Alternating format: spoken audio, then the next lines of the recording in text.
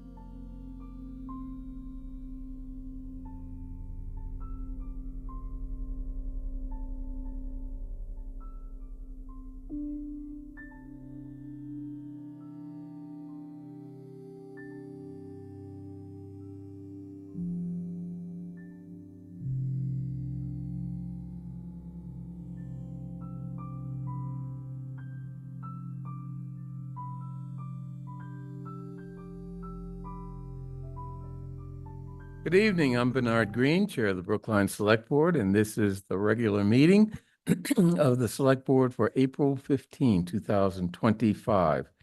Let's start out with announcements, updates. We're going to do something a little different tonight. I want to read a statement in honor of the 250th anniversary of the start of the American Revolution with the shots fired at Lexington and Concord.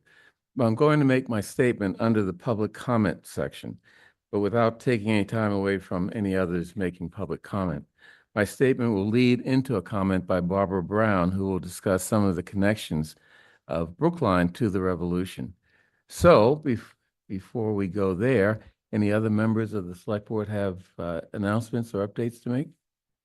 John. Well, speaking of Patriots Day, for the last time at a select board meeting this year, I'm just going to plug one more time Team Brookline, and also plug there are two charity runners for the senior center. And so if you really want to enhance your marathon viewing experience, become a sponsor of one of the charity runners for Team Brookline, all of whom support Brookline nonprofits, or become a sponsor of one of the charity runners for the senior center. And you can look up how to do that by just visiting the website of Team Brookline or visiting the website of the senior center. And the other thing I want to mention, and maybe Barbara Brown will mention this, I'm not sure, that one of the ways that Brookline observes Patriots Day, and it's one of my sort of favorite occasions of the year, is we welcome William Dawes on horseback. And if you won't get too many chances to see someone in Revolutionary period costume riding a horse down Harvard Street, but you will if you show up at Devotion House right in front of the Florida Ruff and Ridley School, the historic Devotion House on Harvard Street. People start to gather around 9:30. Usually William Dawes, the reenactor of William Dawes from the National Lancers, gallops in at around 10 o'clock.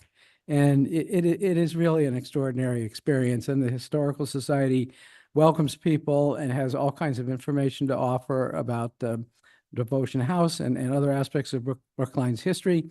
And the person portraying William Dawes always recites a poem that was written in celebration of William Dawes, the other rider who was not recognized in the Midnight Ride of Paul Revere, but who was just as important to that special day in American history when two men on horseback alerted the colonials to the presence of British troops and set a lot of things in motion that we're still living with to this day. Matter of fact, as I recall, William Dawes actually made it to Lexington and Concord. That's right. Revere was arrested by the British. That's right. So, Yeah. why doesn't he have a poem? Well, he does. It's not not as well known as the other one, and it's very sort of funny in an ironic kind of a way. It sort of plays with the whole idea of him as the unrecognized other rider on that day. There was an article in the Globe talking about the difficulty of rhyming with Dawes. Yes. Right. Okay, any others? Comments? Okay, then, Tiffany, Please first set out the rules for public comment, and we'll give Barbara Brown 5 minutes, which she asked for a couple days ago. And then I will make my statement. Okay. Thank you for joining us for public comment. This is an opportunity for us to hear your perspective on the issues in Brookline that matter to you. Each person speaking tonight is limited to 3 minutes unless otherwise authorized. You don't need to use the entire time, but you may if you like. Once 15 minutes has been met, there's an opportunity at the conclusion of the Select Board's business for additional comments. Members of the public sometimes raise questions during public comment. We may be able to provide a quick answer to a question, but are more likely to work with staff to get a more thorough answer and respond over email. The on-screen timer will flash orange when you have 30 seconds remaining and red when your time is nearly up. Please conclude your remarks at that time. If you have more to say, you are welcome to send an email to board members expressing your thoughts in greater detail. Any person wishing to speak must begin their comment by identifying themselves with their full name and either their Brookline precinct number or street address. And so the first speaker tonight will be Barbara Brown, followed by Deborah Brown. Wait a minute. No, Oh, I'm going to make the statement Thank you, first. sorry. And Barbara Brown. I forgot. Thank you. Okay. Okay. So my statement, it's a reflection of current events as it relate to the historical period that we're talking about. So America is celebrating the 250th anniversary of the start of the American Revolution, when the first shots were fired at the battles of Lexington and Concord. That revolution ushered in our democracy that is not a stagnant pool of platitudes, but is constantly evolving towards a more perfect union, starting with the Constitution and then the Bill of Rights, then the Civil War and the Civil War amendments, the 13th abolishing slavery, the 14th establishing equal protection of the laws and due process for all persons, the 15th giving the right to vote to all male citizens, then the 19th giving women the right to vote, then the civil rights laws of the 1960s giving substance to the Civil War amendments. These evolutionary steps and the promises in the Constitution gave people the tools to wage a 250-year struggle to establish the unalienable right to life, liberty, and the pursuit of happiness for all people: African Americans, Hispanics, Asians, and Native Americans, people of the Abrahamic religions, Jews, Christians, and Muslims, and other religious traditions, women, refugees and immigrants, the LGBTQ and transgender communities, people of color, and other people from around the world, all yearning to breathe free and struggle to enjoy the rights of liberty under the Constitution. Those rights including free speech and the free press, the right to peaceably assemble, to petition the government, the right to either exercise your religion or to be free from having the government forcing its religious preferences down your throat, the right to be treated fairly and with due process. But as Martin Luther King said in his speech at the March on Washington in 1963, when the architects of our republic wrote the magnificent words of the Constitution and the Declaration of Independence, they were signing a promissory note to which every American was to fall heir. The note was a promise that all men would be guaranteed the inalienable rights of life, liberty, and the pursuit of happiness. Interest on that promissory note has been paid, though sometimes late or not in full. But we have been collecting on the promises of liberty, maybe until now. There are dark clouds over our democracy. Every one of the aforementioned steps forward in the evolution of America is under attack. We risk losing this grand experiment in democracy unless we all, including the great institutions of our country, the local and state governments, the courts, the powerful law firms, the universities, and the big corporations, mutually pledge to each other our lives, our fortunes, and our sacred honor in defense of the great democratic experiment that began with bloodshed 250 years ago. So that's my statement. Yes. So, okay, not finished. Okay. And here's my introduction to Barbara.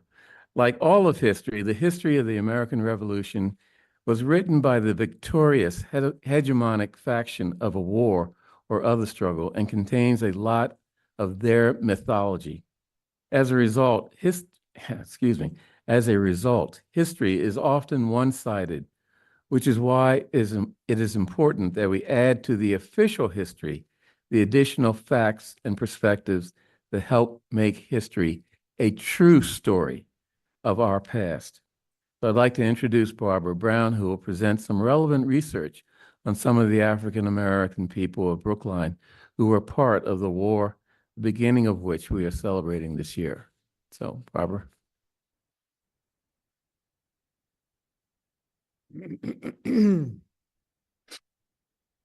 I'm Barbara Brown. I live at 44 Waverly Street in the house that my husband's grandparents bought 102 years ago. I am the founder of Hidden Brookline, bringing to light the hidden history of slavery and freedom in our town. We've been around since 2006, and I'm so pleased to be here at this 250th anniversary and to follow what you just said, Bernard. Thank you very much. I want to start with the first slide, please.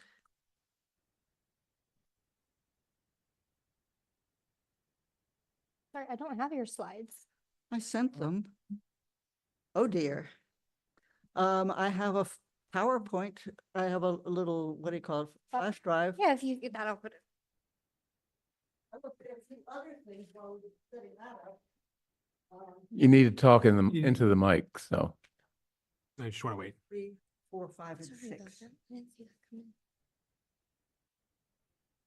And it's the thing called, it's the PowerPoint for the Senior Center in Temple, Israel. I will start by saying that back in 2006, the head of the diversity office, Steve Bressler at the time, said to me, you know, Barbara, we just brought to light the 3 Underground Railroad sites in the town. He said, you know, you really ought to go take a look at that plaque in Town Hall in the foyer. I said, Steve, whatever for? He said, I'm not going to tell you. And so with that, and no other information, and here's the plaque, I went over to look. The first thing I looked for were the women. There were no women. Then I looked for, I looked for Jews, I looked for Dukakis's, I looked for everybody who did not have an Anglo-Saxon name, and I came up short until, now can we go to the next slide? Thank you. I then found what he was suggesting because I had no clue what he was talking about. And so this is how I began our walking tour. The next one is on April 27th, Sunday at 2:00. You can sign up, and I know a number of you have not gone yet, on Brookline Adult Ed. Now, what I ask my students or audience to say is to see if they can find the names of 3 enslaved men here. There are certain men whose names begin with ESQ, standing for Esquire. That does not mean they were lawyers. It's more like in Robin Hood. And so I then give them a help, and I go down to the lower part of the plaque, and I ask them if they can find the names. And so now and there are 3 visible clues there.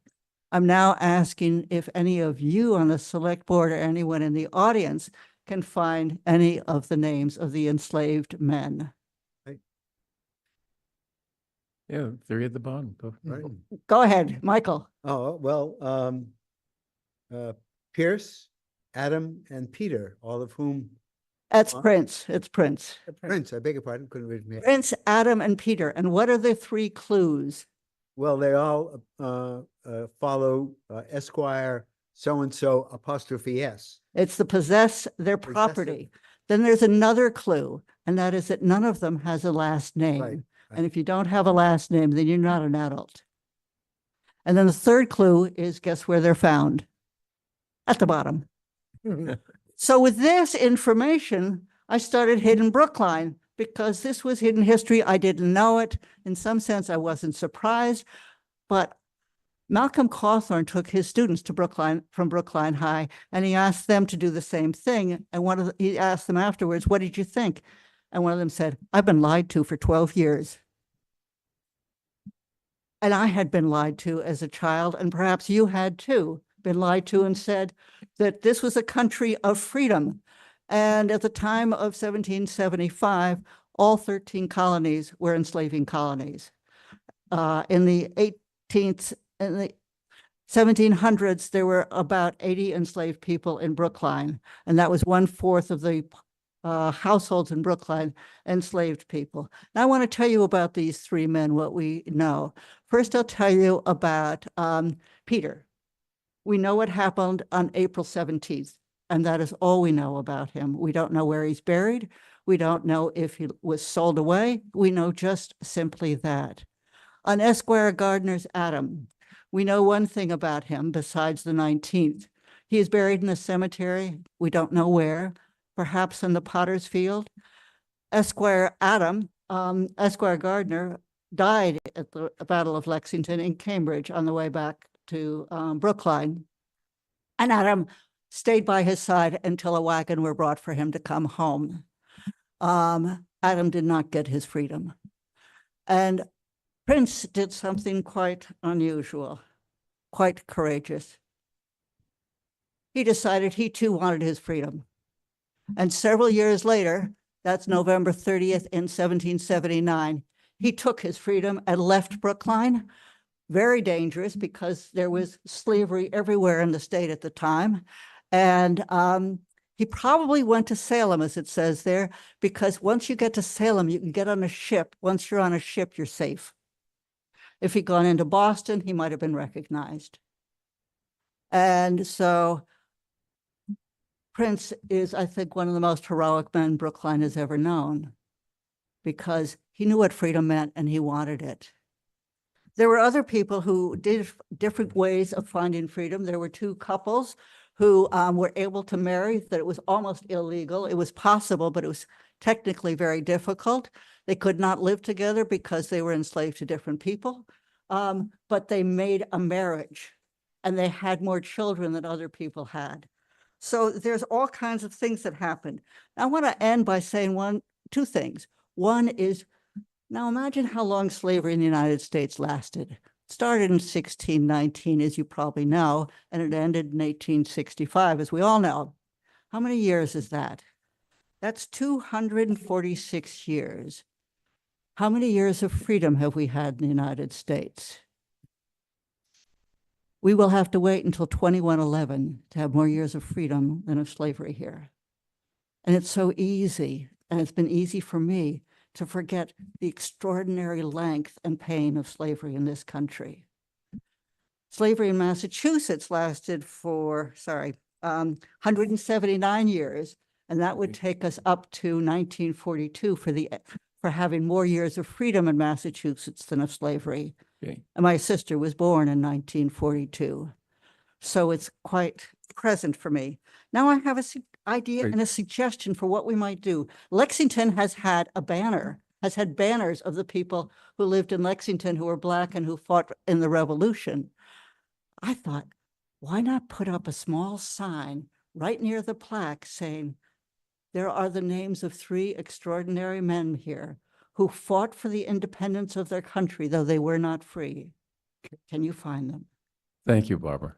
Thank you. Mhm. Oh, sorry. Just so you know, this is what Brookline looked like in the 1740s. Everything in blue is enslavement property. Come on my walking tour, you'll learn more, including about freedom. Thank you. The next speaker is Deborah Brown. Deborah? Not a problem.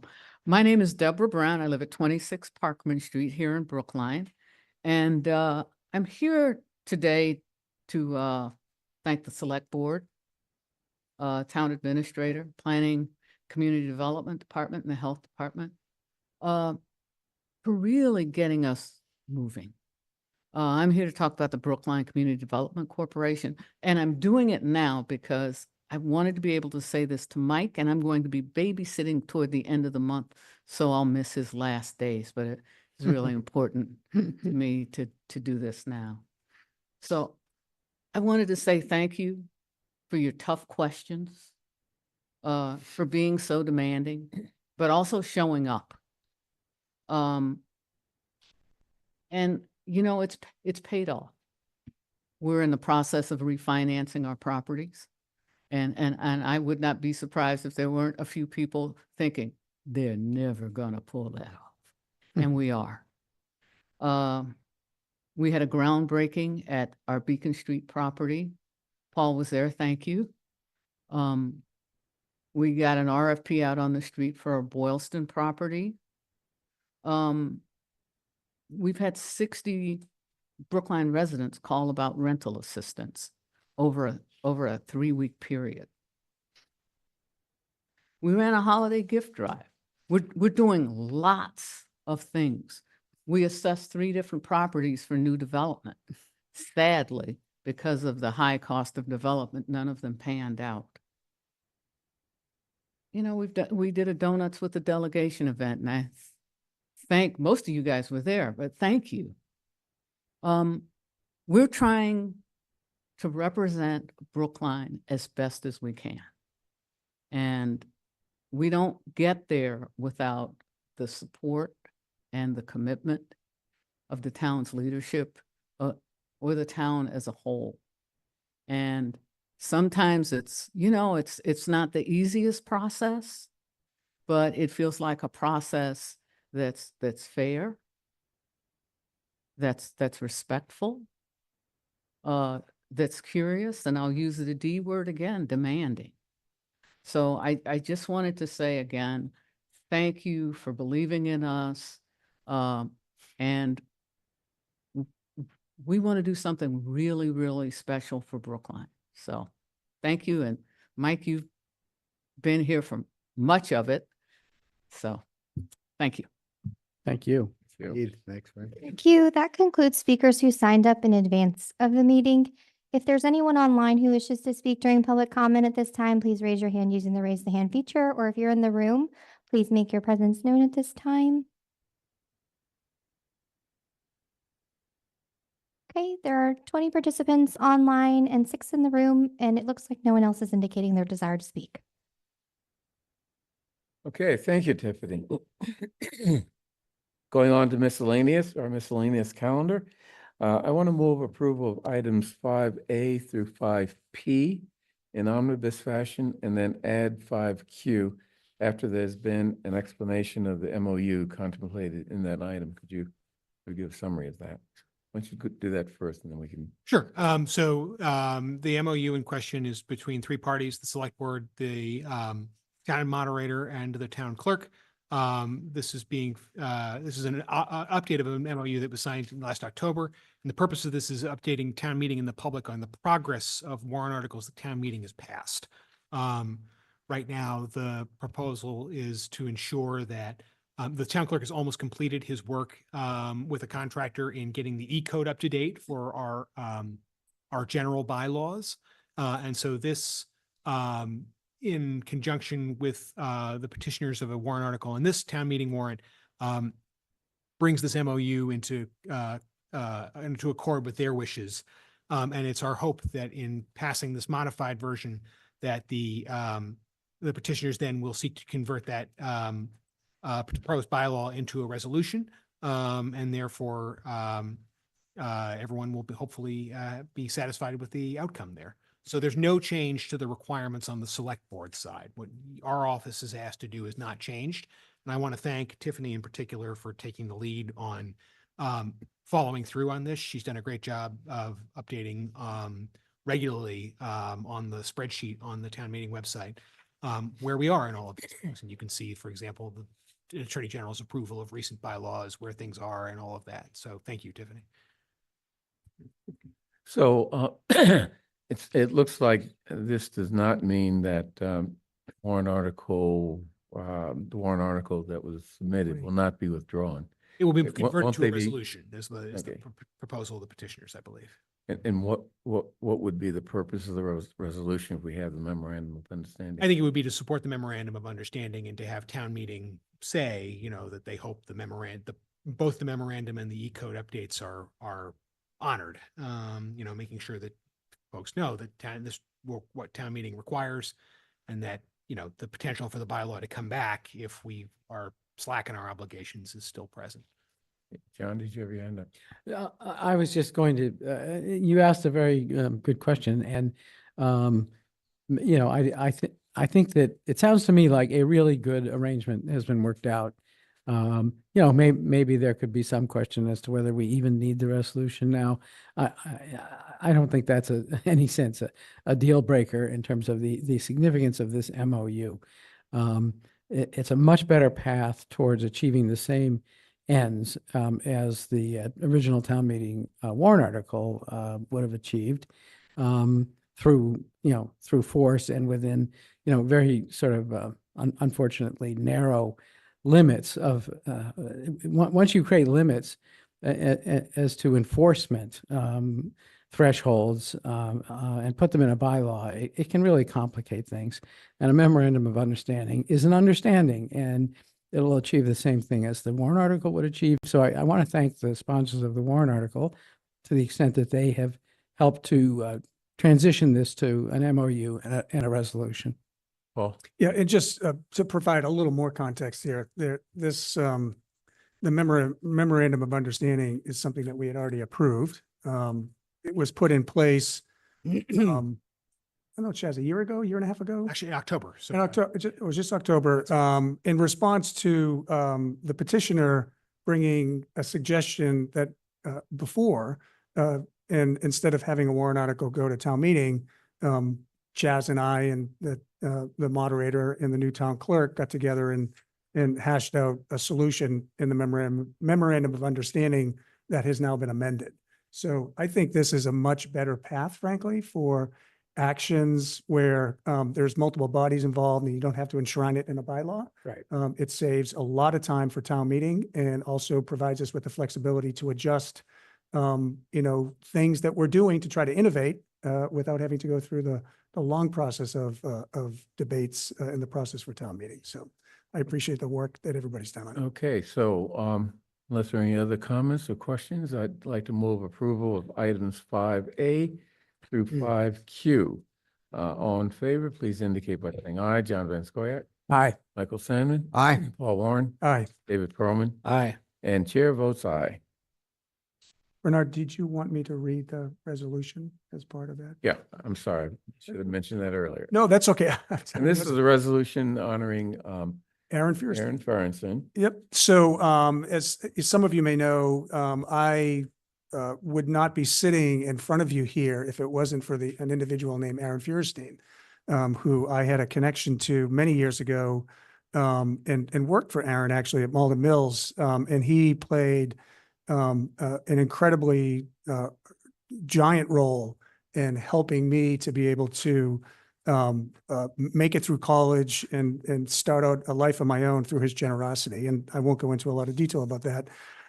But we are going to be honoring Aaron on Sunday, May 18th at the Brookline Village Library at 2:30, from 2:30 to 4:30. There'll be, I understand that former Congressman Barney Frank is going to be coming and speaking.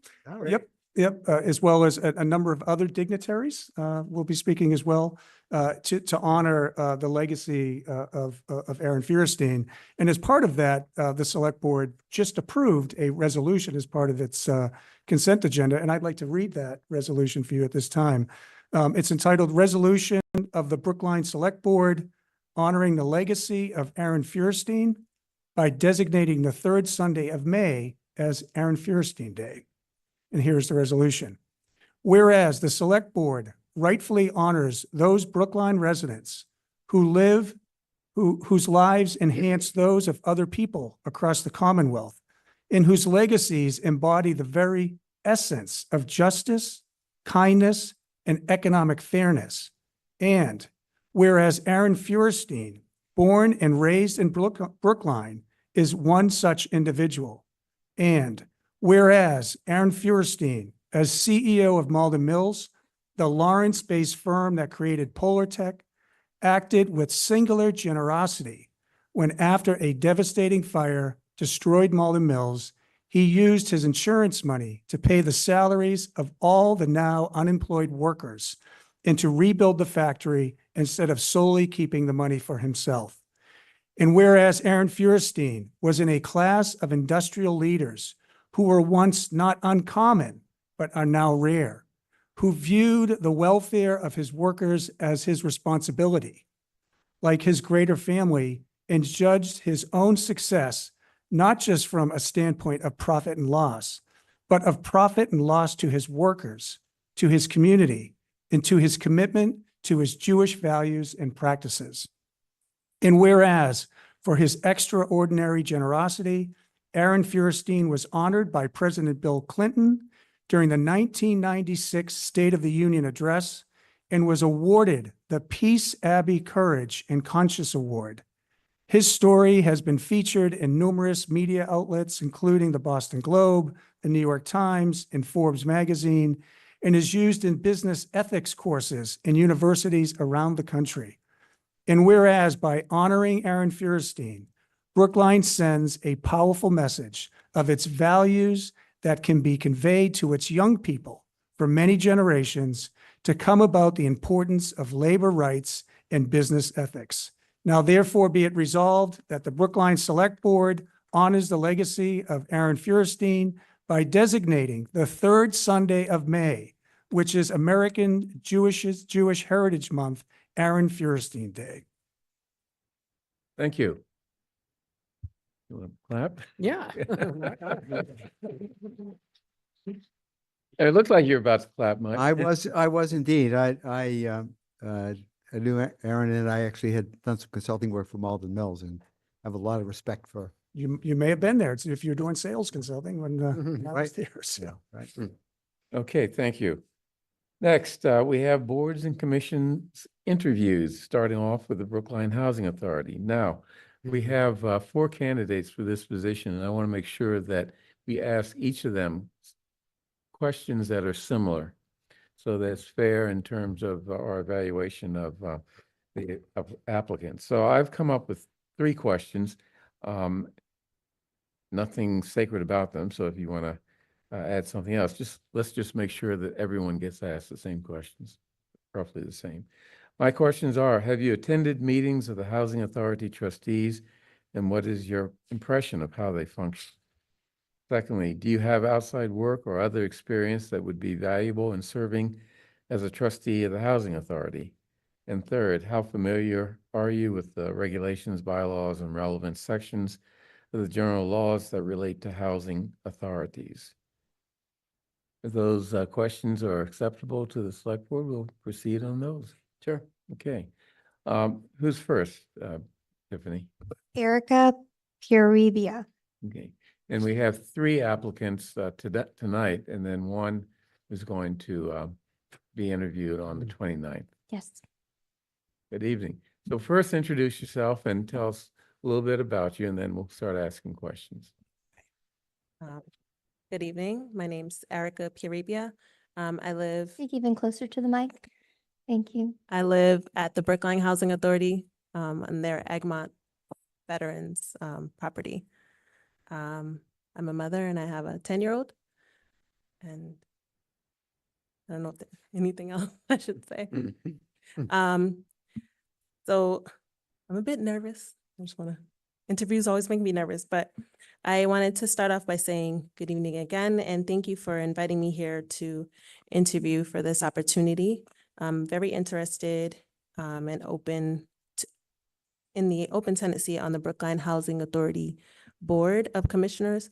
I feel that I'd be a great candidate and that I have a great tenant perspective on issues that affect the family seniors at Brookline Housing Authority. I'm passionate and about advocating for all of the BHA tenants. Being part of the board would allow me more of an opportunity to do so. Currently a board member for the Brookline Community Development Corporation. And we have a similar mission to the Brookline Housing Authority's mission, which is to provide and maintain safe, sanitary, and affordable housing for seniors, families, and individuals with disabilities. With my experience on the BCDC board, I've had the privilege of working closely with the seniors and families in my complex by assisting with the holiday gift drive, where we were able to include the seniors this year after hearing their feedback. I also led the Summer Wellness Challenge last summer, where we partnered with Women Thriving, BHA, and BCDC. I was able to complete the first-time homebuyers course that BCDC provided in partnership with Brookline Housing Authority. And that was for the tenants and for the BHA tenants and the Section 8 tenants. I feel that I have a good view and understanding of what's going on in the BHA community, and I'm open and available to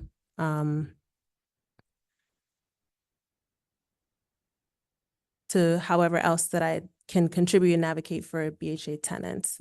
I would work closely with the current commissioners and collaborate with them and listen to what their concerns are. And I'm willing and open to learn from them as well. And I thank you again for considering my candidacy. Thank you. So have you attended meetings of the Housing Authority and in person or on Zoom? And what are your thoughts or reflections on those meetings? I've attended both in person and on Zoom. And my thoughts are, I think they function very well as a board. And I agree with what they stand for as well. Okay. So you talked a little bit about your experiences, but could you just mention again, your experiences that lend themselves to working on the board of trustees of the Housing Authority? Yes, I am a board member for the Brookline Community Development Corporation, and I am also part of the Women Thriving's Planning Committee, and I am also trying a blank, I'm sorry. All right. So why don't you tell us, if you're familiar with the various rules, regulations, and statutes that govern the Housing Authority? I'm somewhat familiar, not fully, but I'm willing and open to learn more about it. Right. Just what I've heard in the board meetings, as well as what I know as a tenant for myself, just to be able to advocate for myself. Good. Any other questions from the select board? Thank you. Thank you. Thank you very We'll much. probably be making our decision after the April 29th meeting. So stay tuned. Okay, the next candidate is William Brown. Is William Brown in the room? I do not. I do not see William Brown online either, so let's go to Arlene Hill. And I will contact William Brown in the interim. Okay, but we'll take you now. Thank you. It's so tall. Hi, my name's Arlene Hill, and I too live at housing. I live at the Veterans High Street Apartments. I've lived there for 20 years.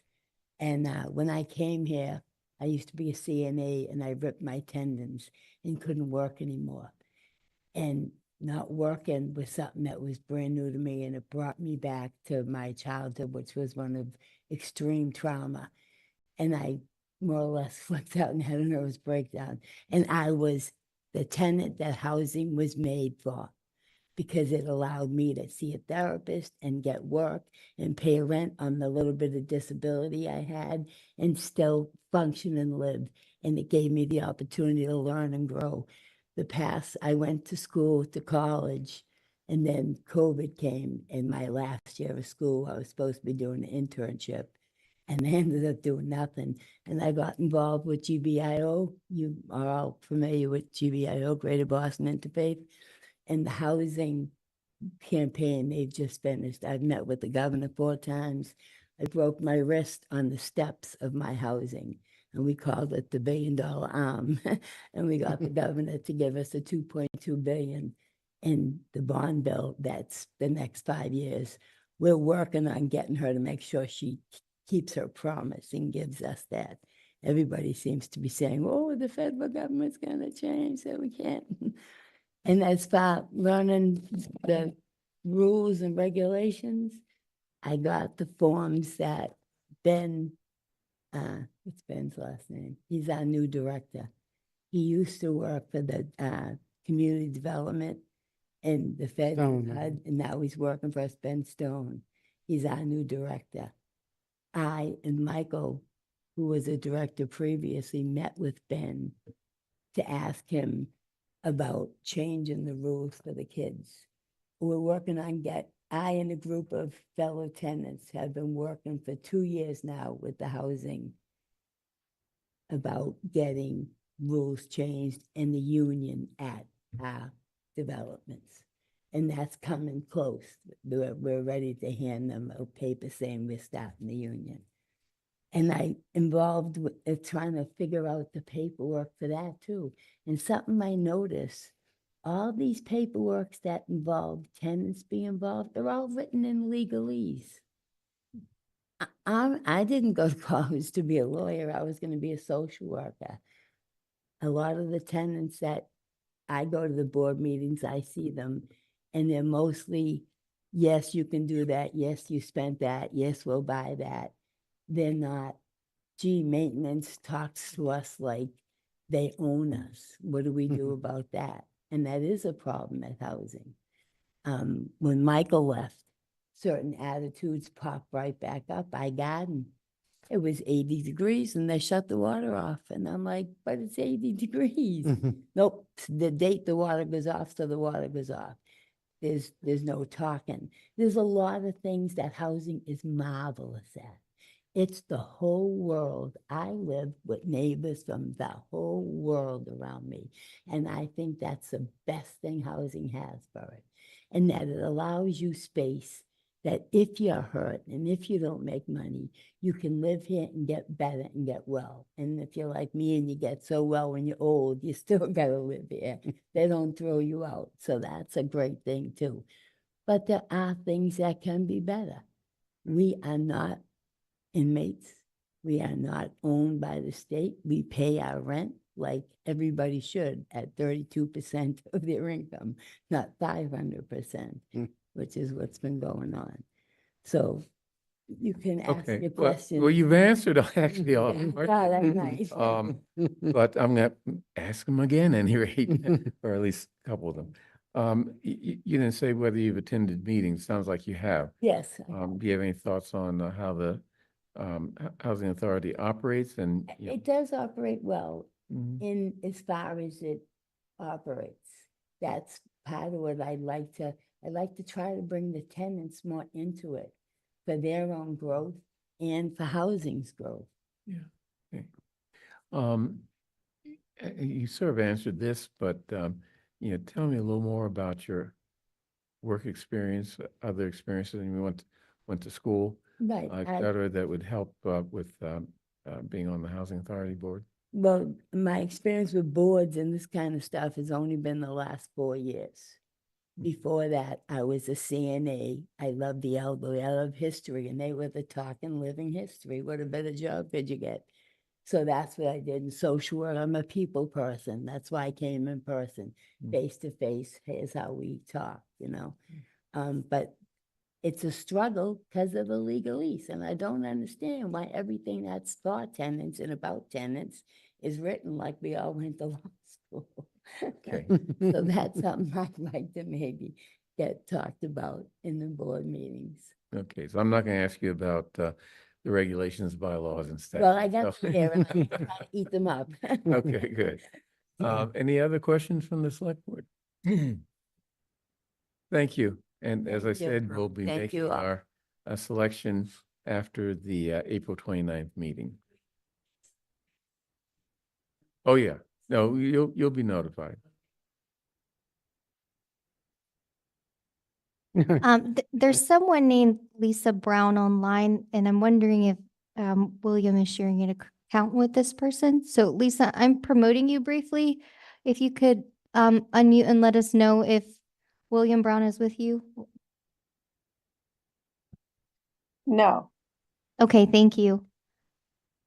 Well, Okay, well, you'll contact him Yep. and try to set it up for the 29th. Okay, thank you. So it's William Brown and Karen Rojas that Yes. we'll be speaking with on the 29th. Next, Conservation Commission. Sorry. this will actually be postponed. The candidate requested a reschedule for the 29th. Oh, sorry. You probably told me that, and That's okay. I was so busy. Okay, next, 5-year consolidated plan for the CDBG program.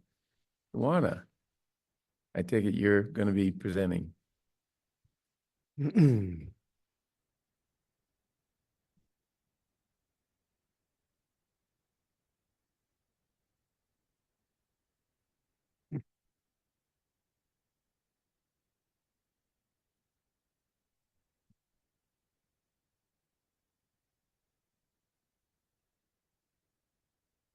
Good evening. My name is Iwana Lindo Smith, and I'm the Housing and Community Planning Director in the Planning Department. I have here with me Jacob Collins. He's the Community Planner, and David Guzman, and he's our CD Administrator. They both will be speaking. We're here tonight. Thank you for having us, actually. We're here tonight just to let the board know ahead of time what we have discovered, and in terms of CDBG. We have to do an annual plan, a 5-year plan every 5 years for us to apply for the CDBG funds every year. So we're here just to lay this out for you guys to let you know, let the public know what we have discovered and what our plan is. We're also here because we have to do annual plan. We're also here to let you know about the annual plan and to give you the results of our meeting that we had, which we do every year with with our advisory board. We have a CDBG advisory board. We use them every year to make the recommendation to the select board how CDBG funds will be spent. So we're here to let you know what the results were and how that goes. At this time, we are tentatively going with level funding because, as you know, the federal government has been having some issues. So hopefully, we got message the other day that by May 15th, we should hear what our actual allocation is. But at this time, they made a recommendation on level funding. And I will start with Jake. We'll talk about the 5-year consolidated plan, and David will talk about the annual action plan this year. Thank you so much. Is there music coming from somewhere? Yes. There is. Oh, it might be Regina's, oh, there you go. Okay, great. Thank you. Thank you all for having me here tonight. As Awana mentioned, I am Jake Collins, the community planner in the town's planning department. You may know me from my work with the comprehensive plan, but tonight I am before you to discuss another project, the 5-year community development block grant consolidated plan. So you may be wondering what a consolidated plan is. As Awana mentioned, it's a 5-year plan required by HUD. It focuses on identifying housing and non-housing community needs. It basically acts as our roadmap for allocating CDBG and home funds. Of course, we couldn't do this without public input. So of course, we went out into the community. We met with residents and community partners. And then we are anticipating roughly $6.5 million to allocate over the next 5 years. That is, of course, subject to change. So before I get to the current plan, I want to kind of recap what we were able to accomplish in the last 5 years. So first up, I have the CDBG housing allocations. These were recommended by the CDBG advisory board, of which Paul Warren is the current chair. I believe, Bernard, you were the former chair. Yep. And then Erica is actually a member of. So over the past 5 years, the Brookline Housing Authority has received just over $2 million. And they were able to leverage quite a bit more money using this funding. The Brookline Community Development Corporation has been given over $200,000. Hebrew Senior Life at $616,000 of CDBG and home. The CDBG funding was used to acquire the property or lease on the property. $30,000 for specialized housing, and then an additional $50,000 for Caritas. Next up, we have the public service allocations, and this is a little trickier. By law, public services are capped at 15% of the entire allocation. So we have a lot of worthy applicants each year, and we wish we could give them more. But we do the best with what we can. So over the past 5 years, the Council on Aging and the Brookline Center for Community Mental Health have received over $150,000. And the Brookline Housing Authority, the Steps to Success, and the Brookline Food Pantry have received over $200,000. So now we'll move on to the fiscal year 26 to fiscal year 2030 plan. So over the course of 6 months, we collected input, or we met with stakeholders and collected input through consultations with nonprofit partners, meeting with town department leaders, many tables and in-person activities, an online community needs survey. And then we were also, interestingly enough, able to draw data from the comprehensive plan neighborhood survey, which we knew going into it would kind of serve 2 purposes. And here's a list of groups, agencies, and departments consulted. We wanted to make sure that we heard from groups that were addressing a variety of needs and served a variety of populations. And then we, of course, just wanted to include a few photographs of some of our outreach events. So at the top, there I am at Brookline Day, and there's our activity from that day on the right. And then you see David holding the same poster at the food pantry on the photo in the bottom left. So there were 4 key takeaways from consultations. Affordable housing was a top priority for many of the groups we spoke to. Not only did many people say that we need more affordable units, we heard time and time again that the existing affordable units could use some modernization, increased support for vulnerable and underserved populations. We heard a lot about supporting people as they age, allowing them to age in place, ensuring that the infrastructure is there for them to succeed. And providing opportunities, particularly economic opportunities for low and moderate income youth. Collaboration with 15% of the allocation, only 15% rather, allocated towards public services. They have already started kind of collaborating to expand programs or create new programs. So that not only allows more of a financial investment, but also a wider breadth of services. And then food insecurity and health needs. As we all know, food costs keep rising, and food insecurity is a greater problem now than it was in the past 5 years. So we did consult other regional, local, and town efforts when creating or developing our goals and priority needs. So here's just a list of them and who was the responsible agency. So we solicited public input in a variety of ways, but I am highlighting 2 opportunities where we received really excellent feedback. Brookline Day on the left and our online survey on the right. In both cases, we asked participants to rank the needs of in the order of priority. Affordable housing by a wide margin was the highest priority in both surveys. Public services and infrastructure 2 and 3 respectively. Economic development was 4th for both. And then for the survey, we added accessibility, which unfortunately is listed last, but I will note that a lot of people either listed it first or last. There were very few in between. So for those who need accessibility, it was a higher priority. And so the takeaways from this is that, once again, people want affordable housing. They feel that the town could use more. We feel that we did a really great job reaching broad and diverse audiences. And then finally, people are excited to use common spaces, and they really want to see them improved and enhanced.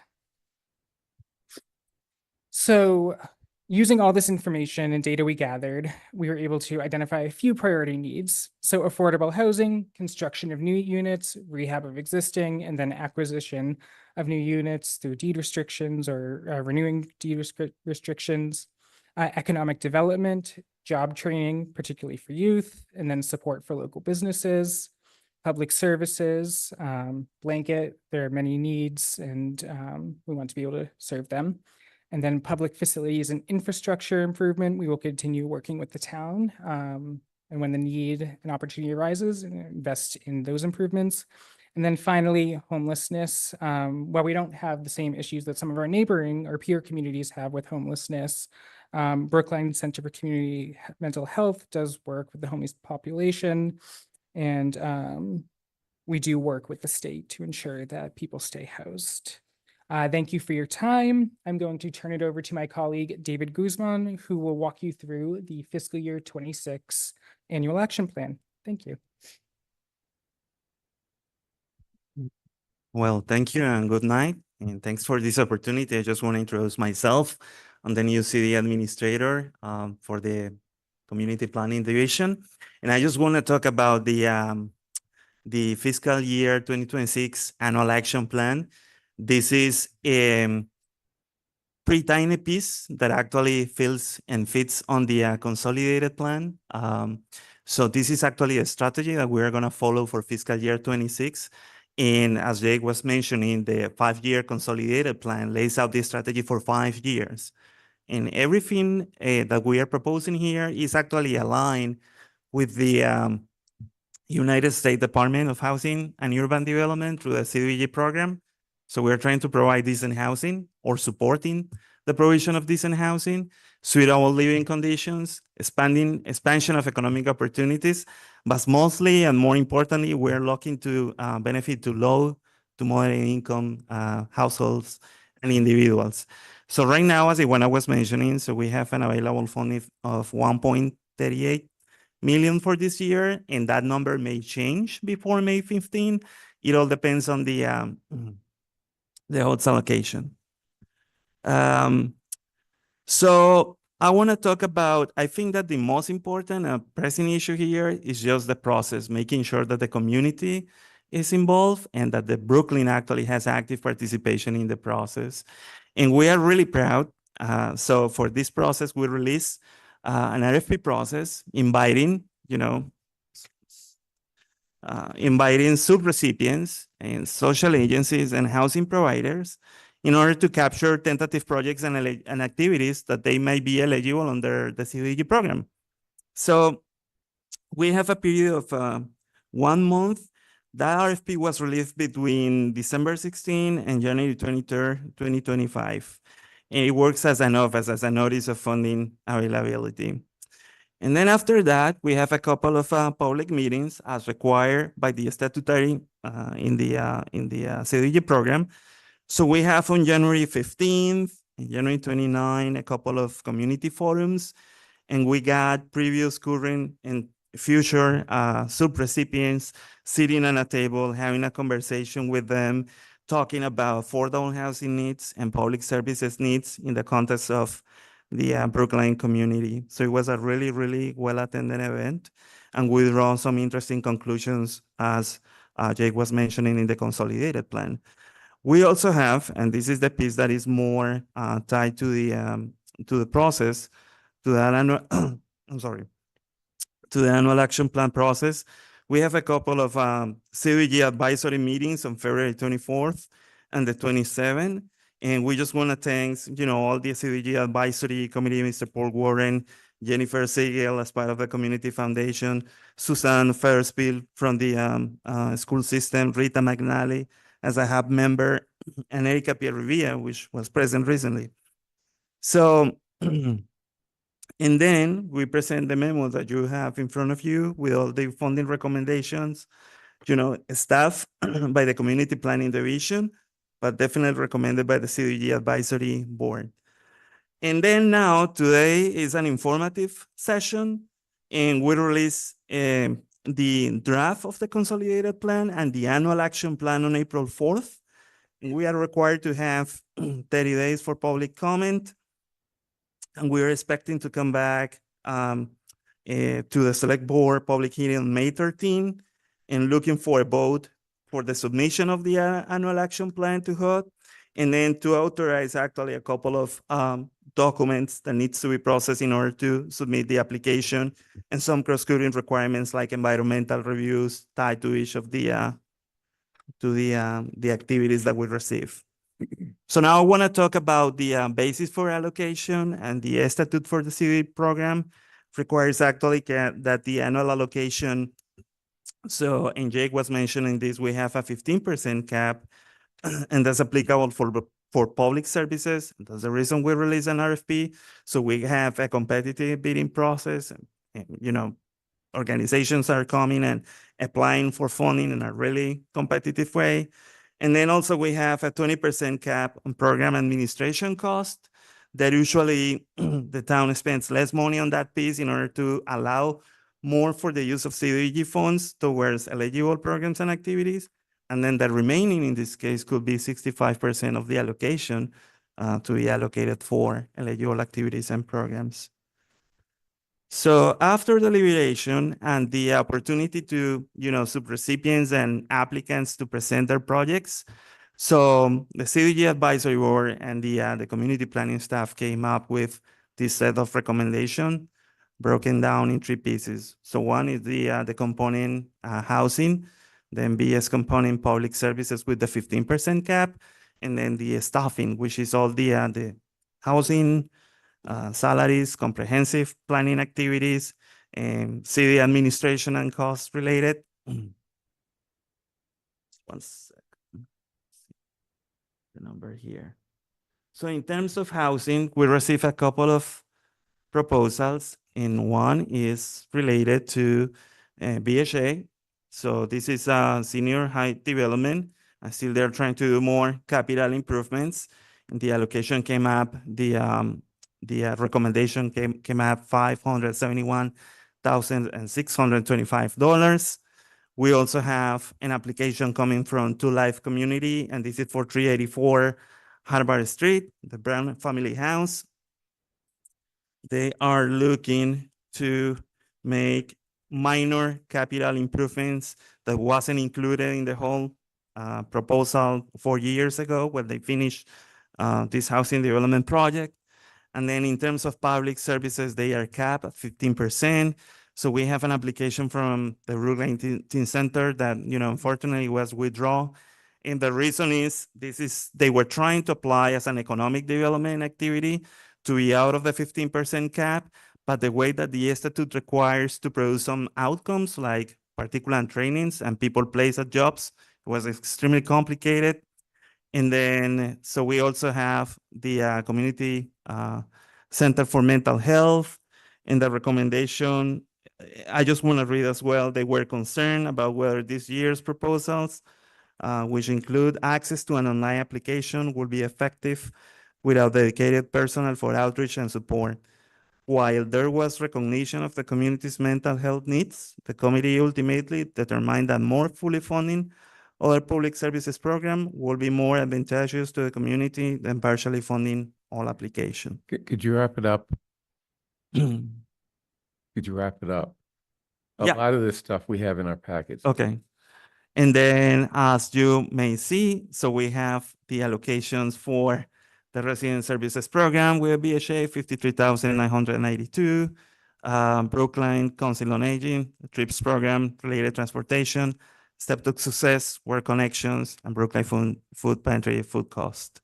Great. And then we are just want to invite for any questions if there are. And Thank you for the opportunity. Any questions, David?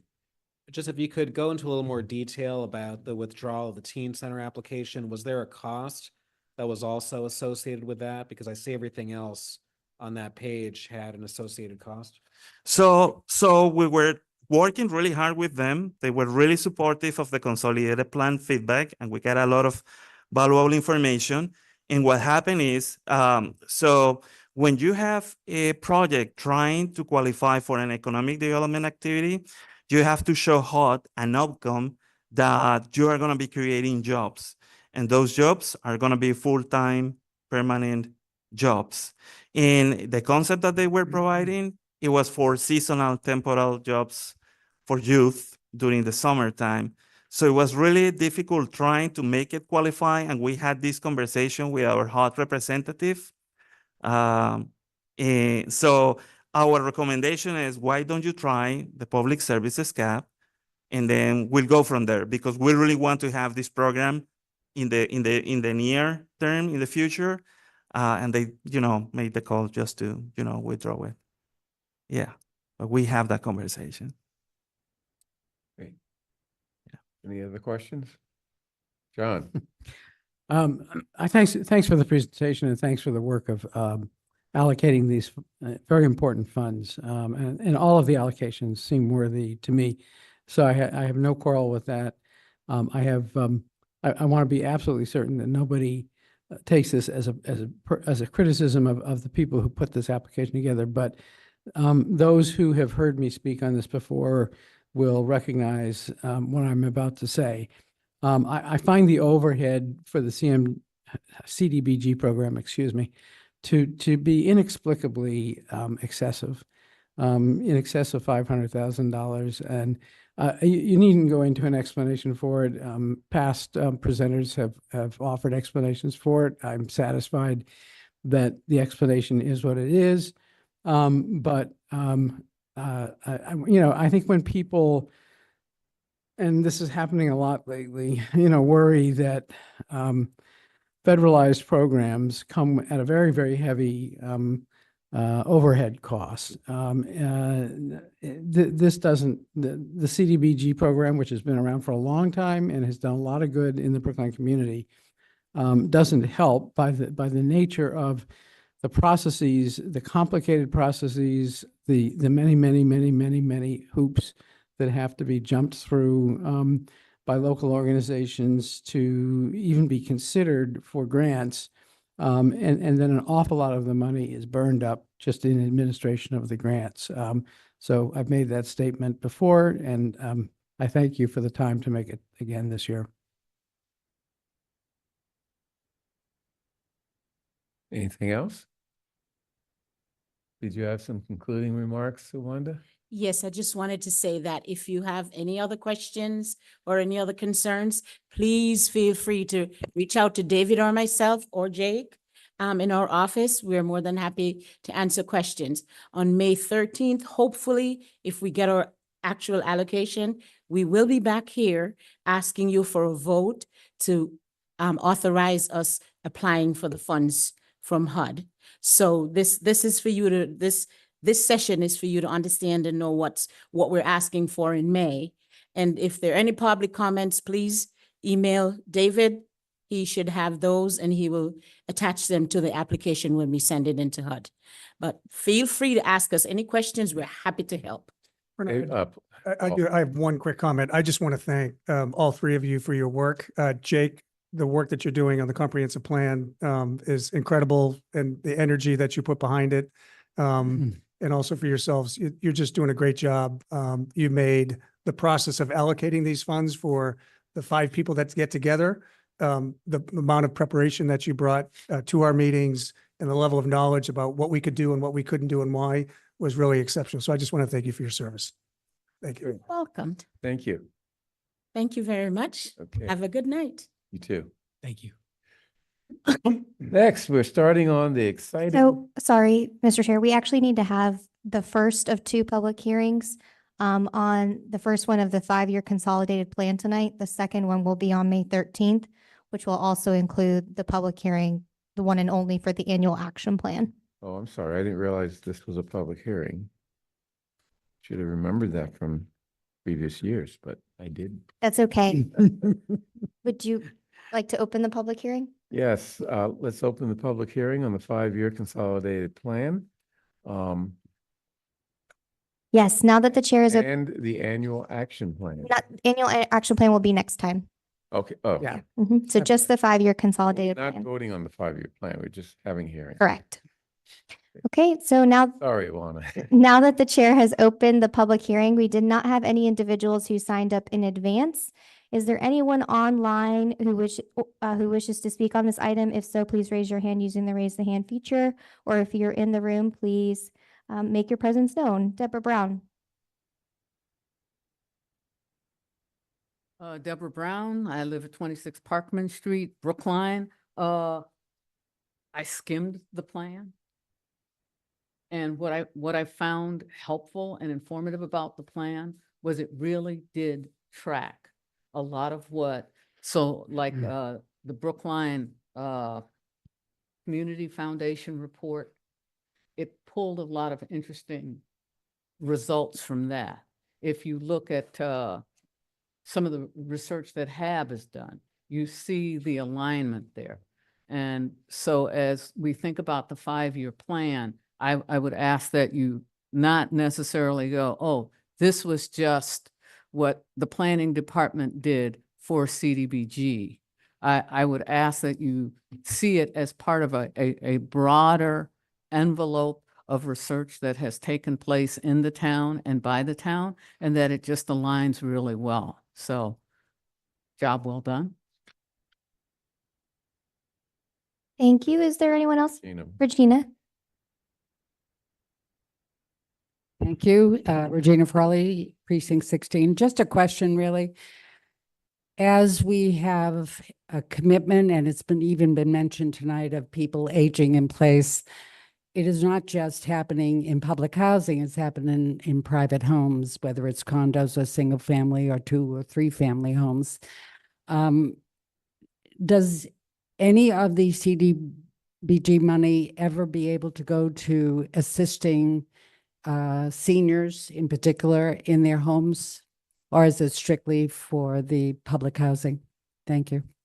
Or other incorporated housing? Go ahead. At this time, Ms. Frawley, I'm sorry, CDBG does not allow us to actually, and especially in Brookline, homes in Brookline, they're not cheap houses. So one of the things is many years ago, we were able to help to rehab places because at the time the prices were down and people were at that time would fall under the low to moderate income. At this point, because your assets is so much, it is very hard for us to, the rules won't allow us to fix a multi-million-dollar house while there's, some other poorer person not living anywhere. So that's the rules that we have to live by.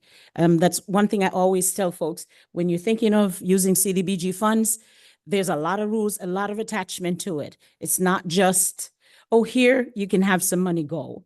There's always a lot of rules underlying spending those funds because they want to be sure that it goes to low to moderate income folks who really need the help. So if there's But let's not engage in a back and Yeah, forth in the back- audience. No, sorry. No, we can't have that. I'm sorry. Okay, if there is anyone else who wishes to make a public comment at this time, please make your presence known. Okay, there are no individuals indicating their desire to speak. And Mr. Chair, I just want to reiterate, the next public hearing opportunity on the 5-year consolidated plan will be on May 13th, and that will also be an opportunity for folks to comment on the annual action plan. Great, thank you. So I will officially close the hearing and we'll move on to the departmental budget reviews. Thank you. Thank you. Yeah, isn't there a second hearing? And Dan Bennett is with us online. What's- I thought we were going to have two separate hearings, not tonight. though? Not tonight, Not to- May 13th. Okay. Sorry. No problem.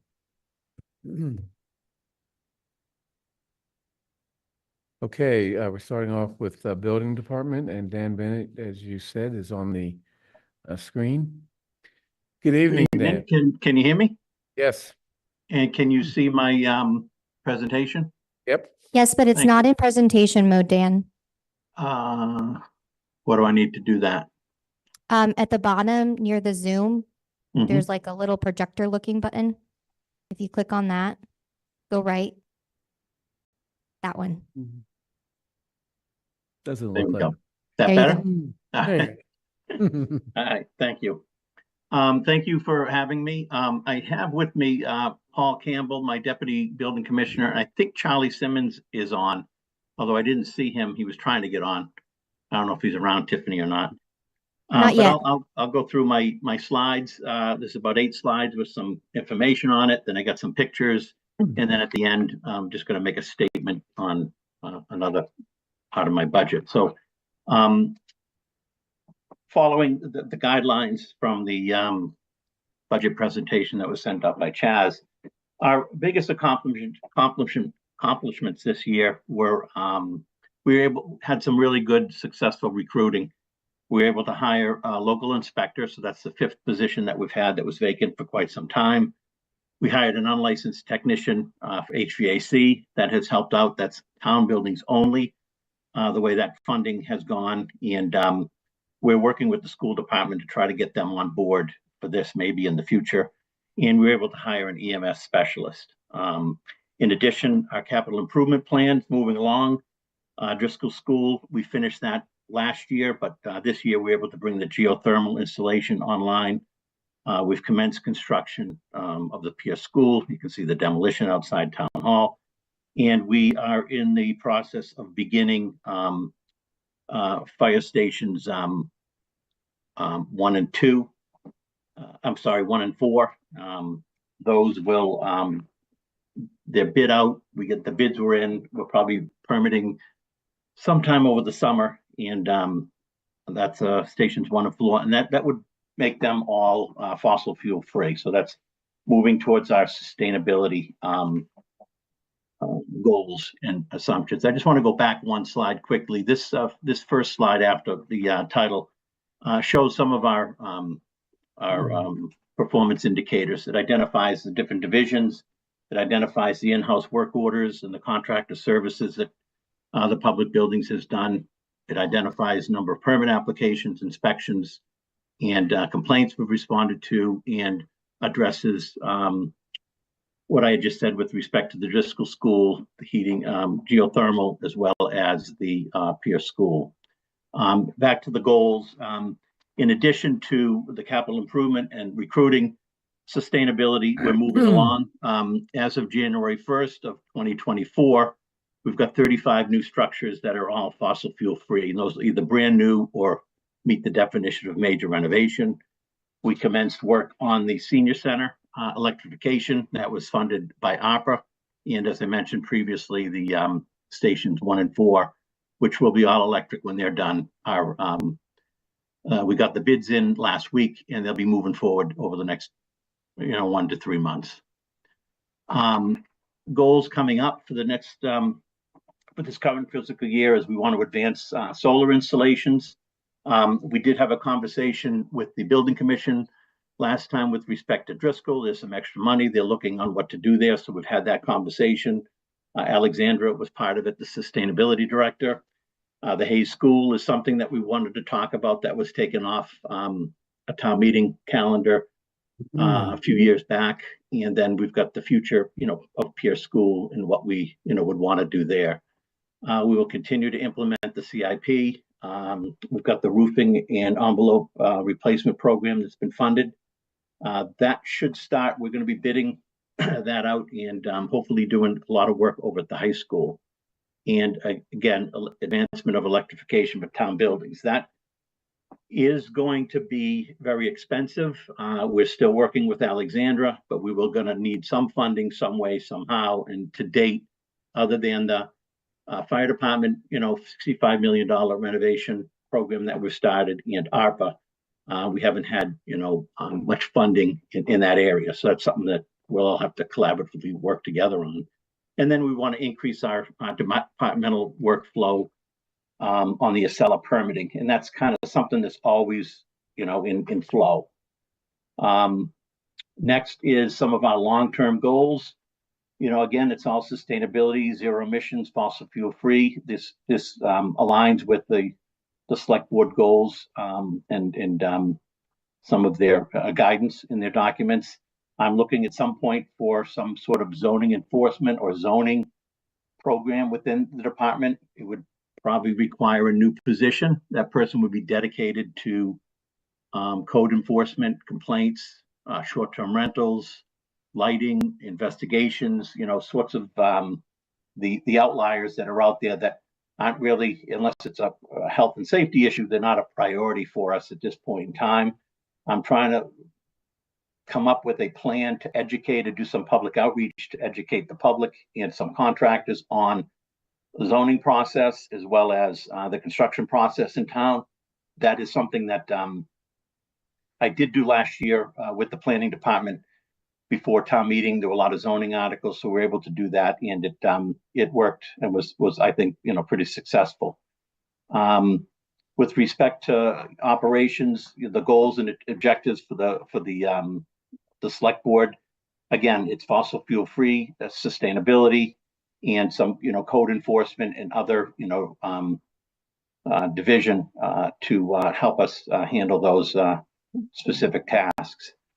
The department demands have increased. A lot of these new buildings, the Driscoll School and the Pierce, when that comes online, they're bigger buildings. There are a lot more points for our energy management system.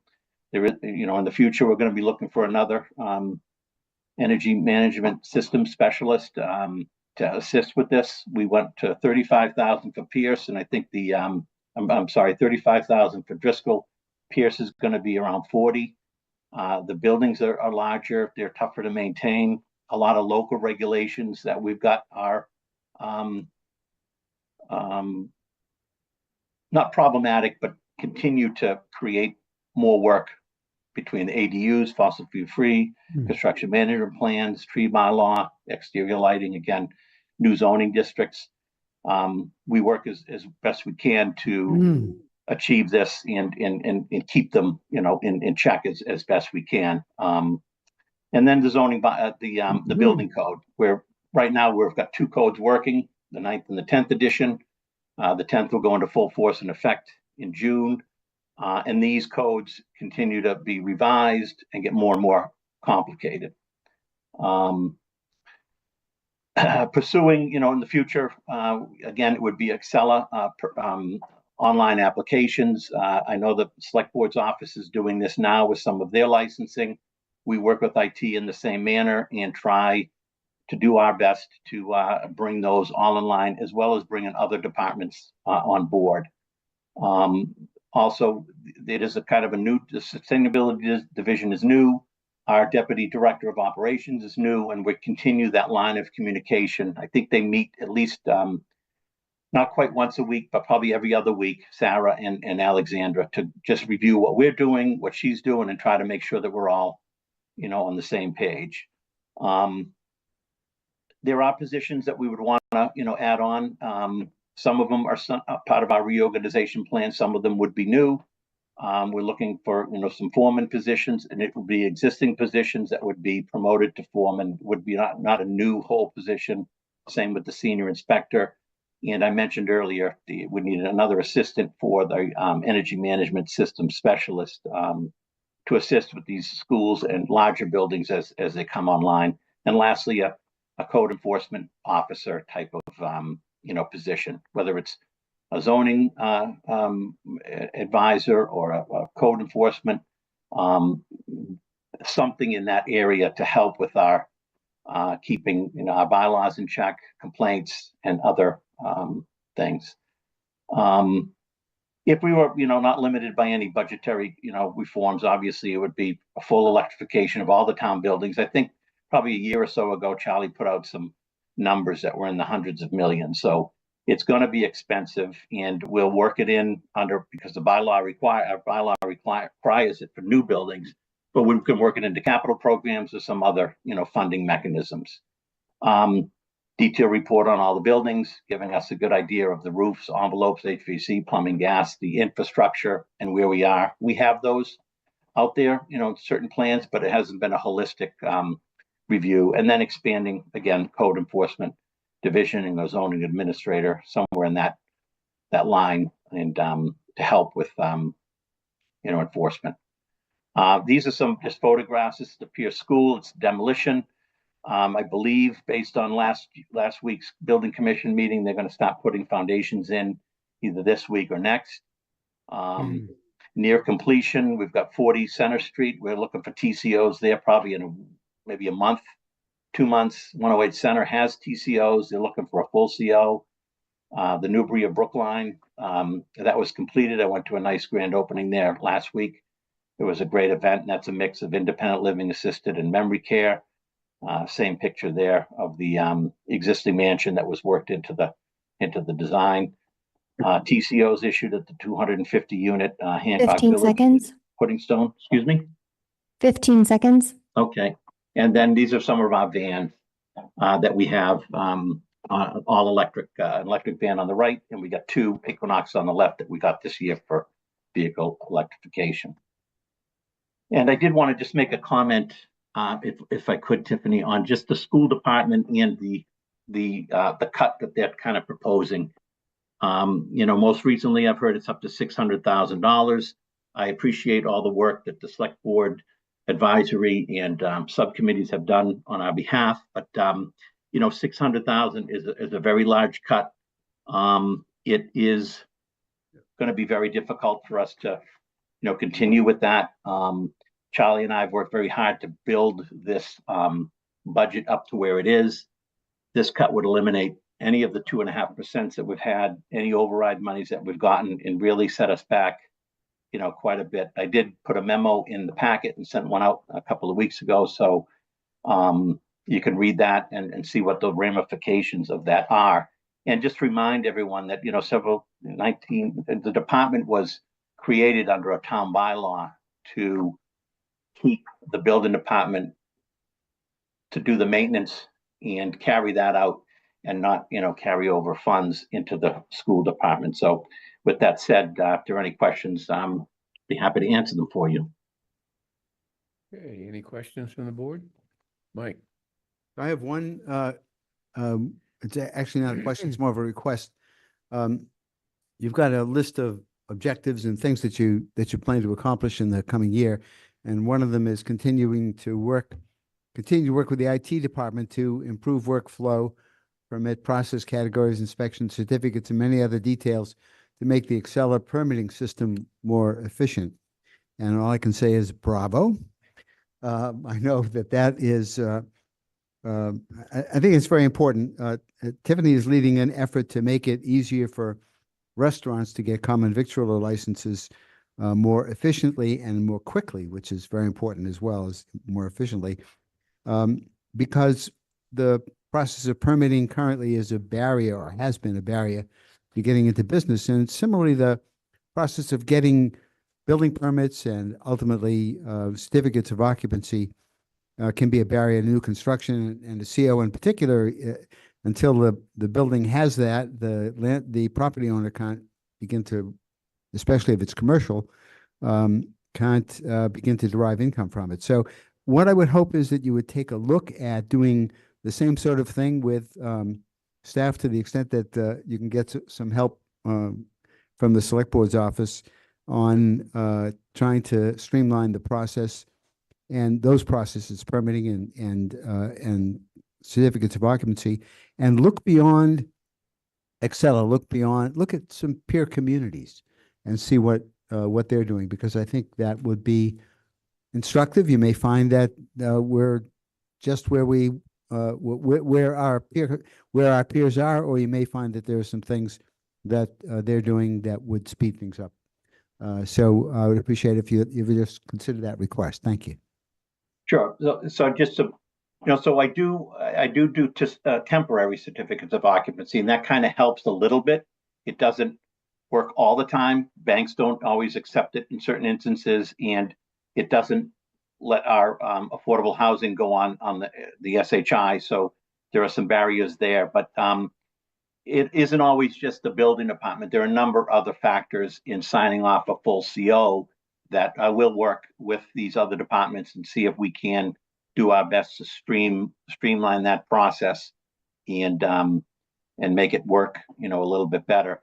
And on the plan review side, just issuing permits, there are, a lot of additional new reviews that we have to do. We send something off for the tree bylaw. We send something off for demolition to the Preservation Commission.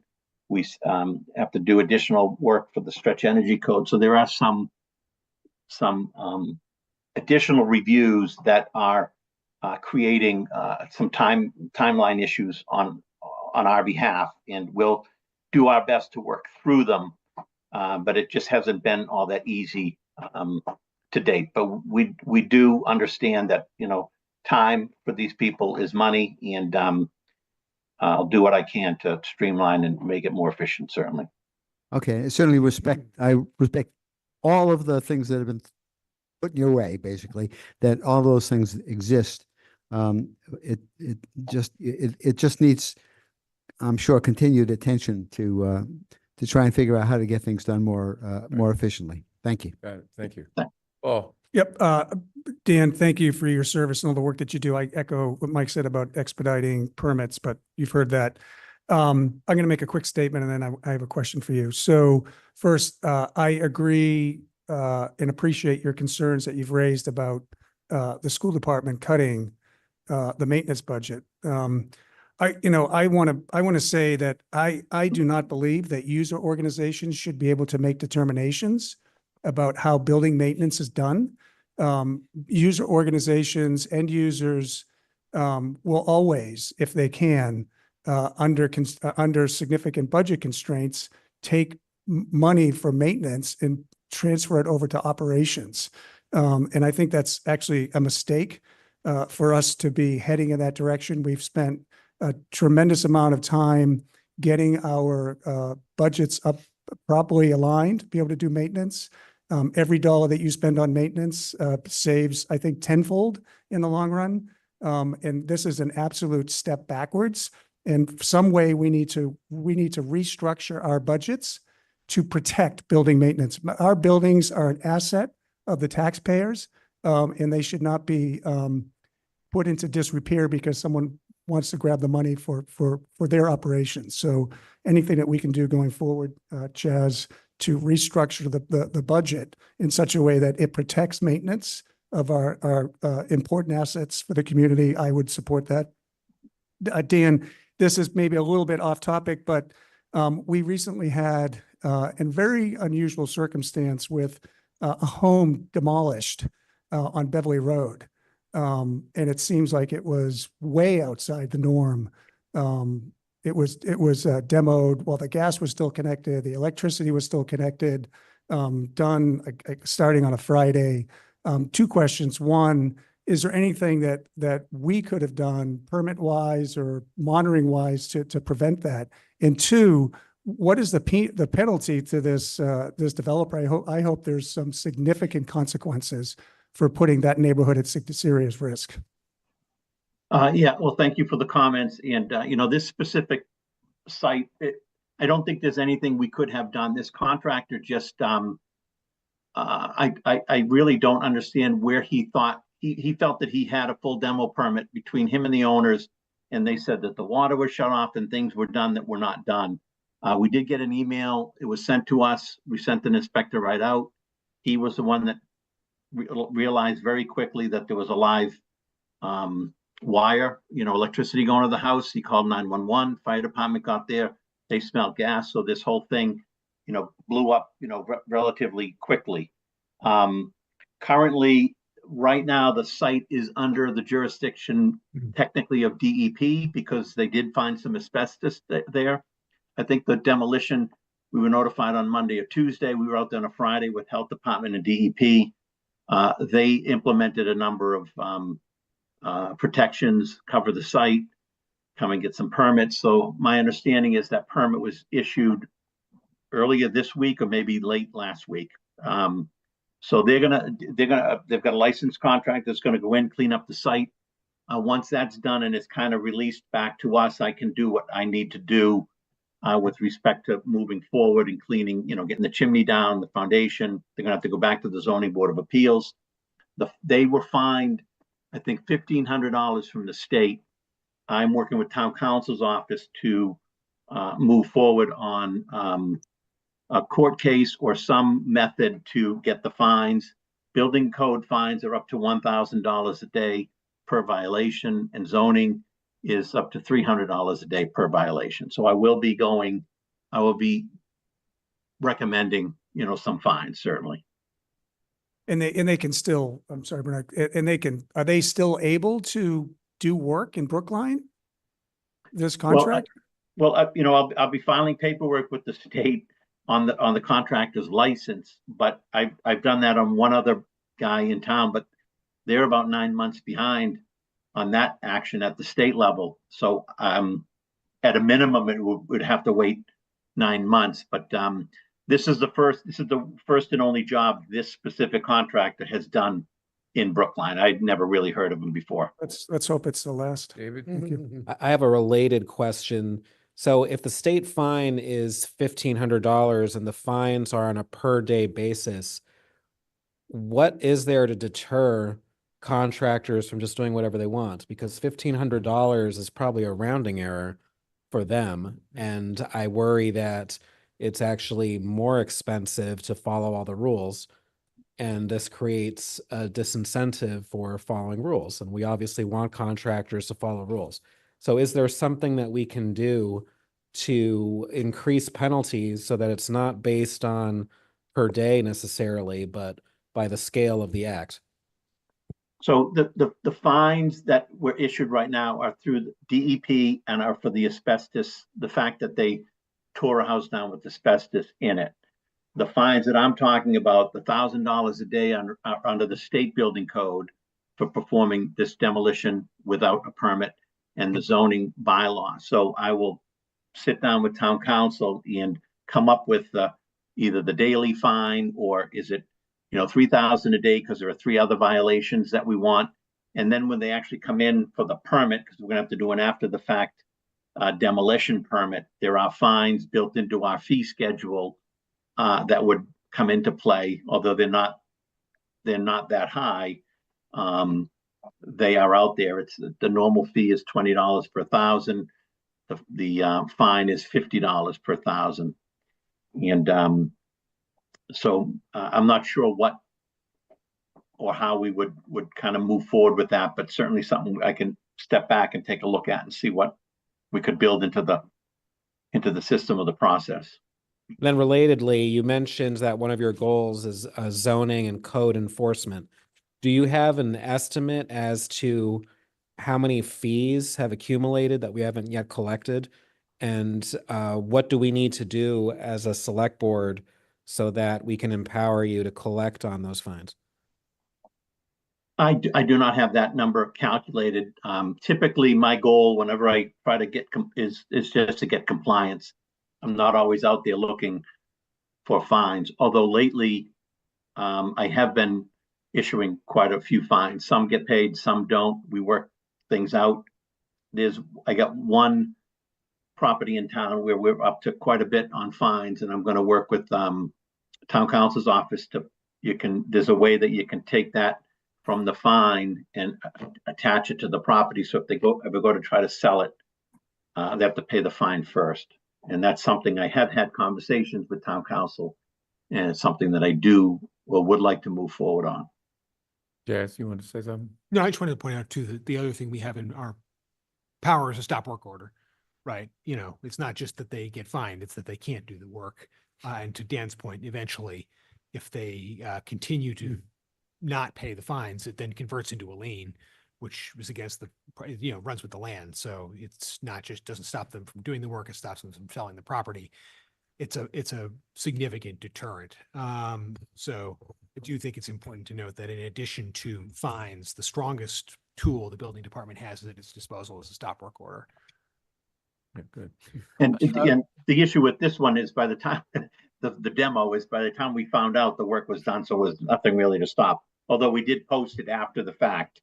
And so, yes, that is a tool that we have as well. I have one small question. You're working with the Commission on Disability to establish reasonable accommodation policy. So, yeah, I'm sorry. Well, that's not my question's not related to that, but Okay. jumping off of that, do we have any buildings in town of our buildings that are not handicap accessible for people with walkers or wheelchairs? Charlie, you want to take that one? Yeah, I can jump into that. Most of the buildings are modernized, all brought up to code, including ADA. There are some older buildings, including the Baldwin School, that you cannot get from one level to another. and we had looked at a wheelchair lift, but all other buildings are fully accessible, all floors, Mhm. accessible bathrooms and so on. Do we use the Baldwin? Oh, I'm sorry, Baldwin, not, there are two Baldwin schools in Brookline, right? You're thinking of Sewell. You're thinking of Sewell. There's just one Baldwin. Baldwin, the one in the. What's the school up near, Whole Foods? Or is that in That's Boston? technically Boston. It's right over the line. Okay, Yeah, that's Boston. never mind. Oh, there is a Baldwin. in The other Brighton. Baldwin. Yeah, you're right. Yeah. Yeah. George Baldwin. Okay. No. Okay, Eric. any other? Yeah, I do. John. Yes. Dan, thank you so much. So this question kind of overlaps with, we're going to hear from, I believe, Susan Gibbons on the school budget. And people may have sort of caught wind of the fact that there's this, to me, confusing question kind of hanging in the air because the school department and the school committee are trying to reach, a break even in their budget. And the idea all of a sudden got floated having something to do with $400,000 that would be saved theoretically by basically not doing scheduled maintenance and upkeep of some buildings. And it got sort of conveyed as if the school committee, if it so choose, could cut $400,000 from the building department budget. And that didn't make sense to me, probably doesn't make sense to anybody who heard what I just said. But would you just do your best to explain exactly how does it work when the building department has a schedule of repairs and maintenance items that it regards as essential? And then because the expenses are shared between the town and the schools when the project is a school project, does the building department build into the school department budget $400,000? In this case, it was the $400,000 of several items that they were talking about for a while. That number has changed. I don't want anybody to be confused. So I'm not sure I understand the question, but I'll go back a little bit. So there was an original cut that we heard about of $400,000 from our repair and maintenance line item. Right, Then by the school committee, which didn't make yes, sense by the to school me. committee. Yep. Yeah, And okay. then they went and I guess they had some discussion and attempted to reduce that to I'm going to say 163,000. It was a little lower than that, 162, 499, something along those lines. And then more recently, it's gone back up to 600,000. And their idea is to cut from the repair and maintenance money, which is where we we pay outside services to do fire alarm testing, elevator testing. We buy materials. We do outside contractors to do certain services for us. And Charlie can get into more detail in that specific line item. And Charlie has a list that starts at the top with the most critical and at the bottom with the less critical. And as they cut, we just kept going up that list. And in my memo, it describes where those cuts stop. And it's somewhere in the carpentry and masonry and some preventative maintenance. And all that is going to do is if we don't do that work, it's going to not get done and it'll go on to a deferred maintenance list, which we have been actually doing very well at over the last few years and bringing that down. But this will, I think, the select board member said earlier, this will set us back. I'm saying, 5 years or so, and I have no idea whether this money would ever be restored back to our repair and maintenance line item. And that's very concerning. I'm not sure, Charlie, you got anything you want to add? Well, just one thing, I think adding to what John said, so for the Pierce School, when it does come online, I don't have an adequate maintenance budget to take care of the Pierce School because with the override, it was only to build the building and not to actually do maintenance. That was not voted on and decided upon by the school department. So apparently in 2 years plus, I'll be asking for more monies in the repair and maintenance just to take care of the Pierce, assuming I get back the $600,000. Yeah. Yes, you, on the second. Well, I just wanted to John's question about the mechanics of this. Yeah. As part of the this is something that the Expenditures and Revenues Study Committee is going to be taking up. It's one of the more important tasks that they have to talk about, which is the broader town school split. How do we split revenue, and then how do we share certain shared services? And buildings is one of the more arcane ways that we handle that. What we do in this instance, there are certain services that are shared between the town and the schools, where if it's handled on the town side, that is, the building department is the town department, we assess the school department. And so we say at the start of the budget, okay, the building department believes, and again, it's discussed with the schools and the principals, the schools want to do X, the cost of that is Y, the assessment to the schools is this amount. And then that amount is the schools effectively, it's part of the school budget, but then it is paid to the town Yeah. on the town side of services. So it Okay. comes out of the school allotted Okay. revenue. And that is how, in this instance, what the school committee has voted is to reduce that number, is to reduce, we've said, here's the assessment for this year. And they've said, we're going to pay that minus $600,000. Yeah. So if I may just offer a comment, I mean, to me, the summation of all of this is that the school department, to the extent that they are discussing this seriously, is talking about balancing their budget by neglecting their buildings, basically. And that's gotten us into trouble in the past, and it's going to get us into trouble again.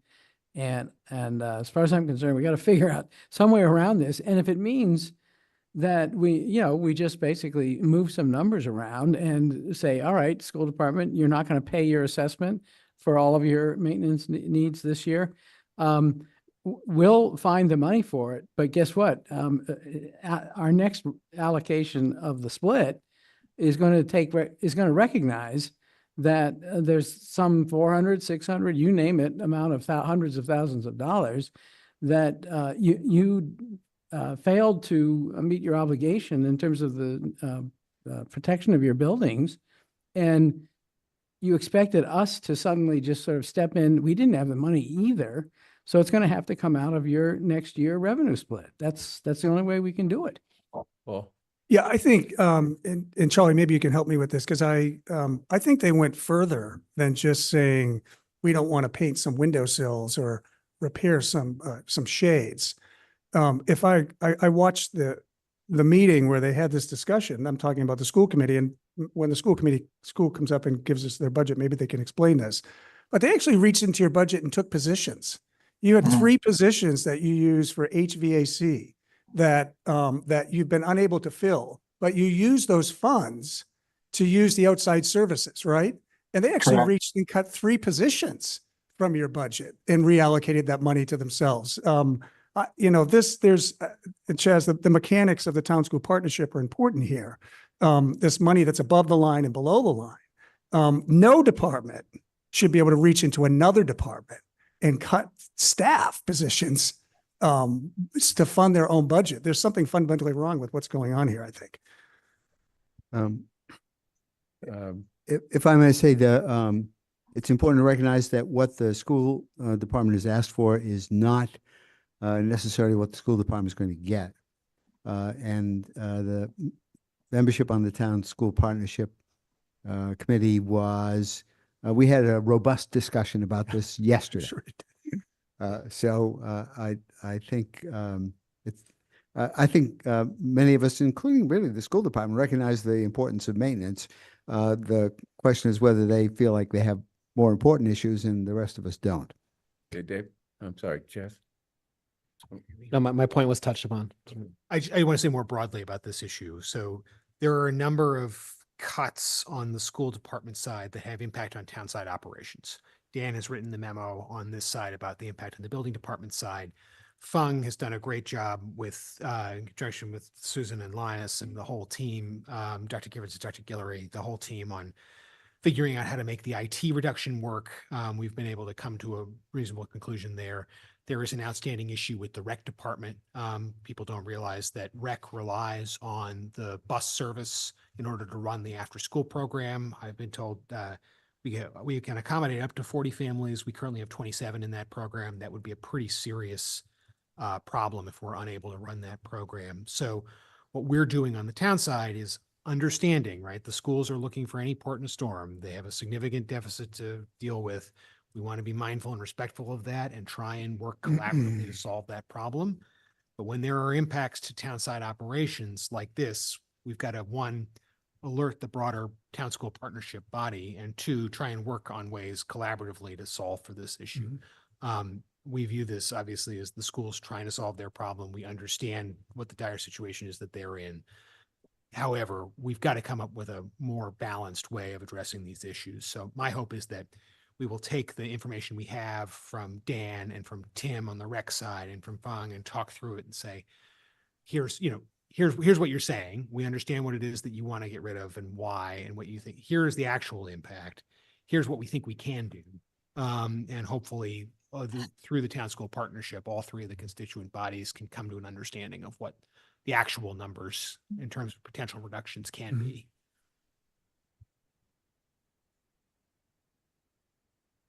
Okay, anything else? Thank you, Dan. Thank you, Paul, and thank you, Thank you. Charlie. Thank you all. Before we get into the school budget, I wonder if we might have a break because I think that will Let's take hope some that we can time. Wait until we After? get through, but no, it's 8:30. Why don't we take our break? then? Yeah, let's do that. Okay. This is going to take a while, obviously, and you want to give proper attention. Okay, to how much time do you need? 5 minutes. 5 is fine, minutes? yeah. Okay. Susan Givens is left the room.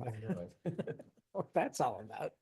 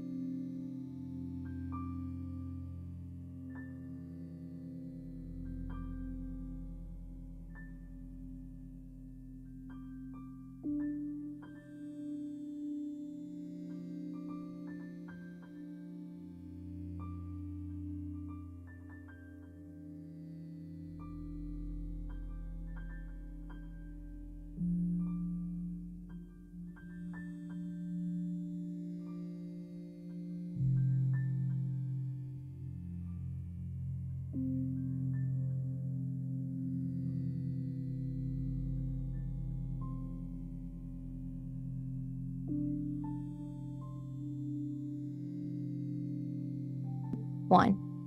Okay, we're back. And next item on our budget reviews is, or next department on our budget reviews is the school department. So is Dr. Guillory or Dr. Gibbons going to start off? Well, Dr. Gibbons is walking to the mic. There we That go. must mean something. I believe you also have Good the chair of evening. the school committee on. Oh. And Yes, if- Andy Lou's in the audience.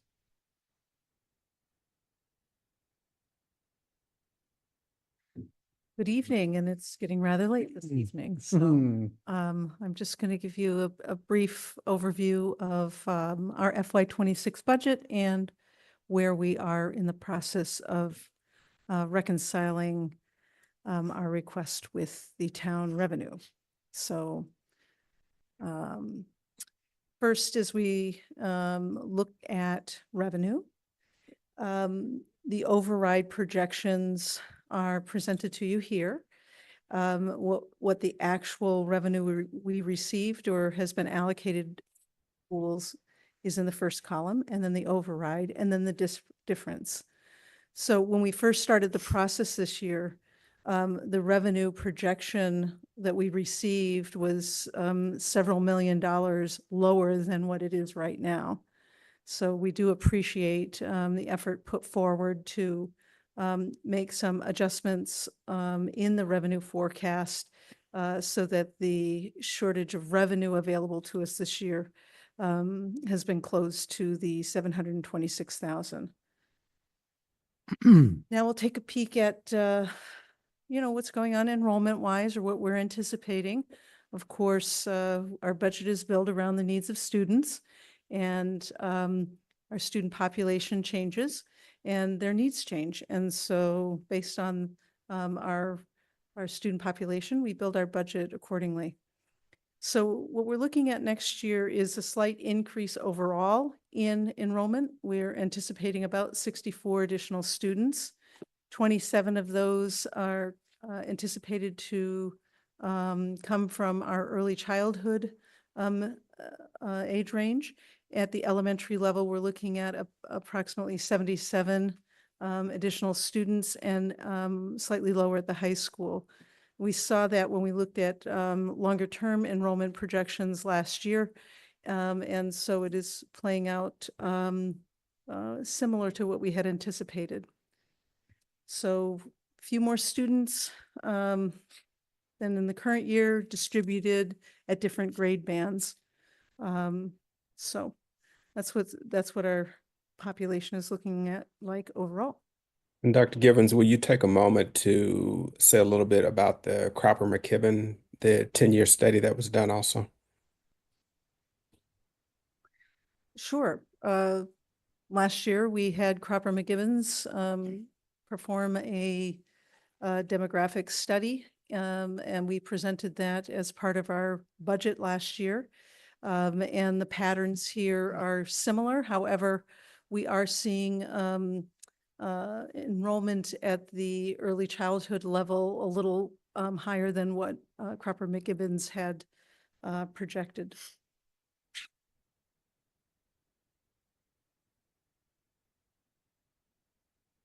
You can go to the next slide, please. Okay. So, whoop, there we go. So again, this is at a very high level. 85% of the school budget is salary related. Obviously, we provide a service and not a, and so therefore the majority of our budget revolves around staff.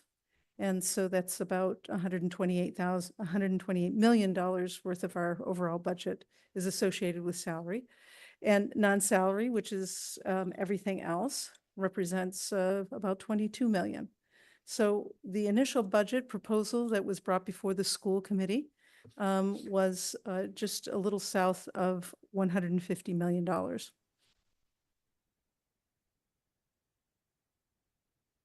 So what are the cost drivers? I'm often asked, what are driving the costs? Our budget went up over $13 million. And when you look at that number, it seems rather large. And so I think it's important to understand the composition of what drives those costs in the school department. So the breathing costs, which are your steps and columns and your cost of living increases, is about $5.3 million. So those are breathing costs, meaning that next year and the year after, those are typical costs that our budget go up regardless of any changes, let's say, unless it was a significant change in population. Extra comp grants and the FY25 new positions. In other words, this year in our budget, we set aside a certain number of FTE to run our school, and some students have moved in and require additional supports. And so we've had to add some additional staff members in the current year. And those staff members then need to be funded in future years. And so the increase in extra comp and positions that were previously funded through grants, the grants dried up, but many of those were supporting essential services, then had to be absorbed in the operating budget. And then extra comp is the funds that we pay that are outside the school day for additional programming that's provided for students. So that would be like athletics and the stipends for coaches, that's for clubs, summer school programming, and the like. So the increase there, and this is largely structural, we're seeing this gap showing up in the FY25 budget. And as you all have heard, we have been in the process of finding ways to, including spending freezes and looking at different ways that we can leverage funds that are available in our revolving funds in order to close the gap. But it's been a lot of dialogue around that. But in large, it's due to this particular structural deficit that, we have to close this year and is impacting us financially next year. New positions, we have a variety of student needs that we need to add some staffing in order to be able to support them. And so in the initial budget, we had approximately $1.9 million in additional staffing requests. That's entirely in the area of student services and teaching and learning. None of those positions are for any kind of administration or finance or operational staff. In addition to that, there's a whole host of little adjustments that are made throughout the process, including people returning from leaves of absence and shifts in salaries there, information that came in late related to step and lane changes, retirements, all of that. So that category I call miscellaneous salary adjustments. It's about $300,000. Then knowing that we never are able to fill all positions for the entire year, there's always staff that are coming and going. And so there'll be periods of time where we have a break between a person who's leaving and a person filling it, and we call that breakage. And so I've reduced our salary lines by $500,000 to account for breakage. And so our total increase on the salary side, based on these cost drivers, is $9,525,623. On the next slide, we will look at the non-salary drivers. And so as we had last year, this year, we're still seeing increasing costs in the area of special education. And so our out-of-district tuition lines were forecasted to go up by 1.62 million. Special education transportation, so those, of course, are related, increasing by about 700,000. And that's not just due to students. Of course, we have a new contract, and that contract will go up, but the majority of the costs associated with this increase is due to student transportation needs that are related to the out-of-district students in the first line. Online books and subscriptions. There's a variety of online tools that we use. Some of those were previously funded through some grants and have been used in the school district for the last several years. And some of that grant money has dried up. And so some of the costs associated with the online books and subscriptions have now moved over to the operating budget.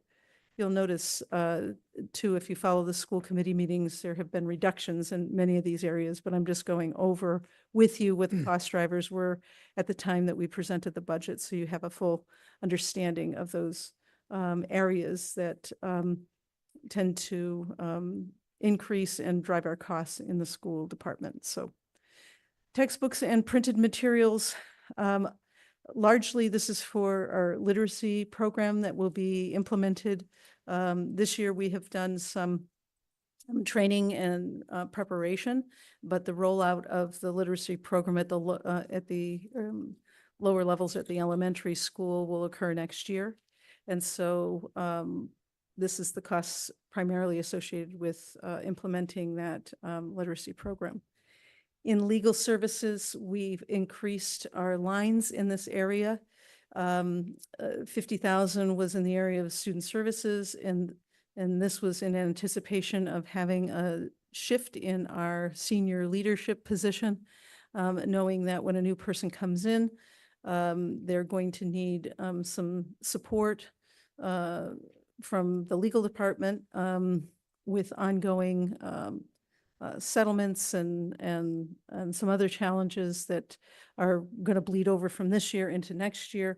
And so the person coming in will not have had the history. And so we wanted to make sure that we increased the resources in that area for to help support the transition. In addition, next year is a negotiation year.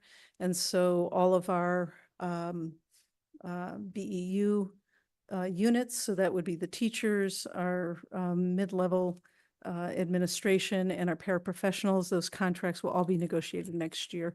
And so we increased the budget by about $100,000 for that purpose. And then last, there's a whole host of other expenses that we have. There's supplies and technical professional services. So that would be, copiers and, calibrating our microscopes and all of that. It would be field trips and some professional development and, of course, the customary supplies that you would have in any educational program. So altogether, on the non-salary side, our budget drivers were approximately $3,621,375. So that is, those together make up the $13 million increase to our budget. So expenses going up at a pace greater than obviously the revenues. The next slide is really, a summary of kind of where we're at. So revenue allocation as it stands now is $141,937,032. And the operating budget as presented was $149,994,616, creating a budget gap of a little over $8 million. And the school committee for the last several months has been actively engaged in the process of reviewing and deliberating over a whole host of either revenue enhancements or expenditure reduction measures. And before you is the summary of their work. So to date, they have reduced the gap by $6,340,601. As you can see, the majority of those reductions show up in our salary expense, which is not surprising because 85% of our budget is salary.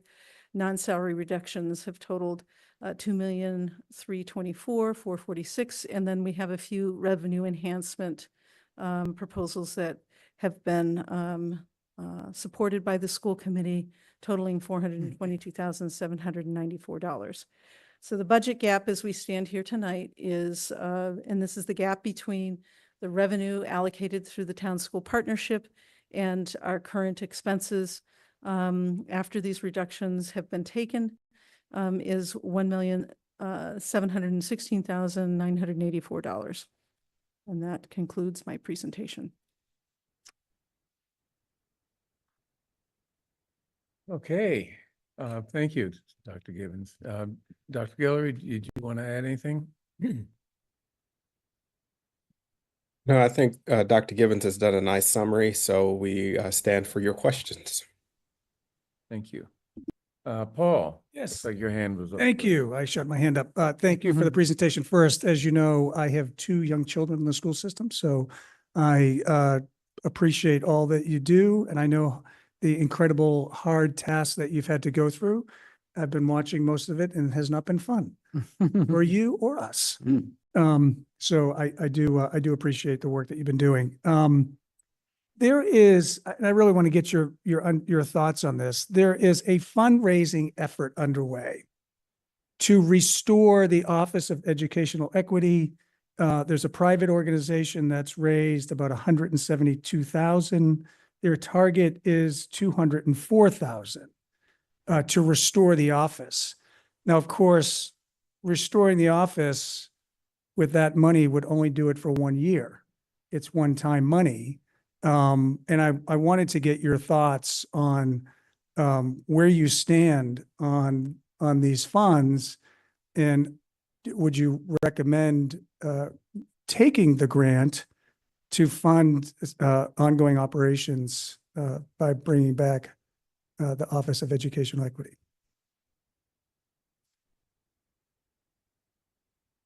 Well, I just want to make one clarifying comment, and then either Dr. Liu or Dr. Guillory can respond to the bigger question. But my understanding is that the fundraising isn't to restore the entire office.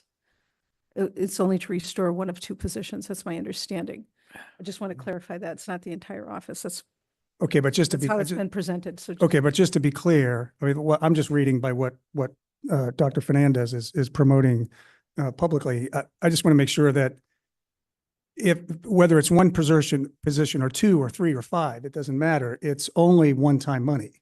It's not, they're not raising money to fund it ongoing for next year, the year after, the year after. You'd still have to come back and find that money for FY27 because it's only a one-time fundraising effort, correct? It's a basic financial question. It's an obvious question, answer. Yes. So I don't know, is Dr. Liu or is anybody, Dr. Guillory, your thoughts on this? Yeah, I think that's part of the struggle that we've had is, and Dr. Gibbons talked about this notion of the soft money that has expired in the past that has left us now with sort of a structural deficit. So it would be hard to recommend moving forward with one-time monies to fund recurring costs. Chaz, can I ask a question? This would be a gift, and I take it the select board would have to approve it. Believe gifts to the school committee are approved by the school committee. I don't Okay. know if the select board has a role there. I will double check. It's not an important issue, but. Well, I guess I just, and I'll make one comment. First, I appreciate the efforts of the community trying to help you close the gap by fundraising, which I give them a lot of credit for raising the amount of money that they did. But Dr. Guillory, I would tend to agree with you. The hole that we dug ourselves into was by using one-time money from time to time to fund the operations, and that money's going away. And to take a one-time gift to fund ongoing operations is just continuing to dig the hole that got us into the mess that we're in. So I would hope that that you would not use gifts to fund ongoing operations of the school department. Thank you. Bernard? Yes, Mike, I'm sorry. So first of all, you made a comment earlier, expenses are going up greater than revenues. And so we absolutely understand we're both sitting in the same boat. Water is sloshing over the gunnels. And the question is, how do we bail the boat out without, and how do we avoid sinking sort of one half of the boat without the other? It's a very difficult situation, and I appreciate the work that you've done and the work that the school committee's done. It's not a simple thing to sit there and say, well, okay, let's cut this and let's cut this and let's cut this. We did ask yesterday at the Town School Partnership for what a level service budget would have looked like. Because as you've said, the numbers that you gave us here were the original budget, which was not a level service budget. There were some expansions in that budget, and now those expansions have been removed and some other things as well. Anyway, we got a chart. It was a one-page chart and had major categories on it. But in order to produce a level service budget, somebody must have sat down with the 2025 budget line by line and said, well, okay, if we were to do exactly the same level of service, recognizing that in special education you can't, you had to increase services. But in everything else, this is what we would have to spend. And that's a tedious piece of work, but my assumption is that somebody had to do it in order to come up with that chart. And so it would be very helpful, obviously not going to be able to produce that tonight, but it'd be very helpful if that sort of work was done, to see it, so that we really understand what the level services would have cost. And it's not so much for the select board, which honestly doesn't go through these things in the same level of detail as the advisory committee, but I think you'll find it helpful when you get to the advisory committee.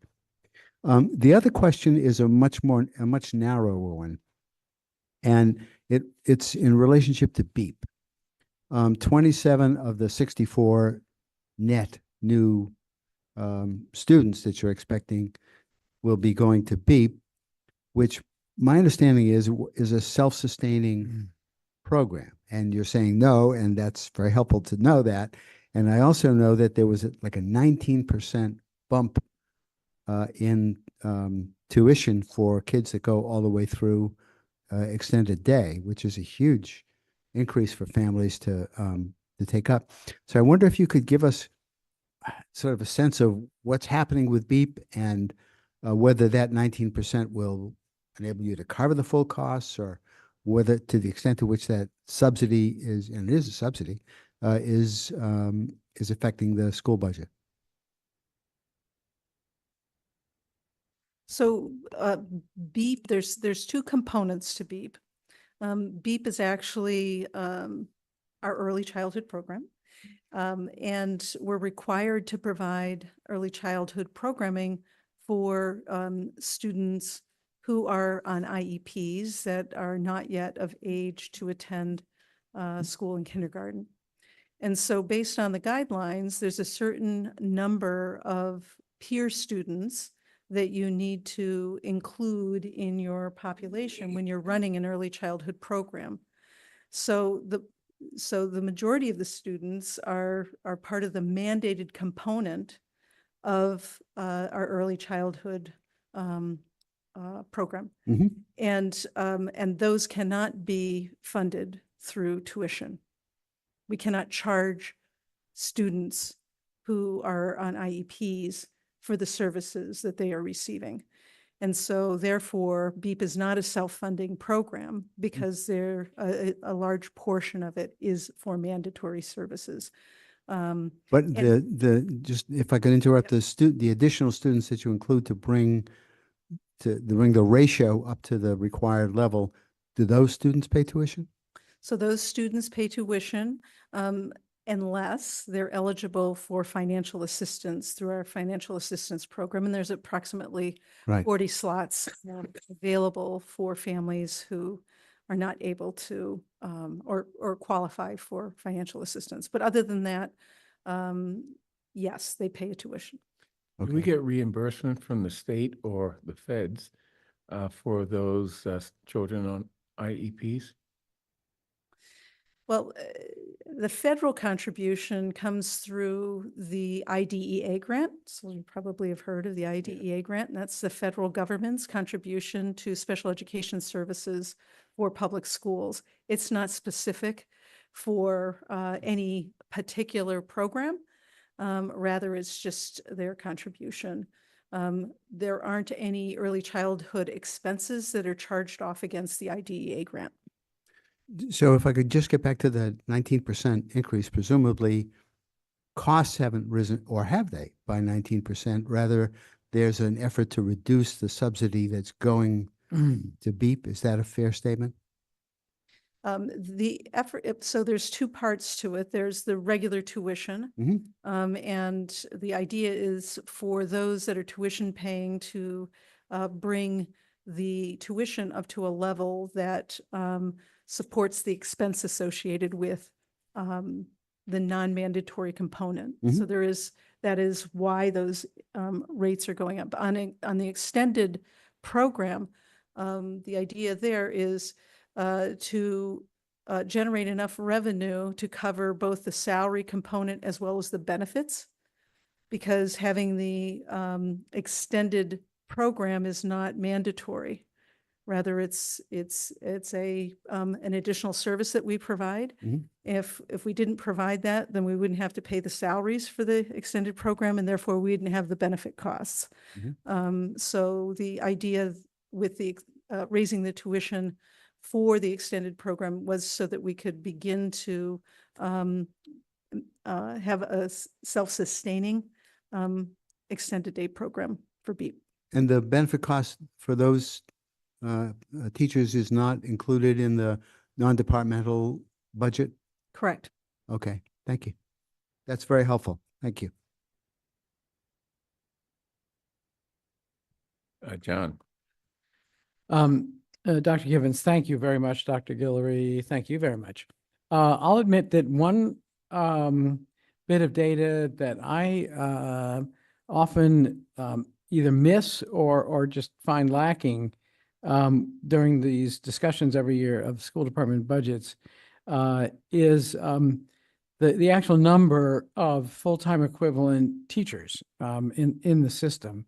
And there are several numbers that I've just been looking up, during this discussion, and my puzzlement continues. So, I mean, just going back 4 years, the number that is reported to the state of full-time equivalent teachers in the Brookline system 4 years ago was 664. And then it was, after that, 674. Then after that, it was 610. And then in the most recent year for which numbers are available, it's 581. So all of a sudden, it's drastically less.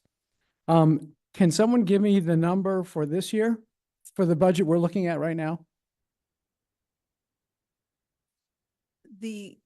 So the calculation that you're looking at, I'm guessing it's on the. The DESI, DESI, is that- yeah. Yes, I don't have that tonight Yeah. because they count things differently than we do, and some things are included in one number and not included. I'm just talking about the number in the budget. Yes, I don't have the translation for you tonight for Yeah. what the DESI reporting equivalent would be. What number do you use? If you look at the budget, you'll see for every single cost center, there is an accounting of how many FTE staff members are associated with each cost center area. And the total in the budget of teachers, I mean, if we don't have it, we don't have it. But like I say, it's a number I look for first and foremost and often have a very difficult time finding it. Sure. So what I would point you to is, I'm going to say around page 16. Page 15 is a summary of all positions. So from principal's office, in this document on page 15 rolls up from every school to give you a summary district-wide. It's not broken out teachers versus, though there are notations about what are teachers versus paraprofessionals in each area. Yeah. But this is more aligned to how a school is Yeah. staffed, and so that people can understand the relationship between the staff in the building and the costs associated Yeah. with those staff. Yeah. So it's a little bit different than the way that DESI asks you to report, and we do that reporting. I think it's at the October 1 timeframe. So I don't have the translation for you here. I don't run the numbers, frankly, at this time of year.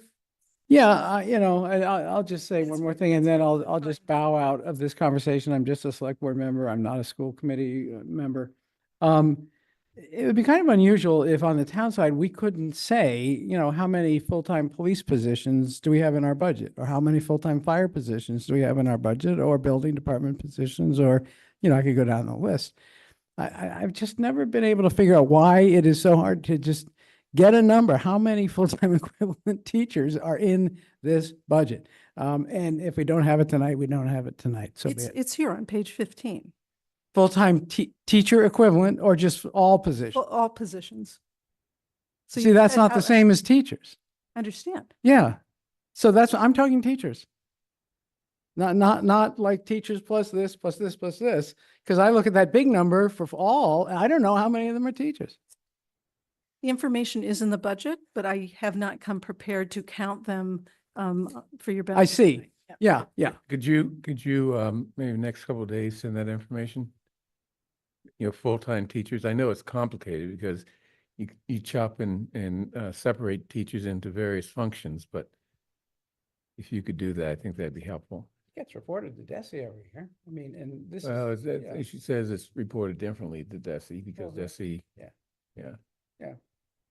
Paul? Yep, in this, thank you, and I know it's hard to get the information, but maybe that'll come to us. Andy, a quick question for you. So at this point,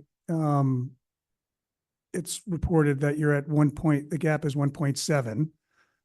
I actually think it's probably more 2.3 because I don't think you should be going after the building maintenance, but is the school committee going to continue the work to close the gap? We are going to continue the work. It seemed that this was a good time to check in with our town partners because what we've done so far is come to the end of the list of proposed cuts that the superintendent was willing to put in front of the committee. Like we've reviewed them all, accepted some, not accepted others. And so, what we have hanging over us right now is a deadline of May 1st for sending out pink slips for anyone who we may not be able to renew next year. But at this moment, right, we've come to the end of this part of our process, and we're checking in now with our town partners.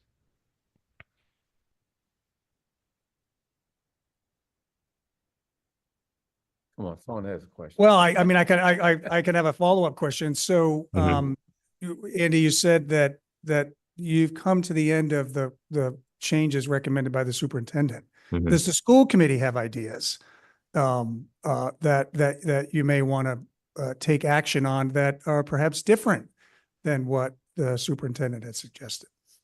And that may be, I mean, I think individual members may have ideas. I'm not sure it's good process to have the school committee sit there and throw out ideas that are not underpinned by staff work. But that might have to be the next step. Right? David. So a related question, maybe for Dr. Guillory, is there going to be a commitment by central office administration to propose potential additional cuts beyond the ones that have already been presented to school committee? At this juncture, David, I don't believe so. I mean, we've taken quite a bit of drastic cuts at this juncture. And so the tone and tenor at this point has been that we want to stay away from cuts within the schools. I mean, that's a lot of the decision points. And as Susan has shared, 85% of our budget sits in staff. So at this juncture, we're running fairly tight. I mean, given the structures, the new curriculum that's being put forward, the progress that we are actually making. We have a number of schools this year, as you all may recall, that are in the top 10 performance across the state. And so we're getting to a point now where we're talking about removing structures that then would definitely impact our school-based operations and performance. We've taken a good number of these positions have been removed from central office. And so at this juncture, the bodies of work still remains where the number of people doing that work has been significantly reduced. So now we are in the process of, once we get to the end of this, to say, then what does central office look like next year in terms of being able to adequately support our school, our operations, our students and families. So that work in and of itself hasn't been done based on the number of reductions that have already been taken. So there are some ideas that some committee members have put out there, but those are not any that I would recommend at this juncture. But we do, depending on how you split the number, it's either 2.3, as Paul is saying, or 1.7 based on the actions of the committee at this juncture. Well, So I have another comment, and I'm loath to do this, make this suggestion, but I do don't think, do it. but I'm going to. Because it is getting late in the process before town meeting. And it would be, I think it would be really helpful for perhaps our next meeting, Chaz, to have, and I'm not suggesting that these be recommendations, but some options that we could discuss if we wanted to try to close the gap. I don't know what all those options are. Every option comes with pain. There's probably, from bad to really worse to awful as to what could be done.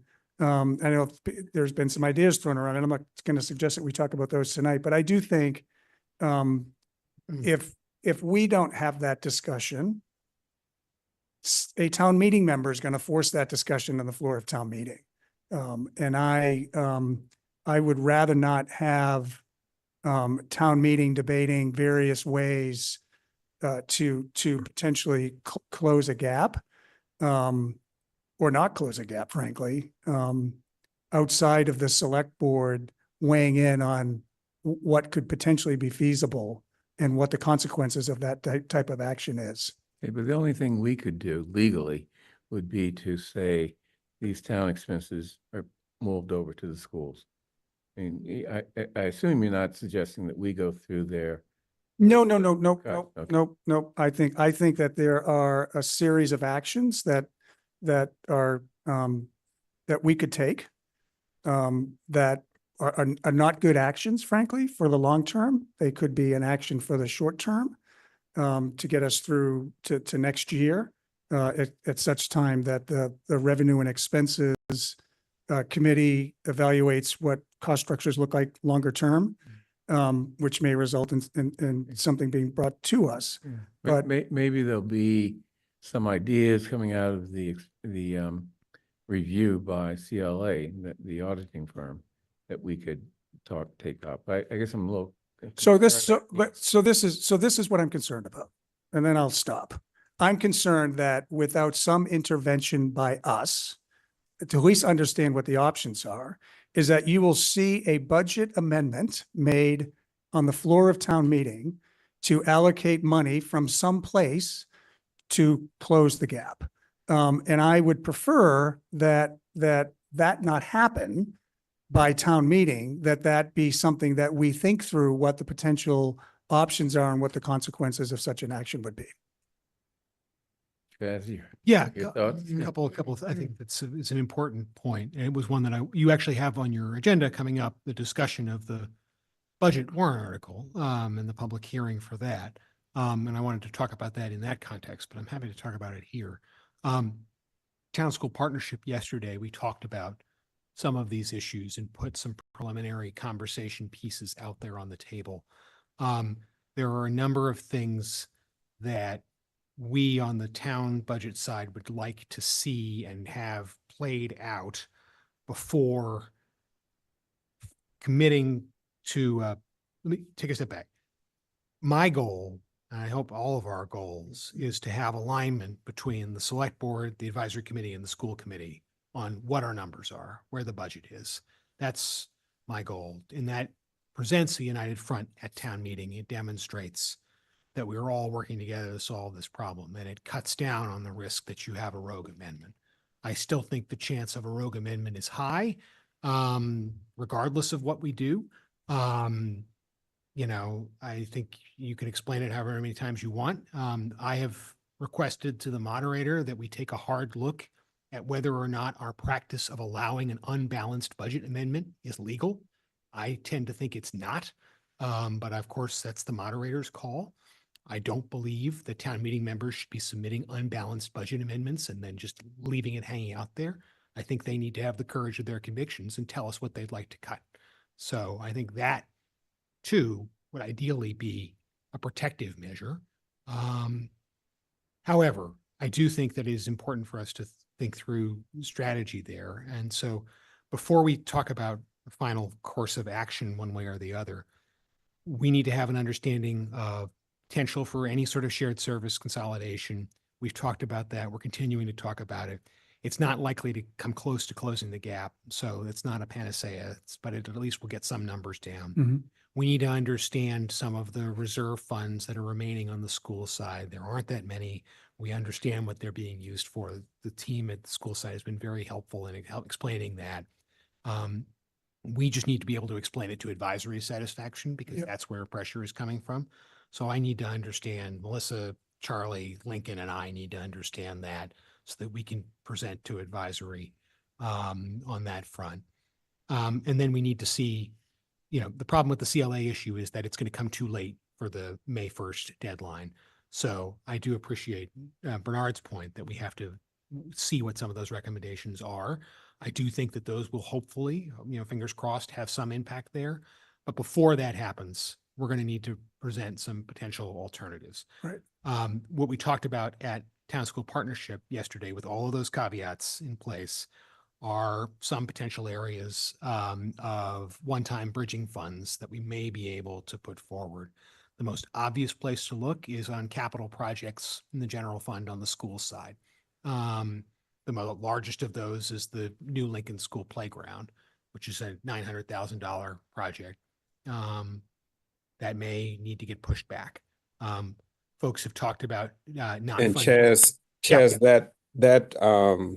that Lincoln School, that's the design, not the actual building of Correct. construction, right? Yep, that's just for the design phase. Okay. And we've also talked, Dr. Giller and I have talked about maybe reducing that number rather than eliminating it, trying to phase the project, figuring those stuff out. Similarly with the Affordable Housing Trust, you have to be very careful there. You know, I know the Housing Advisory Board and constituent members are concerned about that. We want to make sure, for example, as Deborah Brown was here talking about BCDC's work, that we're not shortchanging the tenant protection work that they're doing, or anything else on those fronts. That's already been funded, right? It's been funded, but again, they're going to come back. It's, Well, you know. Yep, we got to make hard choices. So again, my point is, I'm very sensitive to the fact that a few years ago, we had all the pink slips went out. It was incredibly traumatizing, not only for the teachers in the positions, but for the family members and the students. And it was a very awful time. And if there's something that we can do in the near term before May 1st to, I'm going to call it a bridge loan, to plug the hole. I don't know what the hole is. Is it 1.7? Is it 2.3? Is it something less? Maybe they're going to go back and try to close some more. But I think we need to be prepared to take some action. For me, I think of it in terms of a bridge loan. If we went after the housing trust money and we went after a design for a park, I don't know if these are the actual things that should the Revenue and Expense Committee get together and they realize that this is the trend for expenses and something would need to go on the ballot next year, then the community could decide whether they want to fund these things or not. But I think that we couldn't react this year to ask the community what they thought. And I think that we should seriously consider taking some action. I think they've done a hard work at cutting.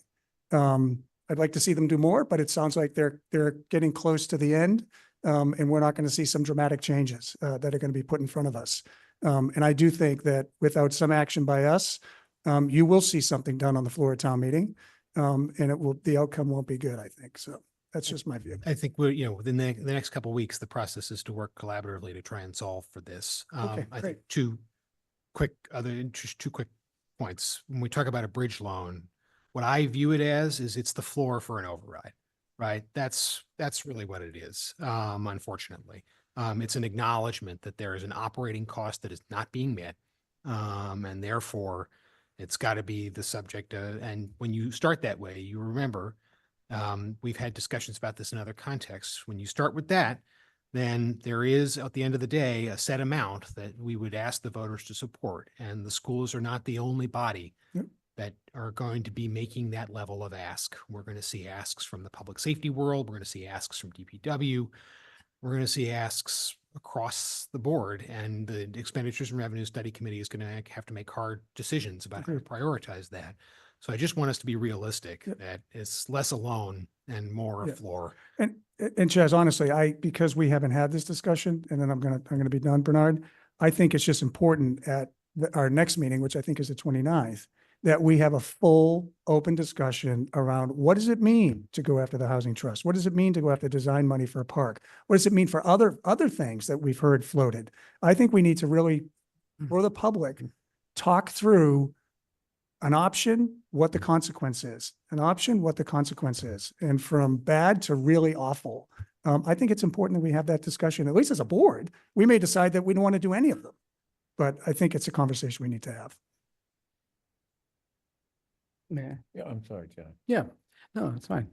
And thank you, Paul. And as a follow-up to what Paul just said, and as an excuse for me to repeat my point, if it comes to the point where we on the select board and the town administration has to sell to the public the idea that we're going to make sacrifices here, there, and over here, because we've decided we have to bail out the school department and the school committee in this school system in this situation.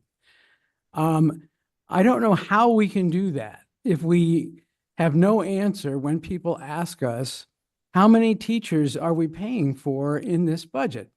And the numbers I cited, and these are DESI numbers, but they calculate the numbers by whatever means or method we choose, as long as we can compare last year to the year before, to the year before, to the year before. We have some kind of a number for teachers in this budget. And if we see, for example, as in the numbers I quoted, the DESI numbers, that there is sometimes variation of as many as 50 teacher positions in the budget from one year to the next, at $100,000 per teacher, 50 teachers equals $5 million. So it covers the gap we're talking about. And if adjusting the number of teachers can cover a gap, first you have to know how many teachers you have, how many teachers are you paying for, how many teachers did you have the year before, how did that compare to enrollment, how did the number this year compare to enrollment? But without that number, we'll never be able to make a case to the town that we should sacrifice in other areas in order to bail out the school budget.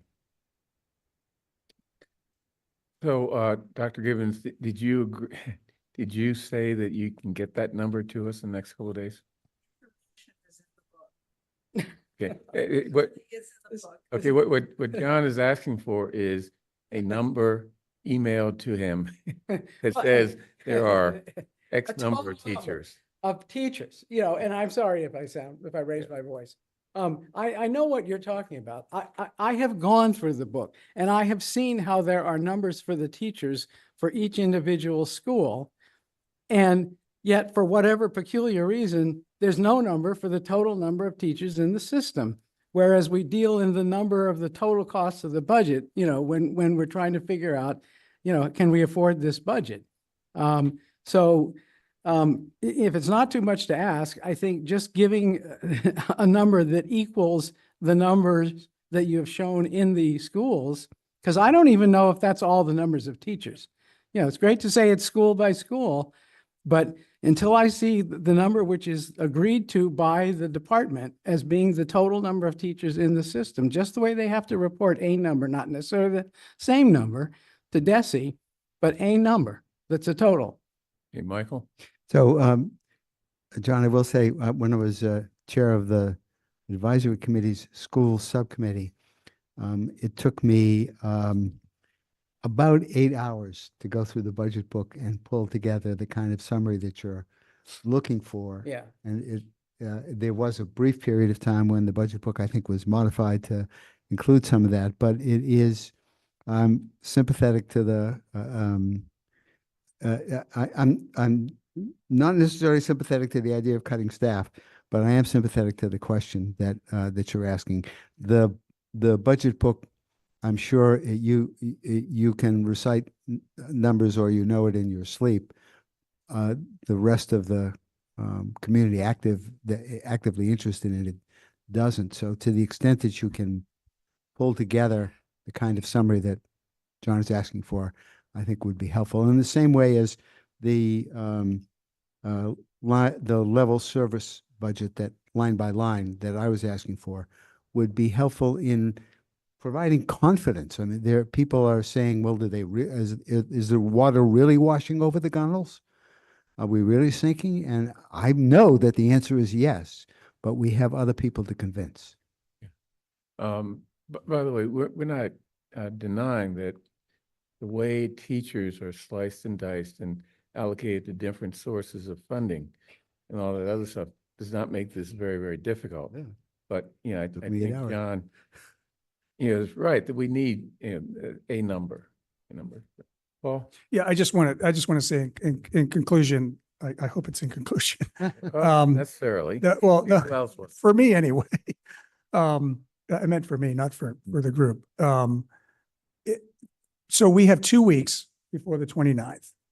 And my ask is that we have a series of options, a menu, not from you, but this is from our town administrator, but a series of options from, painful to incredibly painful, and what the outcome of the cost of those changes would be to the town and to its residents, so that we can evaluate. But I do think what you're hearing, Dr. Givens and Dr. Guillory, is that in order for this body to take serious the potential of having some pain on the town side, there's just some basic questions and understanding to help bring us along to better understand what, your budget and that you've done the work and answered the questions that we have. I think it's reasonable to ask for those things.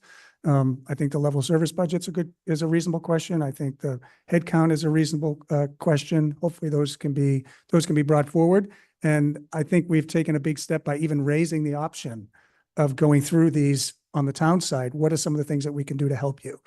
So hopefully it'll be collaborative. I think we've got 2 weeks, and I'm really looking forward to the 29th to see what those options are for us. Let me ask a question. May 1st is the deadline we always talk about, but that's not the state deadline. That's your contract deadline. Is that correct? Okay, so is there a drop dead date under the state deadline when you can't bring a teacher back?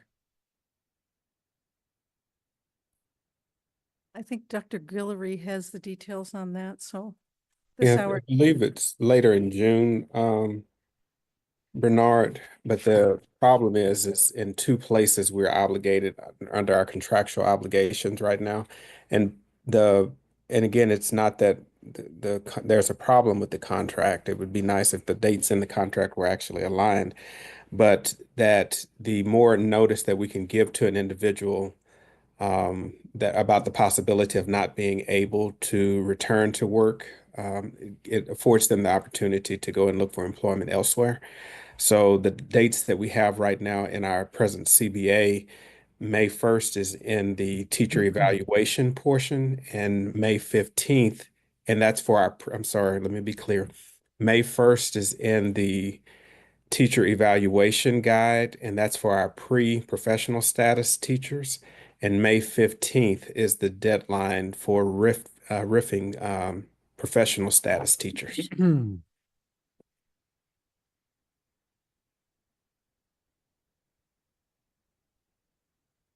Okay, don't see any other questions. Thank you. Thank you. Thank you all very much for your engagement. Thank you, Dr. Givens and Dr. Lou. Very informative. I appreciate that. Okay, it looks like Melissa is next, and she's going to talk about debt, right? Debt service interest. CIP And or the capital improvements program. Easy. Well, I have a slide deck to hopefully make it a little bit easier. So if you just give me a minute.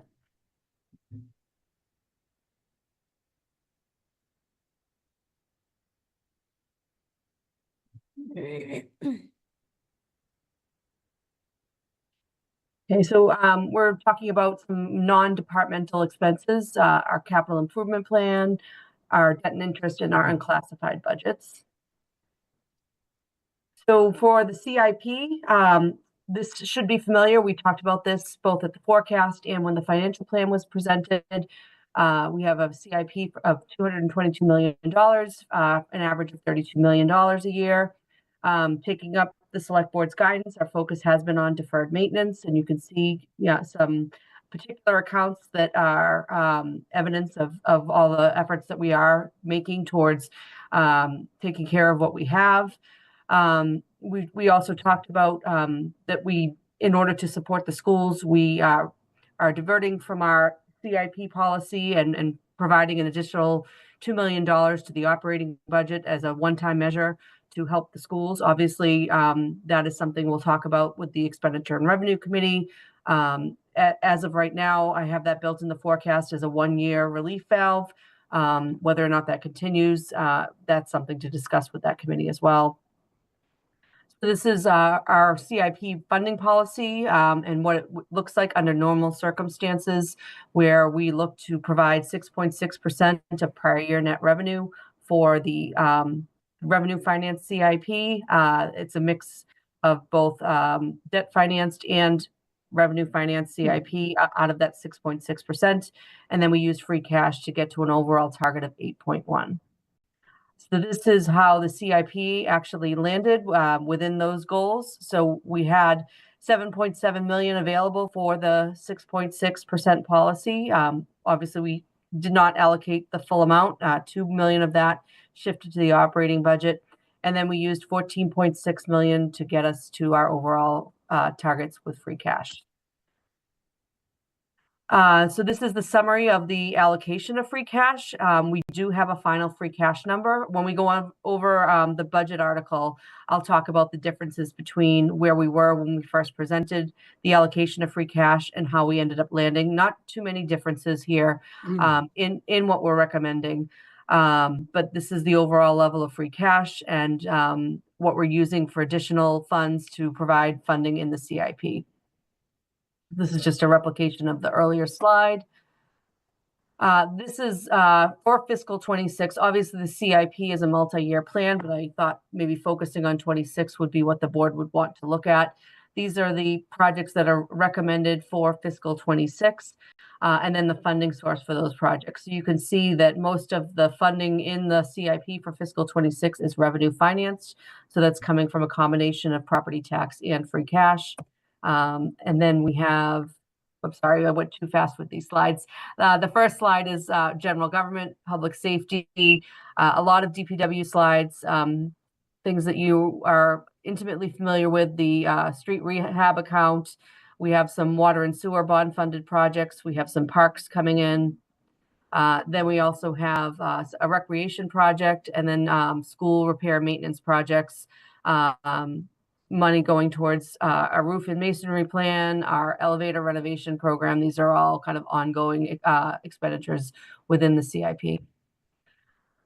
So after the CIP, we talk about our debt and interest budget. So $44 million going towards debt and interest. And a lot of that is excluded debt, covering the high school, the Ridley School, the Driscoll School, the Pierce School. Coming up for our bond sale, we've got about 1.124 planned borrowing for projects within the levy. So that's Lars Anderson, Amory Park, and the Hammond Woodland Road project. And then outside the levy, we're adding 7.16 million in debt for the Pierce and Fire Station projects. We're planning on a bond sale later in the year. Likely we'll be coming to you either at the end of May or beginning of June, just working out the timing with our financing advisor. And that will likely need an adjustment in the budget once we get finalized numbers around the debt exclusions. Then we have our unclassified budgets. So these are essentially departmental budgets that don't belong in any town department, but they support overall town priorities. We have our transfers for affordable housing, our liability fund, and our stabilization fund. Then we also have funding that provides our audit and professional services budgets, our dues for the Mass Municipal Association. We do have property insurance for most of our buildings and the fire trucks as well. The select board contingency, support for town meeting, particularly around the mailing of the combined reports and the financial plan.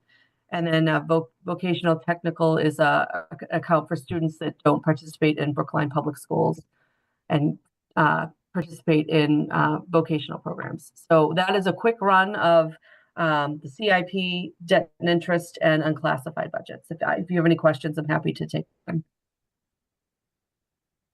Any questions? You want me to? John? Yeah. Melissa, thank you very much. I don't know if we can get the page back up on the screen, but there was one page and one item that delighted me. And it's $5 million plus for street repairs. It's almost like you knew what I was going to say, right? So my next question, and I asked this question because I have seen such a list, and in fact, it's in the current town administrator's April newsletter. There's a list of the streets to be encompassed in FY26 or in calendar year 2025. I'm never quite sure which it is. Would it be, is there anywhere in the budget that a person could go to find the cost of each of the street projects that we're going to be doing in FY26? So that, there's an answer to the question when a street project is proposed, and people want to consider whether they think it's, should be done with all the bells and whistles or just done in the simplest way possible. They have some kind of idea of like, what would the budget be to do it with all the bells and whistles? And what would the budget be to do it just as a simple repaving? Does that belong somewhere in the budget? So I think that varies year to year, especially with inflation and the current bid environment. So I think the DPW can probably give you their most recent experience with the bids that they have produced around that.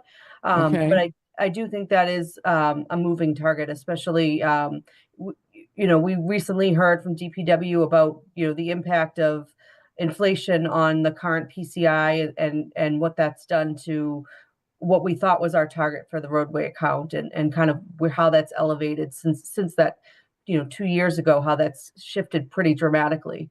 But I think that there's, a level of maintenance that maybe we could get them to provide a cost per roadway mile or something like that, that might help give you a little bit more context. Yeah, and there's a number of ways to kind of crunch the number once you have the number.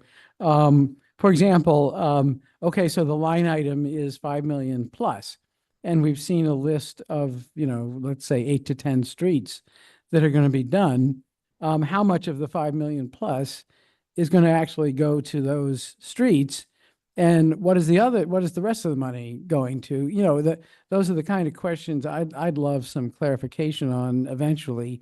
And I always think the best place to have the numbers reside is in the annual budget, so that, we can go back and quickly find, well, what was in the budget a year ago? What was in the budget 2 years ago?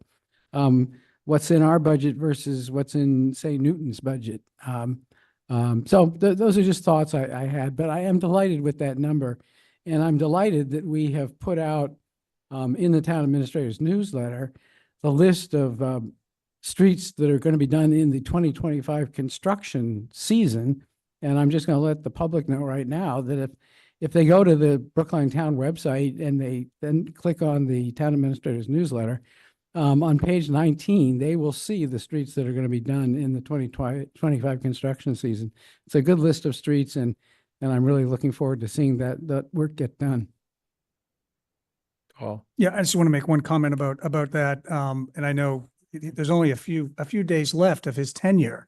But Mike was instrumental in helping to get the DPW to revise their complete streets policy so that we could actually do roadway maintenance without having to do a tremendous design. So, Mike, I know you were heavily involved in that, and I just want to say thanks for your work. That long list of streets is due in part because you helped make that happen. So it's important. You were a partner in that effort. No, I didn't want to say that. Good for you. Okay, anything else? Thank you, Melissa. As Thank you. always, very, I'll very stick around insightful. for the next item. Yep, okay, sorry. Okay, next we have warrant articles. These are public hearings, and we're going to start off with the budget appropriations article, Article 9. So Melissa, I think you're going to tell us Yes. all exciting things in that article. Yes, I have another PowerPoint for you. If you just give me a minute for me to call that one up. So.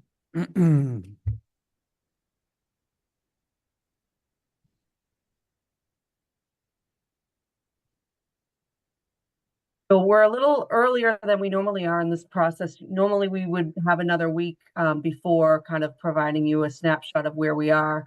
But since we're not meeting next week, we only have really one more meeting after this before we need a budget vote if we want to hit the deadline for the combined reports. So this is just to provide you with an update on where we are with the budget. So 418 million in general appropriations, and you've been spending a lot of time with department heads understanding what's in their budget.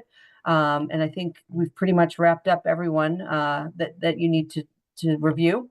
What's changed since we presented the financial plan is we do have the GIC rates, and there was a memo that was in your packet from March that talked about we were able to get a little bit of savings edged out of the health insurance budget, about $300,000 of that. And for the town share of that savings, we're looking to recommend that go to the collective bargaining reserve.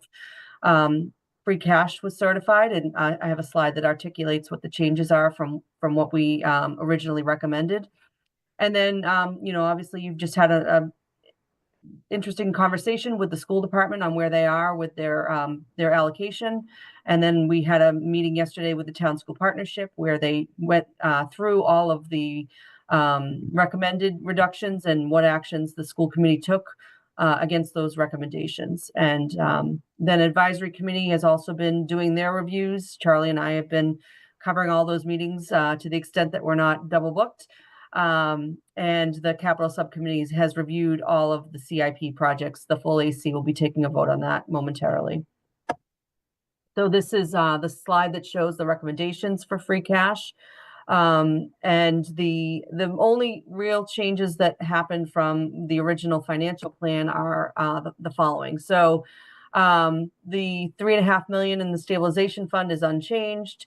The unappropriated amount just went up by 29,280, and that's just to balance out what was allocated versus what was in the existing waterfall. So the major change is just adding $500,000 to the liability fund. That is to try and address the impact of the settlement with the police department or the police employee that was recently approved by both the select board and the advisory committee use of the liability fund. So with that balance down, we know that there's going to be an infusion needed of free cash. So just trying to address that in advance of kind of depleting that fund. And then a small adjustment to the CEIP allocation, $3,316, knowing that there was a little bit of a balance issue that would be resolved once we had a final free cash number. Then Melissa? Yes. So free cash has gone up over last year. What was it last year?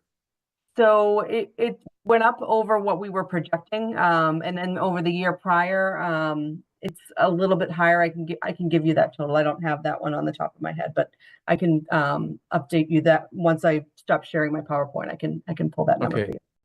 And could you go back and let me see the free cash number for this year? Sure. 24,032. 596. Okay, thank you. Yep. So then this is also another opportunity to provide you with an update on where the advisory committee is. To date, the votes that we have seen with all of the town departments have been in line with the town administrator's recommendations in the financial plan. We did have the DPW budget tabled due to some discussion that was needed on the sanitation changes and the tree bylaw as well. So that I believe that the ad hoc subcommittee met this evening with the DPW commissioner, and the full advisory committee is scheduled to meet on the DPW budget on Thursday. And both Chaz and I will be there to support the commissioner as well. So the CIP still needs to be voted by the full advisory committee.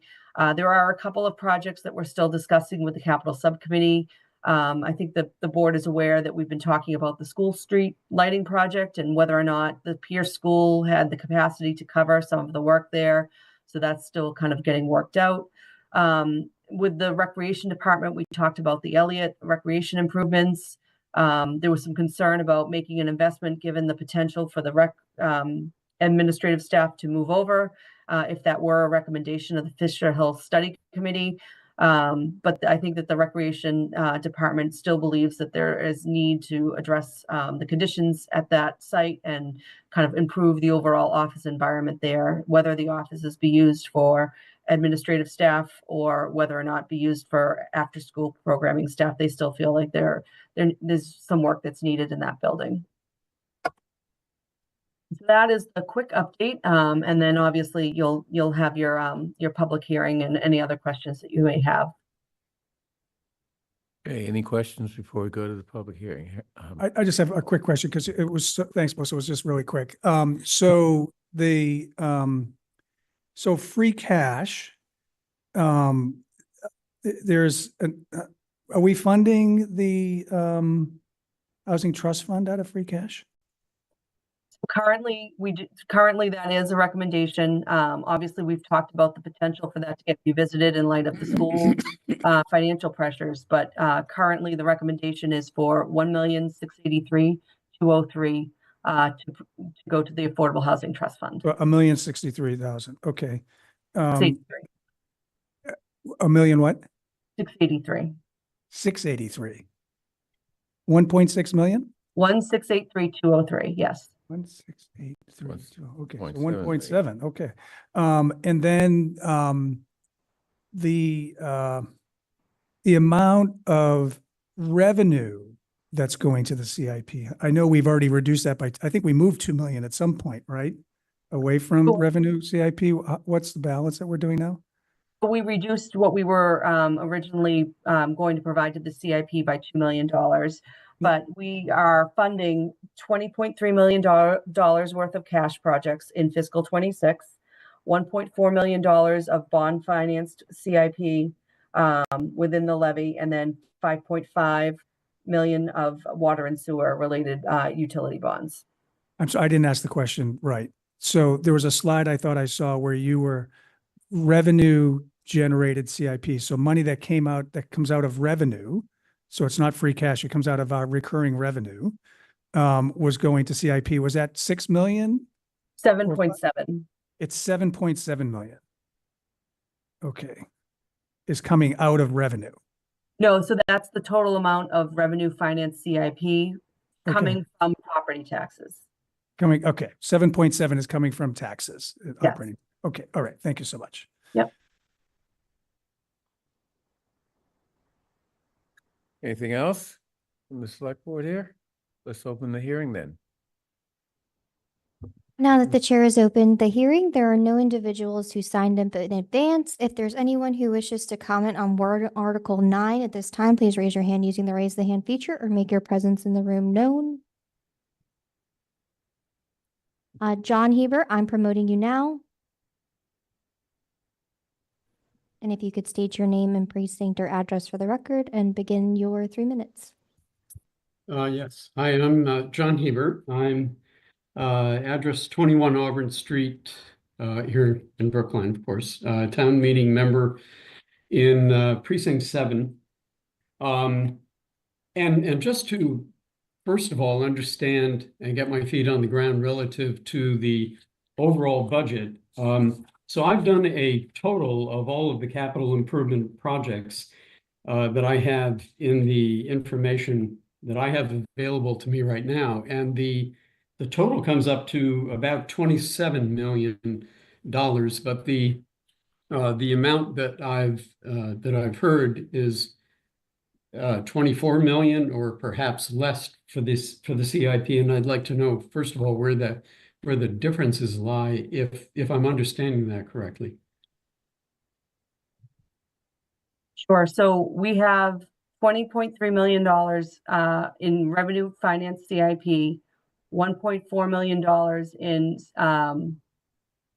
sorry, something just flashed on my screen. $1.4 million in bond finance CIP, $1 million coming from state federal grants, 5.5 coming from utility bonds, for a total of 28.27 million in fiscal 26.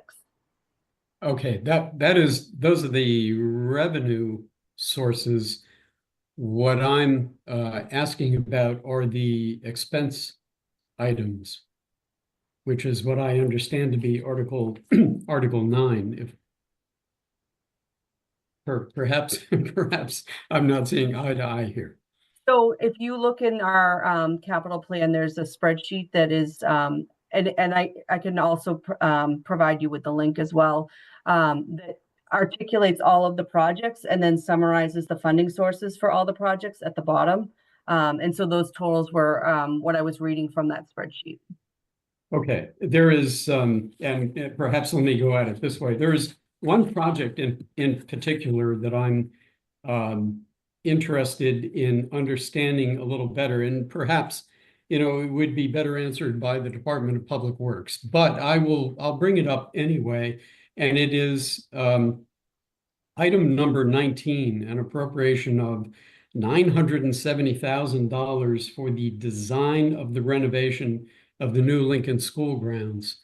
And what I'm amazed over is that it's almost $1 million for design, not even for the actual work that would be done. And I guess I just want to make it known that I'm somewhat appalled that much would be spent for design. And I'm curious to know if anybody on the call tonight or in the select board or you, Melissa, would know approximately how much the project would cost. Sure. So the construction budget for the new Lincoln School grounds is $4.8 million. So that design is based on that value of the project. So that is a pretty intense site. I actually visited the site this summer because of the needs that were happening, and the principal and the school committee members were really urging that it get pulled forward in the CIP. It's a very complicated site in that there's also some water runoff on the hill that is kind of further eroding the conditions of the playground. So it's both the upper and lower play structure areas, and then dealing with the water issues that they've been kind of addressing piecemeal. It's kind of to provide a full scale solution to that problem. But I think that the Parks and Open Space Division would be able to provide a little bit more information about kind of what is planned for that site. I'm impressed with your knowledge of that, and I appreciate the answer to the question. Thank you very much. We all are impressed with Melissa's knowledge. Well, it's coming from the departments who are the ones that with all of it. I just pasted in the chat the CIP spreadsheet so you can see how each of the projects are articulated and the schedule for them as well. Great, thank you. Okay, there are 25 folks online and 1 in the room, and no one else is indicating their desire to speak at this time. Okay, I'll close the hearing. And Bernard, just to answer your earlier question, last year free cash was certified at $22,708,705. Thank you.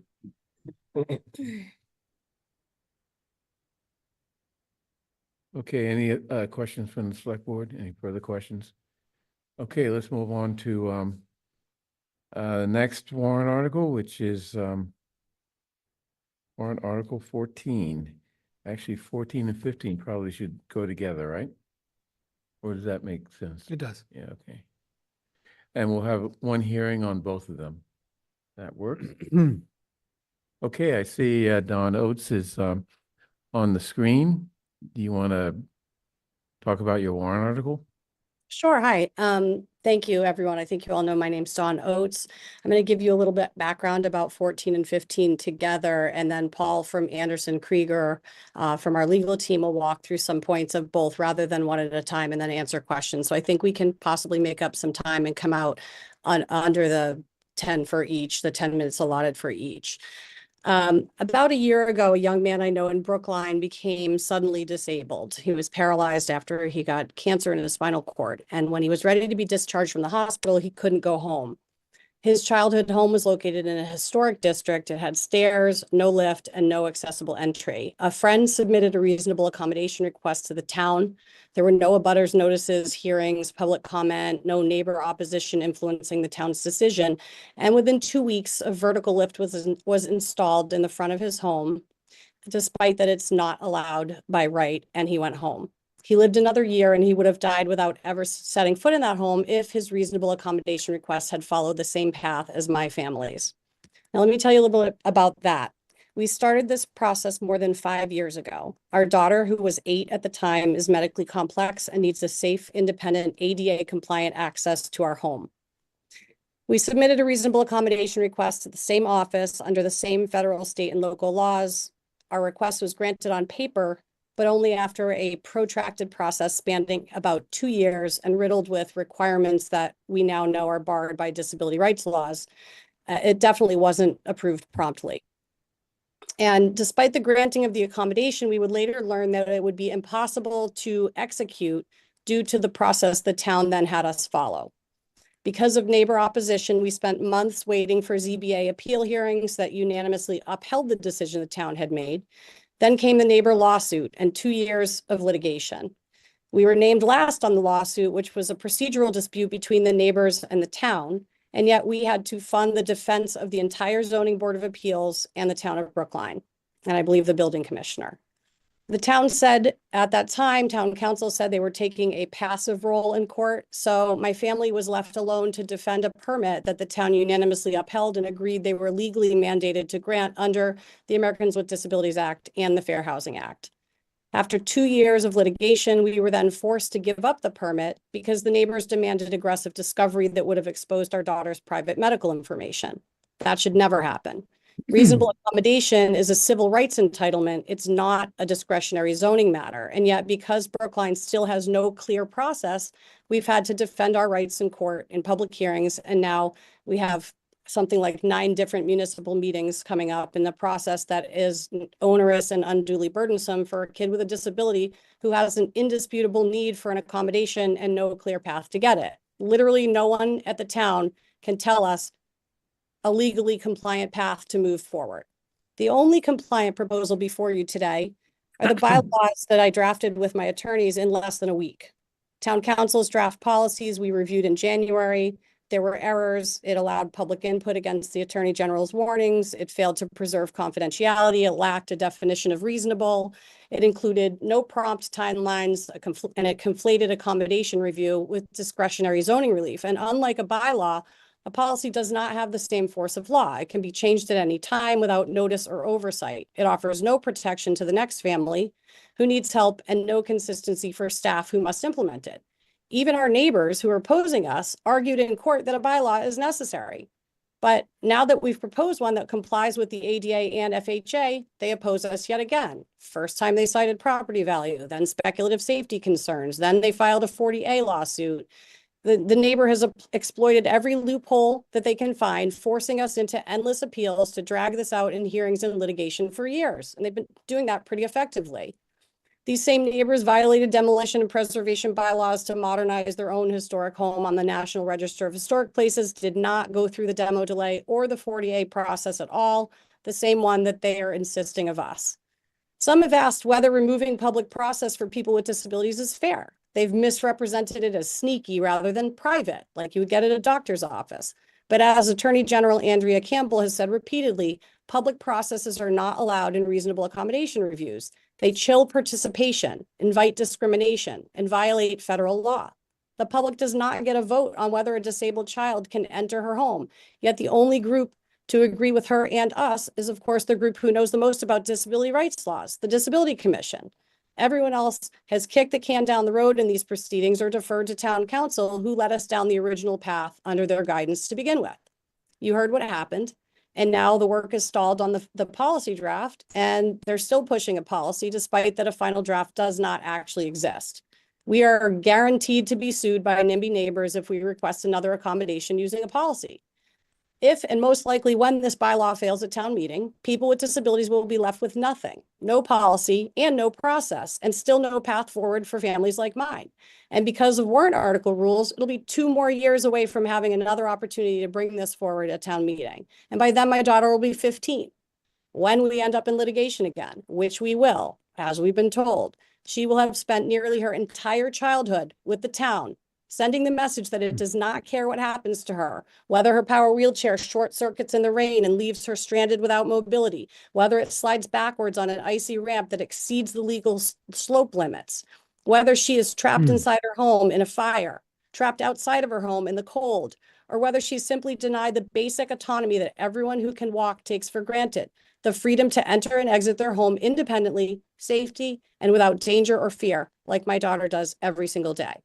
Brookline has had 5 years to create a compliant policy and 11 town meetings to pass a bylaw. The town supported our original request, but resisted our solution. We're still stuck, likely because the town fears another lawsuit. But if a fear of being sued by neighbors prevents you from complying with civil rights laws, then you're already on the wrong side of it. Please don't let this happen again. I'd like to see us do what Paul Warren said earlier, talk through what are the options and what are the consequences of it. As the reasonable accommodation statement at the bottom of this meeting's agenda says tonight, I'm asking for you to support a change in the town's policy and procedure for deciding reasonable accommodations to the extent that it currently exists, because it does not exist. I think it's become very clear that we need to pass a bylaw, and not as a, quote, long-term plan, as Dan Bennett's presentation indicated, for 2026. We just finished the first quarter of 2025. This neighbor-driven opposition denying prompt disability accommodations in zoning has been going on in Brookline for at least 17 years.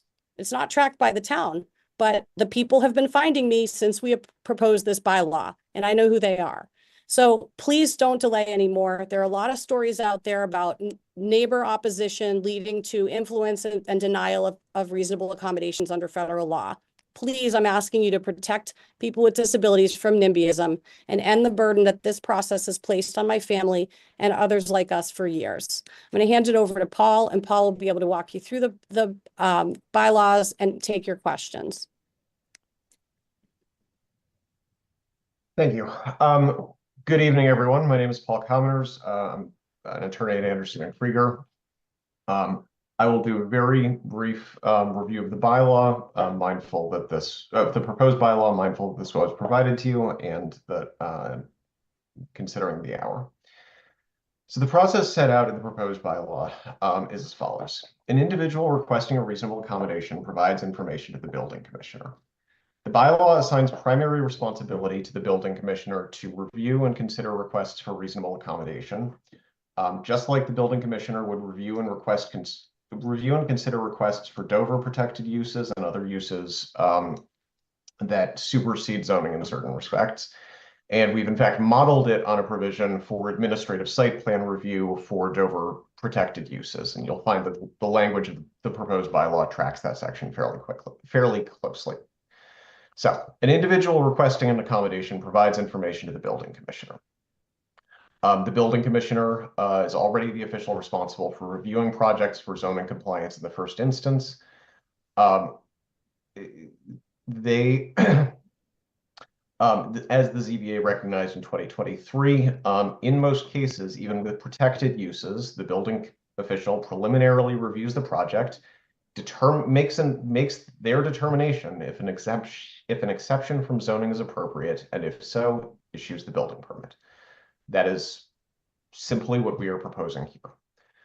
The building commissioner should consider the request and issue a decision within 30 days. I understand that the staff memorandum responded with 120. That is 30 days longer than state law requires for the issuance of a special permit, 20 days longer for a variance. An accommodation delayed is an accommodation denied, as HUD and DOJ guidance recognizes. They suggest that 30 days is typically appropriate. 30 days is, I believe, what Somerville has adopted in its comparable reasonable accommodation bylaw. And even for projects with major impacts that are protected under the Dover Amendment, under the parallel provision we based ours on, the building commissioner gets 45 days. So we think 120 is completely impractical. The building commissioner should engage in an interactive process with the applicant as needed. He can request additional information from the applicant, and the 30-day period is stayed while he's waiting for a response to any requests, which should also help address any timing concerns. Especially if he's considering granting a request for the modification, he should discuss this with the applicant first. He can also determine if information from other town boards or committees would assist in reviewing the application.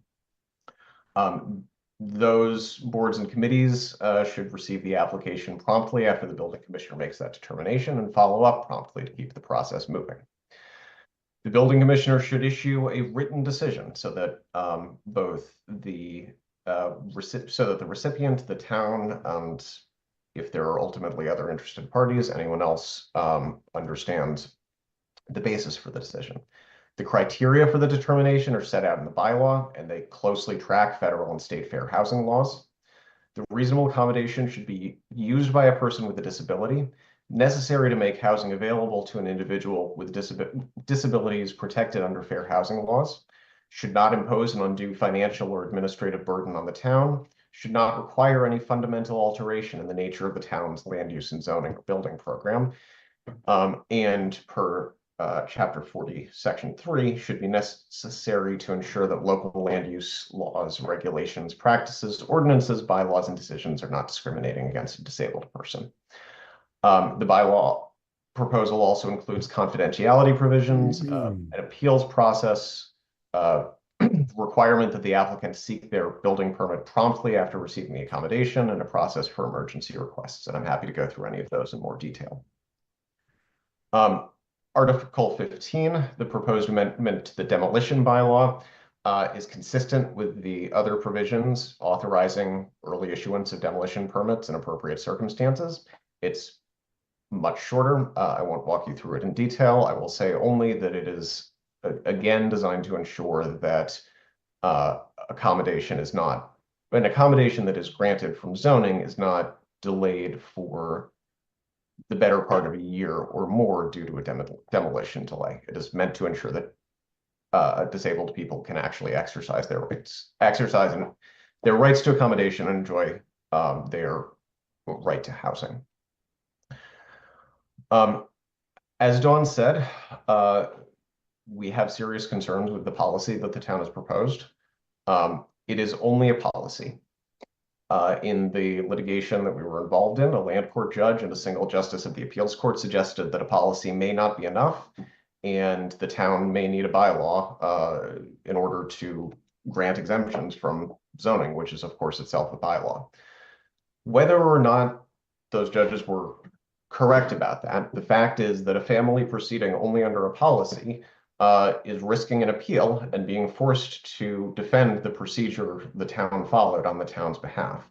And it will always be an opportunity for a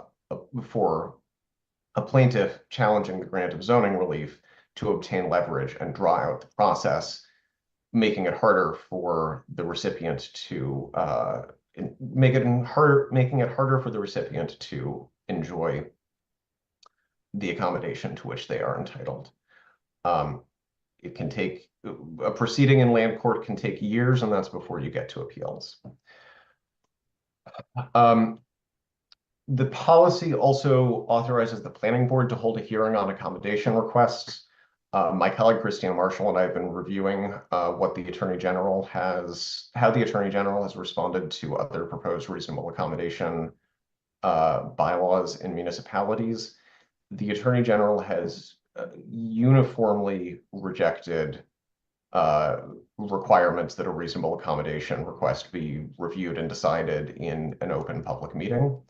The rationale seems to be that it places a burden on disabled people that is not placed on anyone else seeking what is ultimately an as-of-right use. And a reasonable accommodation pursuant to federal and state disability anti-discrimination law is ultimately an as-of-right use, just like use protected by the Dover Amendment, just like many other uses protected under Section 3 and other provisions of federal law.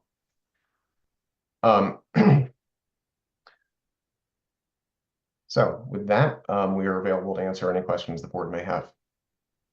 Thank you. David. Question regarding the 30-day window for making a decision. How did you come up with 30 days? And do you anticipate that there could be times where 30 days is not tenable? Do you have any flexibility on the time interval? 30 days, again, was drawn from the comparable Somerville zoning bylaw and a model bylaw out of California that we used. Of course, there will be complex cases. And again, when the building commissioner seeks additional information from the applicant, it pauses the 30-day timer. And I might add It was that also, sorry, I should add, we also looked at the 45-day timer for, I believe, educational uses protected by the Dover Amendment. And we thought that 30 days for reasonable accommodations was a, pardon me, reasonable figure relative to 45 days for protected educational uses.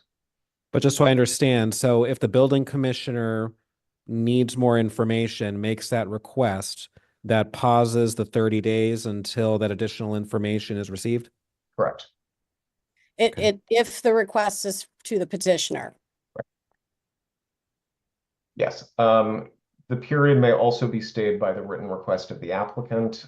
That's subsection 5E.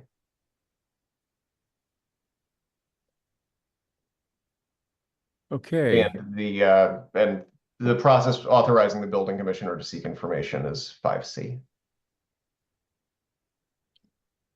Okay, Paul, you want to say something? I had a quick question, but Okay. did you want to, was it a No, public go hearing? Do ahead. you want to do that first? No, I want you to. Okay, okay. I just, first, thanks for the presentation and the explanation, and I'm very sensitive to this issue. I know it's important. I wanted to hear, just from, is town council on the, John Buchheit is on and available to answer. Okay, I was just hoping to hear from our legal department about the policy that they're working on, where they're at. I did hear the attorney mention that it may be problematic to have a policy, but it's not guaranteed that it's a problem to have a policy. So I was hoping to just understand where our policy was at, and is it going to get to the point where it could accommodate this type of request? Sure. Thank you. I'm John Buchheit, Associate Town Council with the Office of Town Council in Brookline. The litigation in this matter in Land Court wrapped up in July of 2024. And in January, 6 months later, we presented a draft of the reasonable accommodation policy that that's been referenced here to the Commission on Disability. I can say that we got some really good feedback, including from the OTSs at that meeting. And, so some of the main thing that we've done is we've solicited comments from the Mass Office on Disability, which is the state agency that kind of handles disability matters. Their general counsel reviewed our policy. She gave us some feedback on it, so we're continuing to work on it. I can't say that with the filing of these warrant articles we paused to sort of consider how we should proceed. My clients, who are the sort of other departments who co-signed the memo, which include the building department, the planning department, I always get this wrong, I'm sorry, ODEICR as well. We put this memo together, which is before you. So what I can say is, the memo, the policy is a work in progress. Currently we've submitted it to the Attorney General's office, an attorney in the Civil Rights Division, who we're waiting for comments. That's where we're at. I can say, obviously, this process has provided us with a lot of information. We've been carefully looking at it. We think that a policy would allow us to comply with fair housing laws. Perhaps not, maybe in its current form, there are some problems with it. But I think that there's no requirement that a bylaw be enacted. And frankly, I've read the decisions that have been referenced in the presentation, both the appeals court decision and the land court judge's decision, and I don't see in either of those decisions anything stating that about a policy or a bylaw and what has to occur. So John, thank you, John. I just one quick follow-up. So without going into too much detail, what are the key differences between the policy draft or the direction that you're going with and versus the bylaw? For example, who's overseeing the process? Is it the building commissioner within your draft policy, or is it a different group? It's the building commissioner. Yes. It's still the building commissioner. Okay. Correct. Are there other key things that you just maybe want to highlight, a couple of different key things that are different? Yeah, I mean, I do think there's a role for the planning department here, and either the department or a member or members of the planning board, who have design expertise. For example, where certainly in a project where just a wheelchair ramp or a lift is being requested, then those are routinely granted very quickly. I think, as was noted in the top of this presentation. I think so I think the policy allows a little more flexibility for the building commissioner. It allows the building commissioner to seek input from the planning board, who can sort of say, we think this cladding material, or maybe like modifying a roof line, where we're talking about a bigger project, a bigger modification project, where that could make it more compatible with the neighborhood without detracting in any way from the utility for the disabled person who needs the accommodation. Mhm. Okay, thank you. May I have an opportunity to respond to a couple of things? Yes, go ahead, Don. Thank you so much. I'm a little bit incredulous at some of the things that I'm hearing, but I'm going to do my best to, the question, will the policy be effective? The answer is blatantly no, it will not be, because Mr. Buchheit was in the same courtroom that I was in with the judge when the judge did say, I can't believe I'll just call it an admonishment. I can't believe you have nothing after all of these years. And the abutter submitted a memo to the court, an official memo that Mr. Buchheit saw and my attorney saw and I saw, that said the only legal process that they will accept is the bylaw. It was stated for the record that it was a bylaw. Now, we disagree with that, of course, but I know that if Mr. Buchheit and the town choose to move forward with a policy, I will most certainly end up in court again. And Mr. Buchheit will again be taking a passive role, I assume, and I will be stuck with all the legal fees, and I will be stuck putting together a defense team to defend myself against discrimination. That's where we sit right now. So excuse me for being very direct about it, but a policy is guaranteed to land my family in court again with zero help from the town to defend an accommodation that they recognize and have said they are mandated to grant. The second thing I want to say is that in terms of design expertise, I am shocked and a bit appalled to hear Mr. Buchheit mention design expertise when it's very clearly outlined under fair housing laws. And it's design has absolutely no bearing, and the decision should not be influenced whatsoever by design and aesthetics.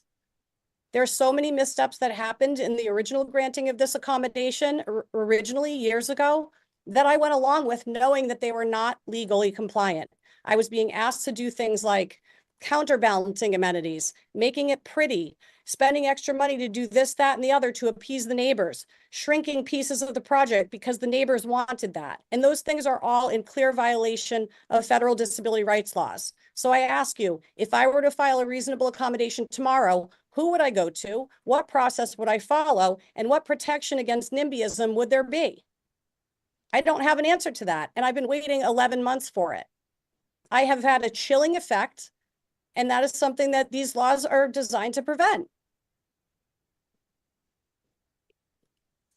Thank you. Yeah.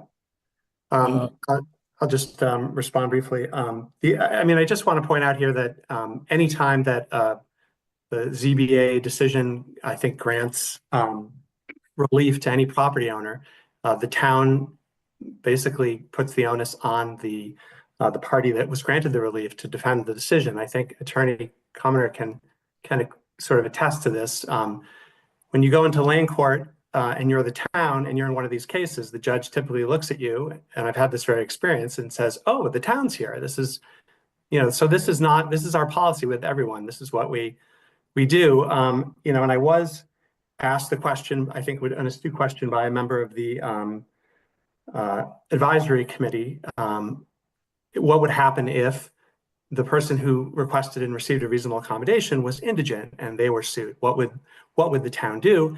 And while I haven't run this by my boss, in that case certainly we would defend. But in this case there were two law firms, I think, lobbying the town at the time that the Oates requested the reasonable accommodation. Part of why it took a long time was because there was a lot of negotiation and demands, which we thought were fairly simple requests. Anyhow, I just wanted to kind of explain why the policy of the town to take a passive role in these matters. Okay, thank you. Tiffany, let's open up the hearing. Yes. If I may, very briefly on, since my expertise on towns defending zoning matters has been called up. No. No. Let's have the hearing, and This is we'll not a do that zoning later. matter. It's a civil rights matter. And I want that corrected for the record. This is a Okay. civil rights request, not a discretionary zoning matter. Got it.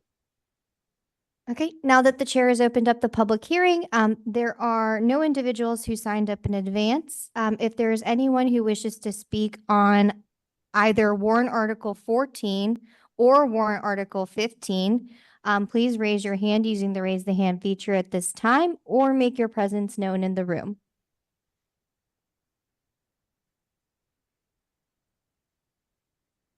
Okay, we have 4 individuals in the room and 25 online, and it looks like no one is indicating their desire to speak on either warrant article. I'll close the hearing, and if the attorney for Ms. Oates would like to now make his comment, I'll take it. Thank you, Mr. Chair, much appreciated. So I do represent towns, and I do defend towns in litigation. And while it is true that the towns are not usually the prime mover in litigation over permitting decisions, it is certainly the case that where there is a question of whether the town has acted in good faith, which was raised in this case, or construction of the town bylaw or rectitude of town process, we do typically engage to the extent required to ensure that the town's position and the town's reputation are protected. Ultimately, as my client explained, a decision made under a policy is just a decision made under a policy. A policy does not have the force of law. And while it is true that a decision made under a policy might skate by, a decision made pursuant to a process made under a bylaw is ironclad, at least as to process. And for individuals who are vulnerable, that is important. The one thing that everyone involved in this quite contentious piece of litigation could agree on was that the town would have been in a better position, and the parties would have been in a better position had a bylaw been adopted. The plaintiffs raised it at length. We recognize it. I do believe the town said it before the judge, and the judge certainly said it as well. So we're looking at this as an opportunity for the town to put itself and people in a much better position moving forward, and for the town to lead in a space where many Massachusetts municipalities are lagging behind. Okay, I see Polly Selko is on the screen there. Did you want to add anything? No, Or you're just looking in. Well, Polly, I just Polly and wanna Sarah both. Sorry, go ahead. Sorry, Polly. I have another Wait, question. hold on. What? I was just saying, both Polly and Sarah from ODEICR are online. If you have, they were gracious enough to come by if there were any questions related to either planning or the Office of Disability. Yeah, I'd actually like to hear Sarah's thoughts on this as our director of disability issues. Hi, Bernard. How can I help you? Hi. Can you state your question again? Yeah, I just want to get a sense of what your thinking is on this issue, or is there something that some insight you can provide that would be helpful as we consider this warrant article? I'm not an expert in zoning, but I do understand that reasonable accommodation requests need to be taken seriously. And I believe the town acted in good faith when they created the process that the Otis originally went through. I was consulted, the Commission on Disability was consulted, and the commission told the building commissioner that they supported the reasonable accommodation request based on their understanding of the ADA. And and then this process happened. I do understand that the Oates have had to go through a court proceeding, and that is horrible for them, and I'm sorry, but I can't speak to how the town has chosen to defend or Okay, I'm not asking you to, I'm not trying to put you on the spot. so with I'm that. just So- trying to understand exactly, other than to say that the warrant article as it's currently constructed puts the onus on the building commissioner, and I would want to make sure that the building commissioner doesn't necessarily always understand disability in all its idiosyncrasies, but as long as he was able to seek my assistance or assistance from other parts of, like, from the commission, or there I would like there to be a place for people who have expertise in this area to provide the town with assistance.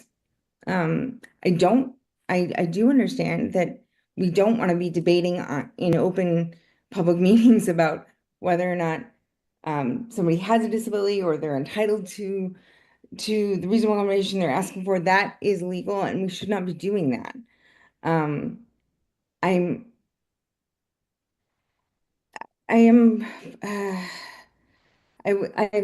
I've sat through some of these meetings, not all of them. I was not in the commission meeting last week, for example. I was sick, but I have sat through these meetings, and I've heard, I do understand that not everybody understands the rights to privacy for people with disabilities, and there are concerns being raised about people faking it. I don't believe that those sort of things I don't believe those sort of things happen, but even if they do, like, they need to be, all of these things would need to be done privately. I don't necessarily not support the warrant article. I just want to make sure that the process, doesn't create a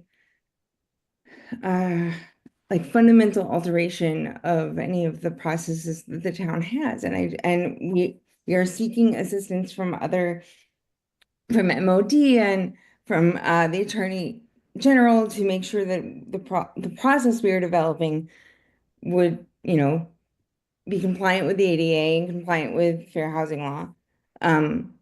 I was not, I hear that the Oates are saying, like, the feedback from the judge was that the best thing that the town could do was have a bylaw.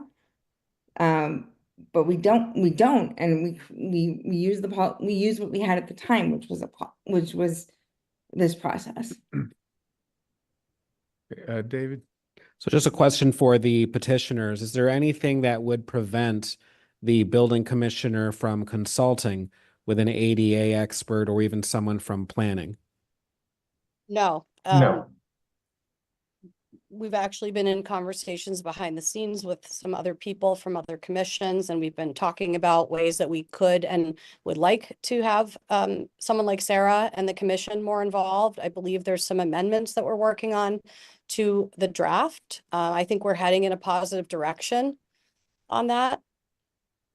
I mean, I would say that we're willing and open and flexible to some changes, provided that they do comply fully with Fair Housing Act and Americans with Disabilities Act. And so if something says, well, we need preservation to weigh in on how pretty it is, that is prohibited under disability rights laws. If you need historic preservation, rather, to weigh in on a structural issue that an accommodation might create or a danger, then yes, of course, it's relevant. So originally we said relevant departments, because if you open up to everybody in the town for discretionary input, then you risk being unduly influenced by bigotry, discrimination, ignorance, and all of the things that we've seen when people show up at, for example, the ZBA and say, oh, well, this is absolutely going to be a danger to everybody. Well, we know that Dadian v.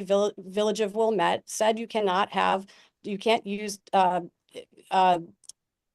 speculative safety concerns as a reason to deny the accommodation. That's case law. And we're hearing it play out at the ZBA and being conditioned on, oh, okay, well, now we have a condition of the accommodation that's based on illegal speculative safety concerns. And now we have to do a mirror, a backup camera, or whatever, because somebody decided that they were just going to think that they knew the law and they didn't. So the concern is the wider you cast the net, the more you're going to get people who just want to give an opinion versus people who are knowledgeable at the law. And that brings us back to the question, should the Disability Commission be involved? Sure. Should Sarah be involved? Absolutely. We want that.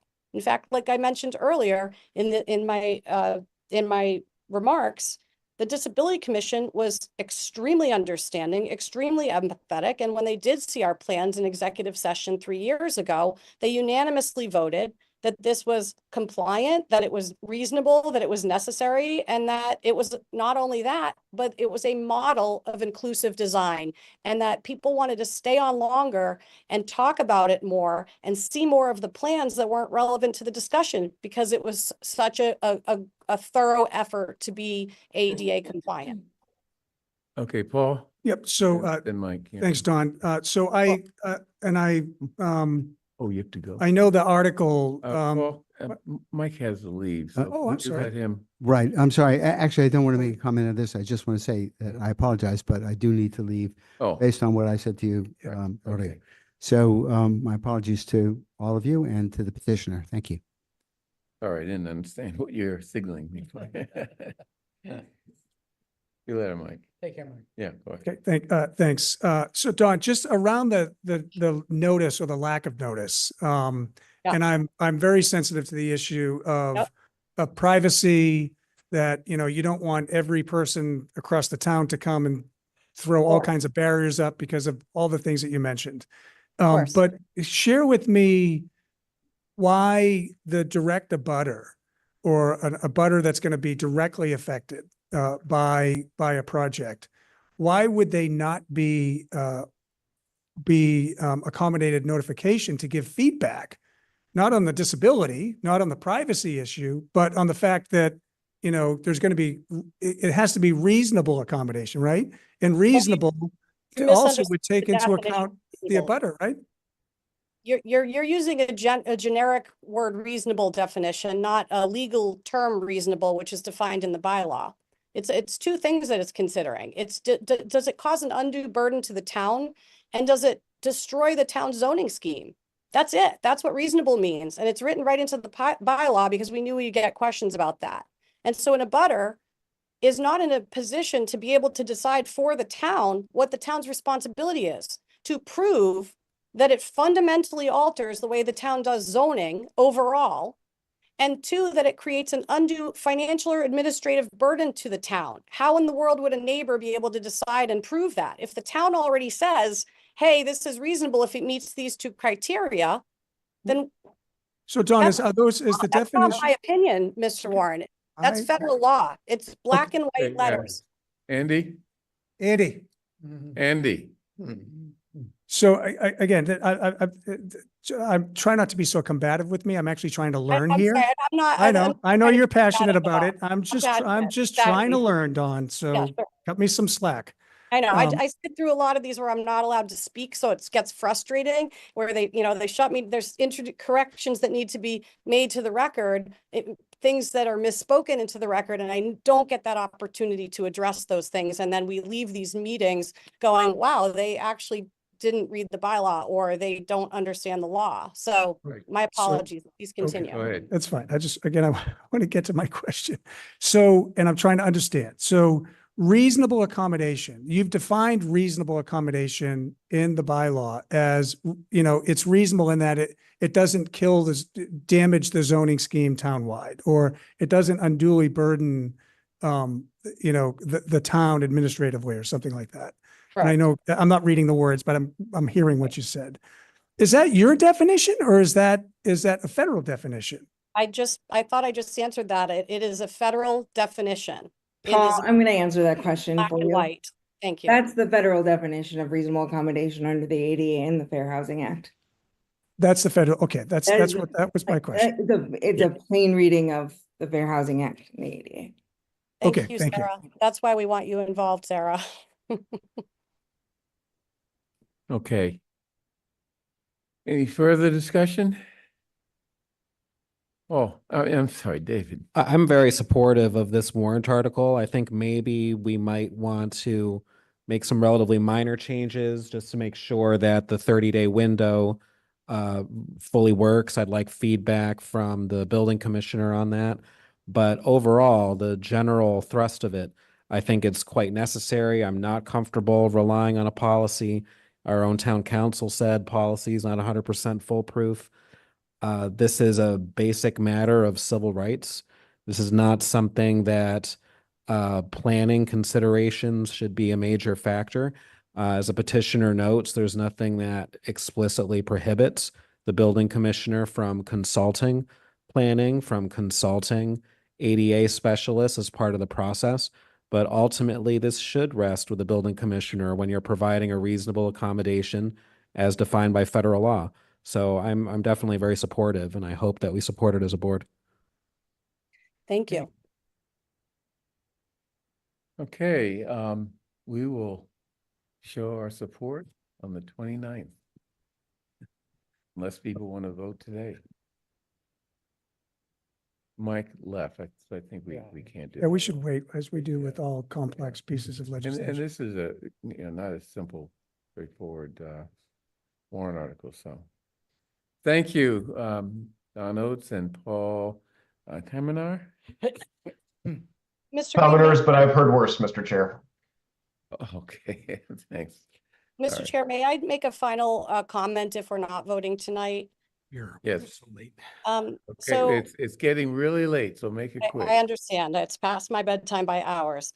You know, HUD and the DOJ, in the statement about reasonable accommodations back in 2004, they said if a jurisdiction has a procedure for requesting reasonable accommodations, it must be administered so that it doesn't unduly delay or hinder the process.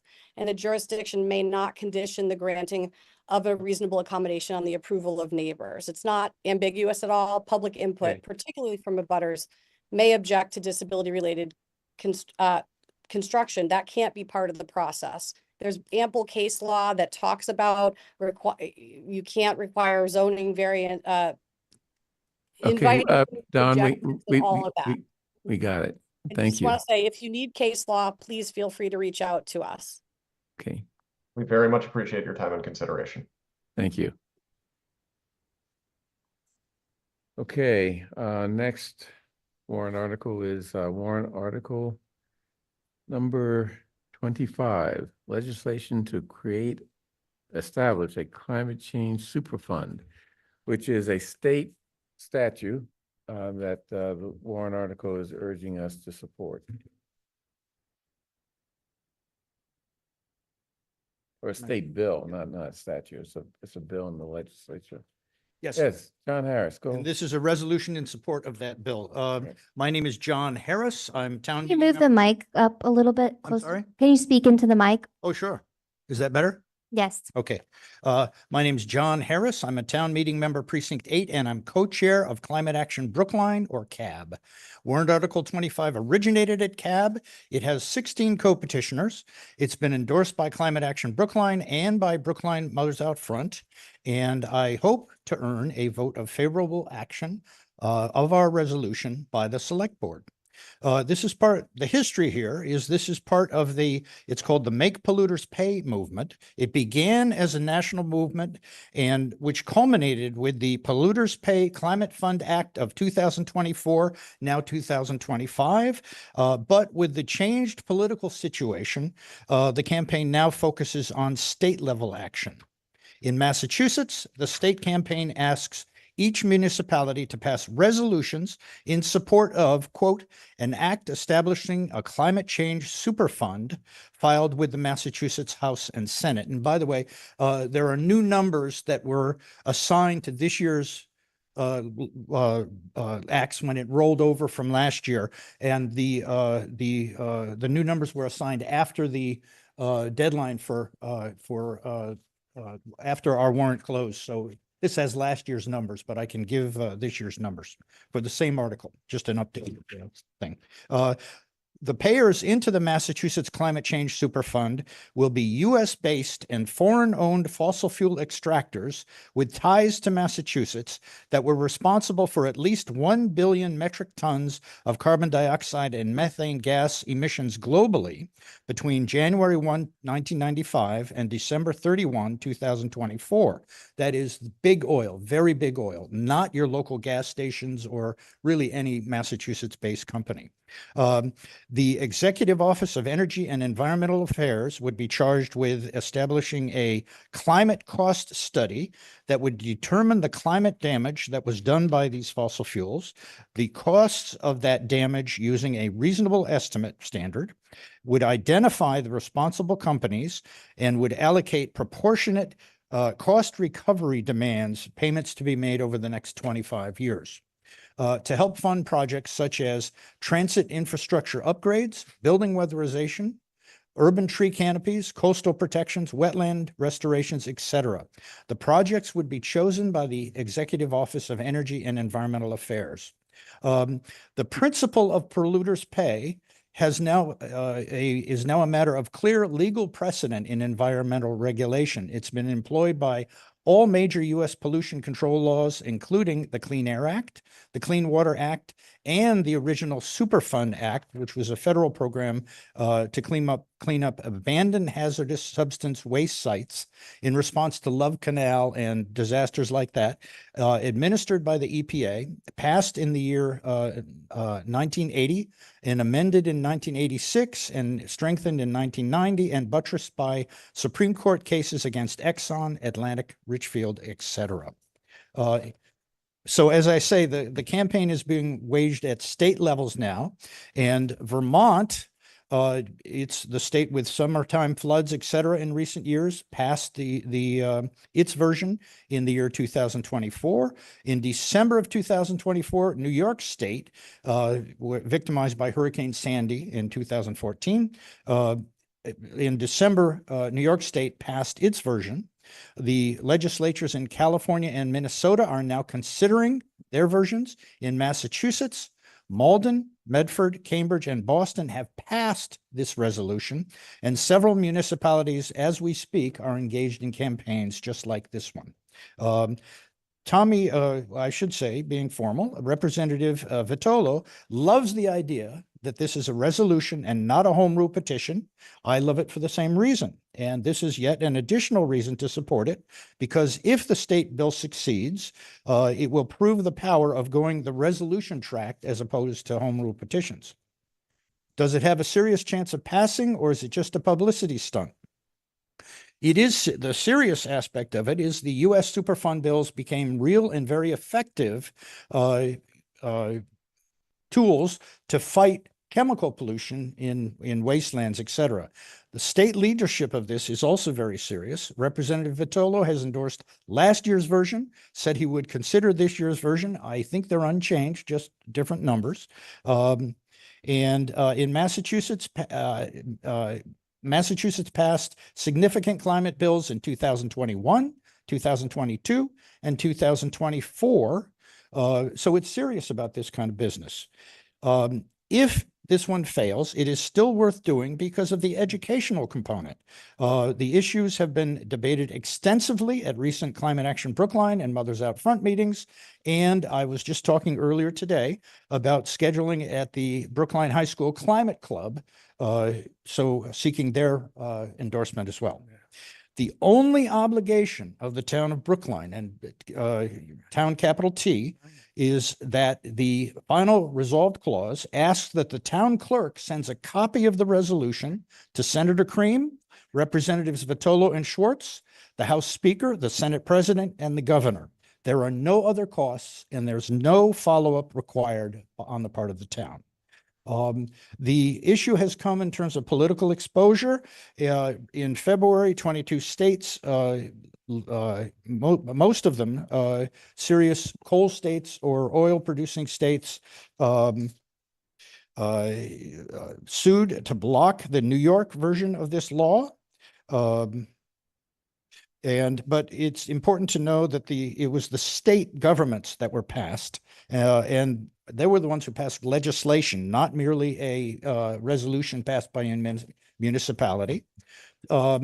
Also, it's been pointed out in conversations about this bill that Boston has been under crossfires for immigration and university funding issues, crossfires from the federal government.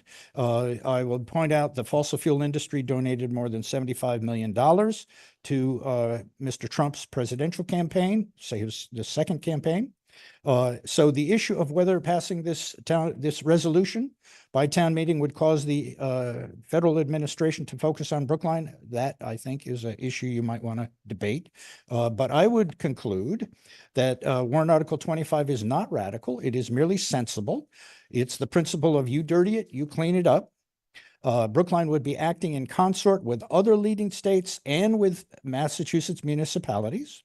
I now welcome any questions or comments, and I hope the select board votes favorable action of warrant Article 25. Thank you. Okay, I'll start off by saying that, to some degree, this is sort of like a Christmas tree. A lot of baubles for various interest groups.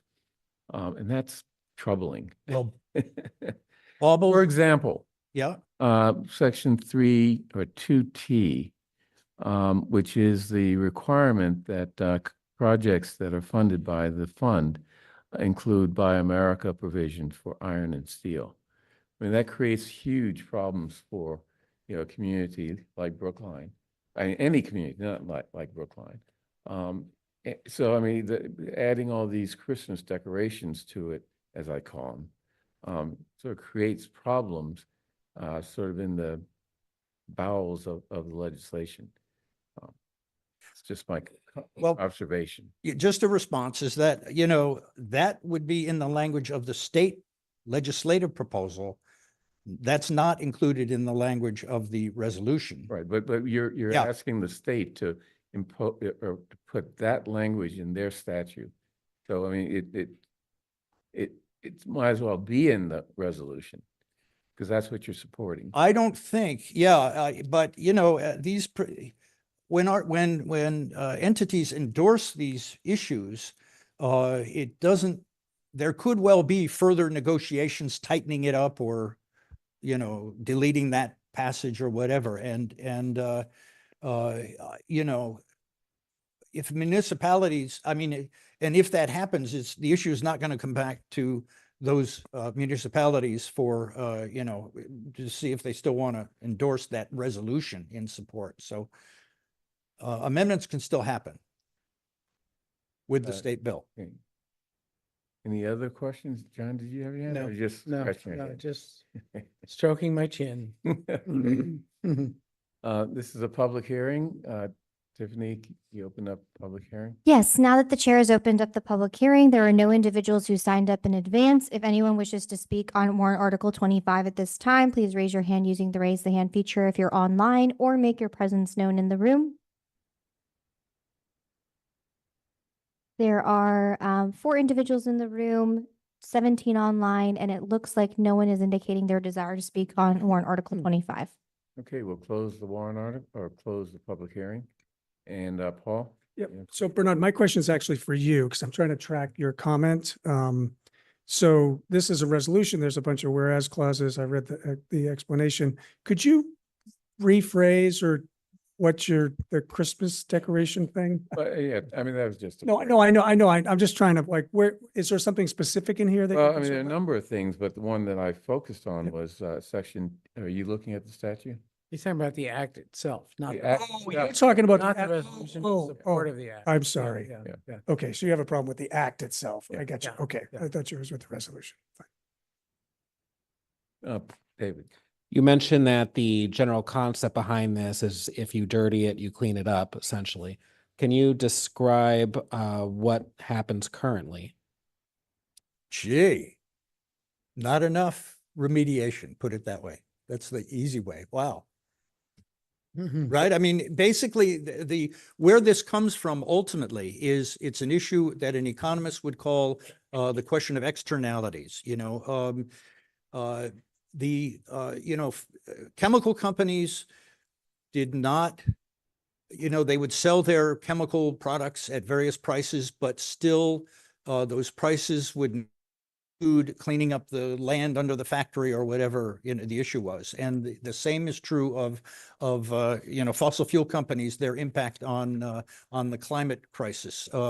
It has been known that since the 1970s or 1980s that fossil fuel use is the major source of the climate crisis. But rather than the fossil fuel companies at that point beginning to do fold the costs of remediation into their pricing and clean up the damage they were doing, they didn't do that at all. Instead, what they did is try to fool the public. They try to create confusion on the issue, create doubt about the issues. What Merchants of Doubt, I think, is the book that really looks into their strategies. So basically, the chemical superfund bill has had significant positive impact on cleaning up the chemical spills, et cetera, by chemical companies. And the hope is that a climate fund, climate super fund would do the same thing on climate issues.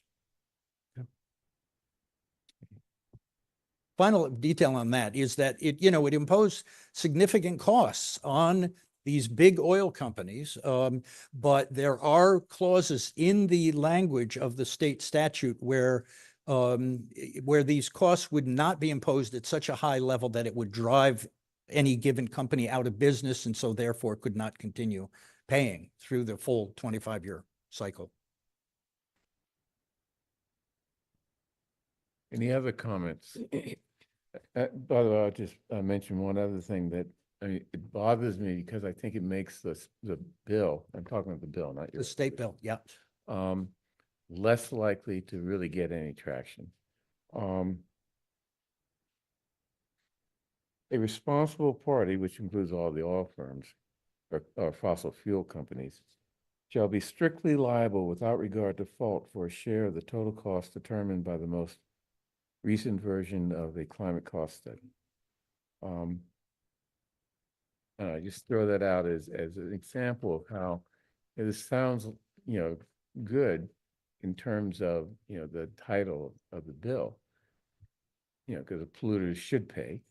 But when you get down into the details, I wonder if it's really that serious a proposal. So, gee, I mean, we all know about the Clean Air Act, the Clean Water Act, and the Superfund Act. I mean, those have been major in addressing their respective problems. I'd also point to the Ozone Act. Addressed it to specific polluters as opposed to, the entire industry.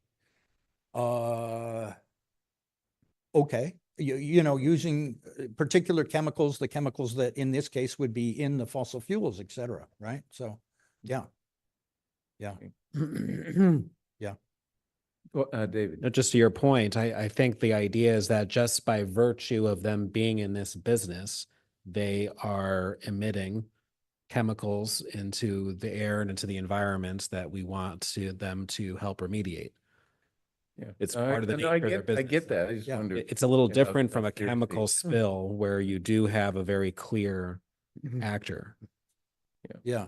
And also, they could, as I say, the climate implications of fossil fuel use with incomplete cleanups have been known since the 1960s 1970s or 1980s. Nathaniel Rich, I can't remember the name of his book, but he goes into this in great detail.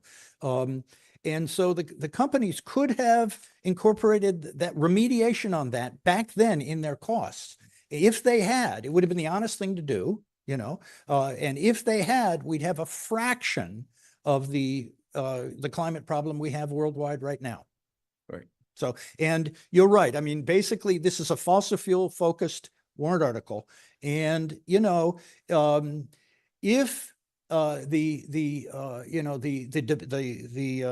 the funding demands of the bill increase their costs, well, that's just reality, right? No, that's not the issue. Who cares about their costs? Well, I mean, yeah, it's, if they have to jack up their prices as a result, that makes things even better for the non-fossil fuel, the cleaner fuels, right? Solar panels, et cetera, right? So it would be moving things in the right direction. Okay. So. Okay, any other questions, comments? Oh, you're just scratching your head. Just scratching my head scratching. Okay, thank you, John. Thank you. Thank you. Thank you, John. Okay. Next warrant article 27, resolution expressing support. I'm sorry. No, that is it. Yep. For back from the brink of nuclear war resolutions and other associated efforts to eliminate nuclear weapons. Yes, I don't see Leibovitz or Udalova online, but I think Beck is online. Beck, I've promoted you now.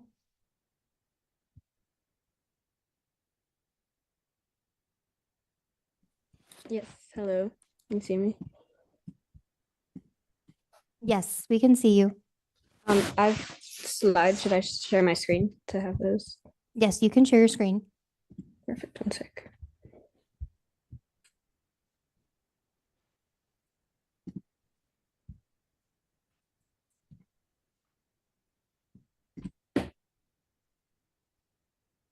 One sec, sorry.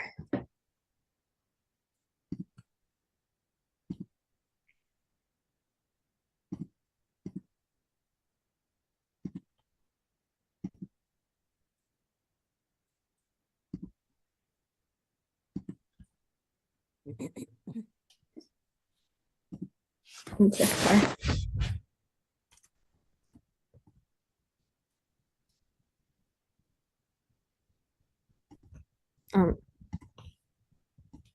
Okay, so actually, I might just read from the slides like this.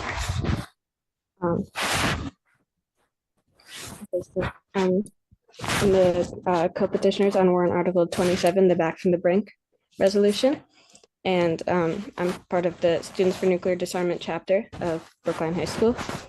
And I'm here speaking in favor of this. So the Back from the Brink resolution uses 5 main strategies to try to accomplish multilateral nuclear disarmament. So these include actively pursuing a verifiable agreement among nuclear armed states to eliminate their nuclear arsenals, meaning a multilateral approach, renouncing the option of using nuclear weapons first, ending the sole unchecked authority of any president to launch a nuclear attack, taking U.S. nuclear weapons off hair trigger alert, and finally canceling the plan to replace its entire arsenal with enhanced weapons, as there's a plan in the following years to modernize a lot of the U.S. nuclear arsenal. So this resolution would also support the treaty for the prohibition of nuclear weapons, which has been passed in countries around the world. And this is a comprehensive set of prohibitions on participating in any nuclear weapon activities. These includes not developing, testing, producing, acquiring, possessing, stockpiling, using, or threatening to use nuclear weapons. And it obligates states parties to provide adequate assistance to individuals affected by the use or testing of nuclear weapons. So there's a large precedent in Brookline. In 2018, the town of Brookline passed warrant article 35, or the Back from the Brink resolution. Resolving that, the town of Brookline, Massachusetts, calls upon our federal leaders and our nation to embrace and sign the treaty on the prohibition of nuclear weapons and make nuclear disarmament a centerpiece of U.S. national security policy. And so warrant article 27, first, it reaffirms warrant article 35. So it's reaffirming Brookline's commitment to urge federal leaders and the nation to make nuclear disarmament the centerpiece of U.S. national security policy. It reaffirms Brookline's commitment to advocate for the U.S. participation in signing the treaty on the prohibition of nuclear weapons and endorsing the policy provisions of the Back from the Brink resolution. However, this one also, in addition, urges the passage of existing state and federal Back from the Brink resolution. So it also is related to action on the state and federal level, whereas the first one, warrant article 35, was only on the local level. So it's important not only to add the aspects on the state and federal level, but also to reaffirm, because first of all, it reaffirms Brookline's commitment to disarmament. And it is very important to reform after 6 years, especially amid rising political tensions. And in addition, this reinforces support for other municipalities working to pass similar resolutions, just as in 2018, other Massachusetts municipalities passing it helped us, and we can make the same change for others. And this would be a large step towards peace. There's no financial impact. It reflects Brookline's values and commitments and creates a foundation for crucial change. So in conclusion, please vote favorable action on warrant article 27. Thank you. Okay, any comments? Okay, want to open up the hearing? Yes, now that the chair has opened up the public hearing, there were no individuals who signed up to speak in advance. If there's anyone online who wishes to speak on warrant article 27, please raise your hand using the raise the hand feature. If in the room, please make your presence known at this time. There are 3 individuals in the room, 16 online, and it looks like no one is indicating their desire to speak on this warrant article. No one has any comments? I do have a question. Okay. So I notice some very specific language here that part of the be it resolved paragraph, ending the president's sole unchecked authority to launch a nuclear attack. I'm not saying I want the president to launch a nuclear attack, but aren't there some constitutional issues there? Doesn't the president have essentially sole authority in the ambit of national defense as long as there's not a declaration of war? Well, he's not he's not the only person who can launch a nuclear weapon. Right, but the specific language here mentions Yeah. the president launching nuclear war. Ultimately, it does fall on the president constitution. Is it a constitutional issue?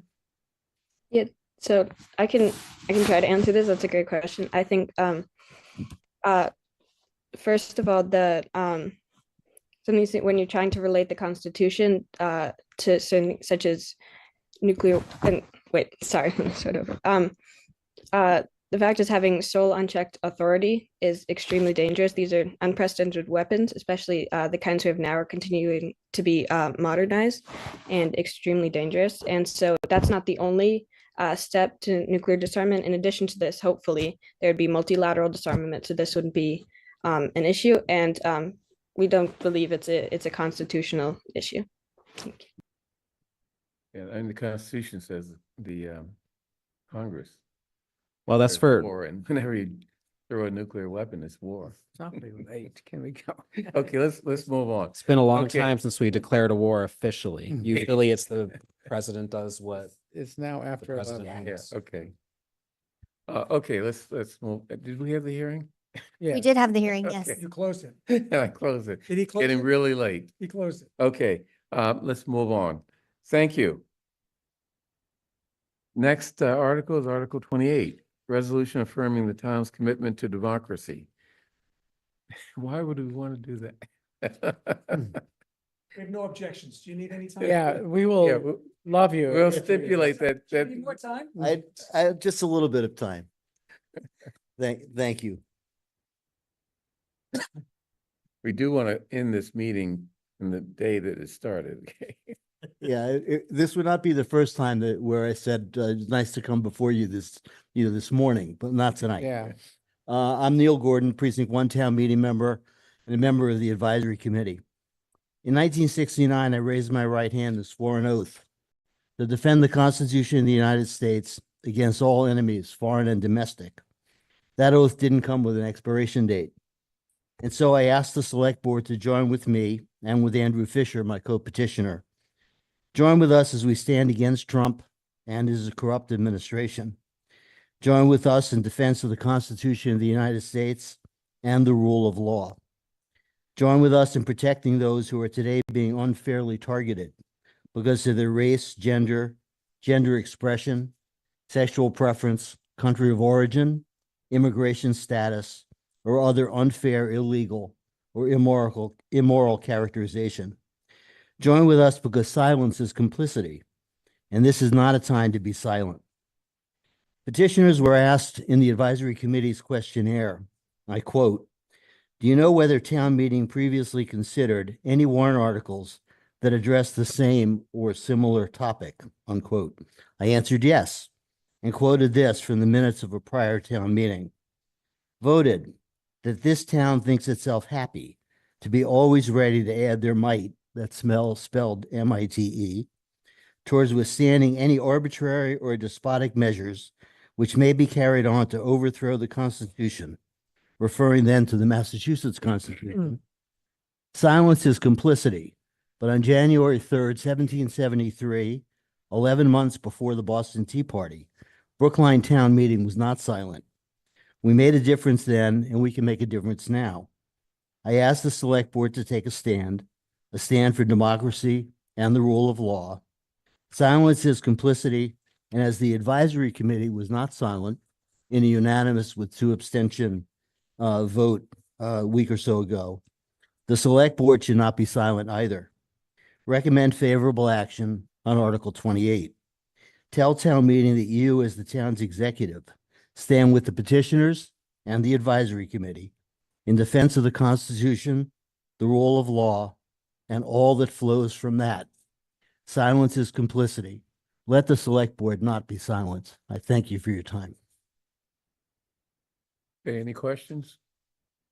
If you don't say something, you're complicit. Not sure if they finished. Oh, I'm sorry, Andy. I won't repeat, or I'll start by repeating the one comment.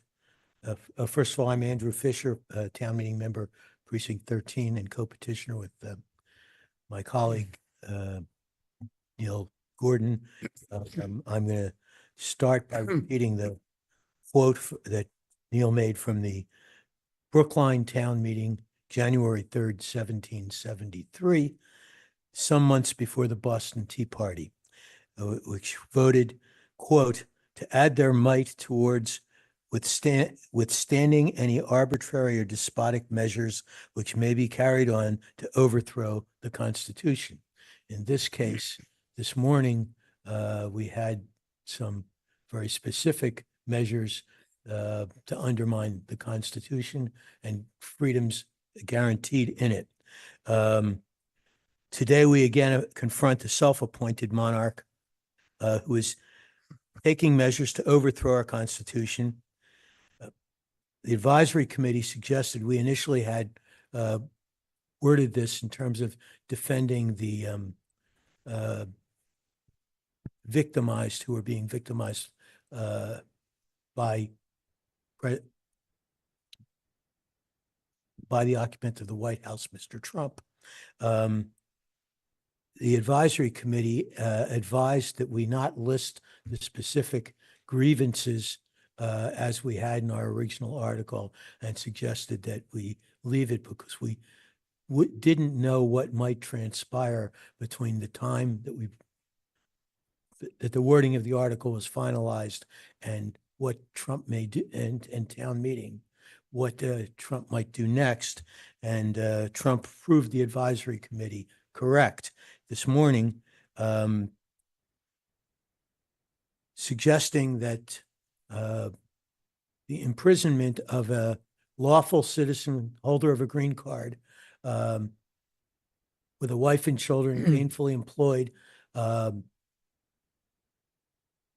was imprisoned in a super jail in El Salvador at the behest of the American government by mistake, as admitted by the American government, but would not be released. And not only would he not be released, but next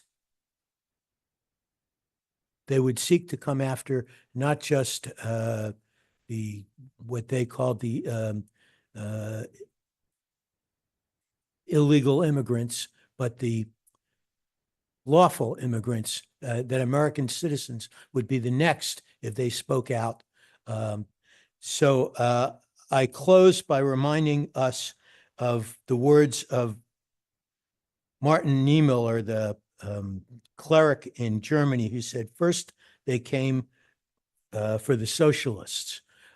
First they came for the ones who spoke out. And I did not speak out.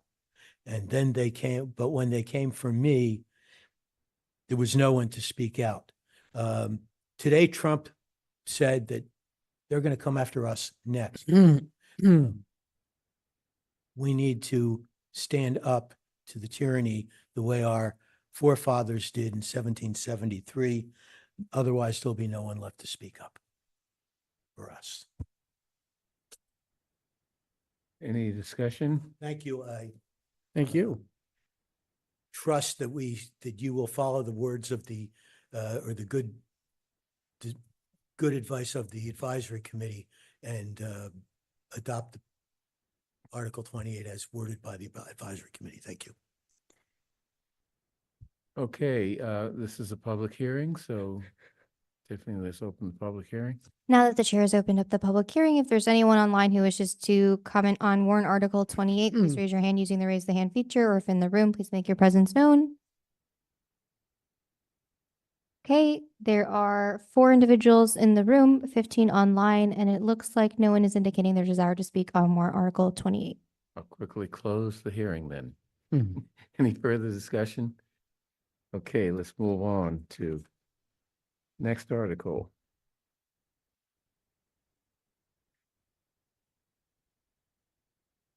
Warrant Article 29, resolution providing support and declaring sanctuary status for transgender, non-binary, and gender diverse people.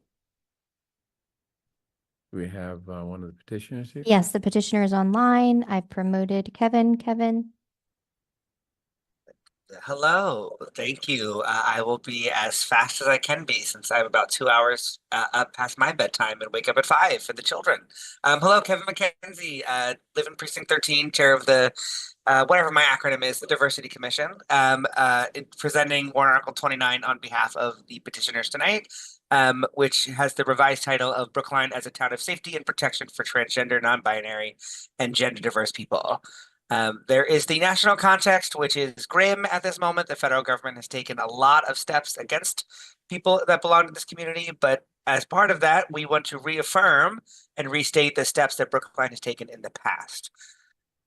So again, the national background is pretty grim across the country at state levels, let alone the federal government, are taking actions to curb the rights of LGBTQ individuals, specifically transgender, non-binary, and gender diverse individuals, many of which are focused towards children and those in the care of schools.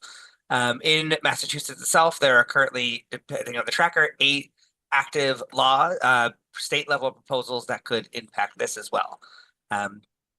Hopefully those won't pass, but again, it's at this grim national moment where there's over 500 or 700, depending on the count, of these anti-LGBTQ laws, again, many of which are aimed at transgender children. It is pretty grim. And then not to mention the wave of executive orders from the federal government, from the executive, which I won't go through, but there are many that have been rolled out. And ultimately, what affirming the rights of gender diverse people does is it improves their health. It leads to reductions in suicidality, both attempts and ideation. It leads to reductions in depression and anxiety, and overall improvements to mental health and quality of life. And then again, the importance of continued access to professional and safe healthcare at a time where that itself is also being restricted. In terms of Massachusetts, there has been a movement to pass similar statements. Northampton was the first in September 24. And then up to recently, just several days ago, Salem passed one this April, preceded by Worcester and Boston. So hopefully Brookline will join the ranks at this session of town meeting. I won't walk through all the different clauses in terms of what the resolution would accomplish, but I will note that the petitioners have agreed to accept the amendments from the advisory commission, the advisory committee, and that those are reflected in the version that was in the packet for you tonight in the agenda. And then so far, just to recount for you, so far the warrant article 29 has support from the Advisory Council of Public Health, from the Advisory Committee Human Services Subcommittee, and then the Advisory Committee itself. And that is all I have for you. Thank you for your time, and I'm happy to take any questions that you have. But there we go. Okay, any questions? Let's open up the hearing. Okay, now that the chair has opened up the public hearing, there's no one who signed up in advance to comment on this. If there's anyone online who wishes to speak on warrant article 29, please raise your hand using the raise hand feature or make your presence known in the room. There are three individuals online and 3 individuals in the room and 15 online, and no one else is indicating their desire to speak. Okay, close the hearing. Any further discussion?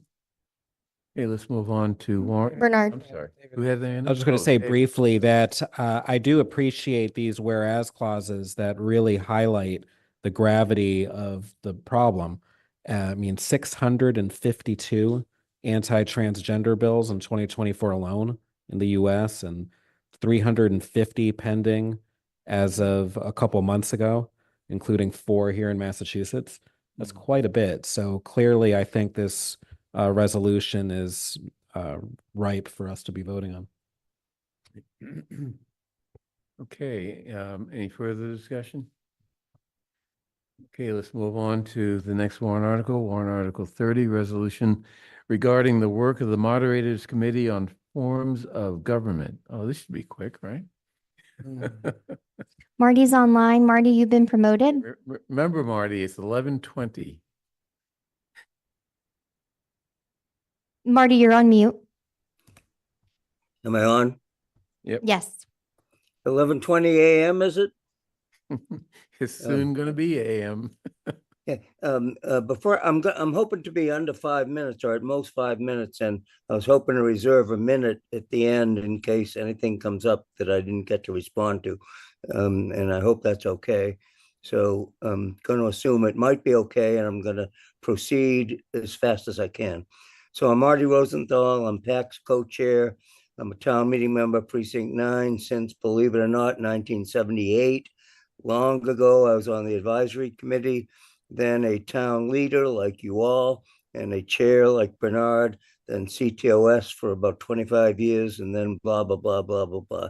I'm not only the lead warrant article 30 petitioner, but also I'm proudly been called a harasser by the MCFG, the Moderators Committee for Form of Government.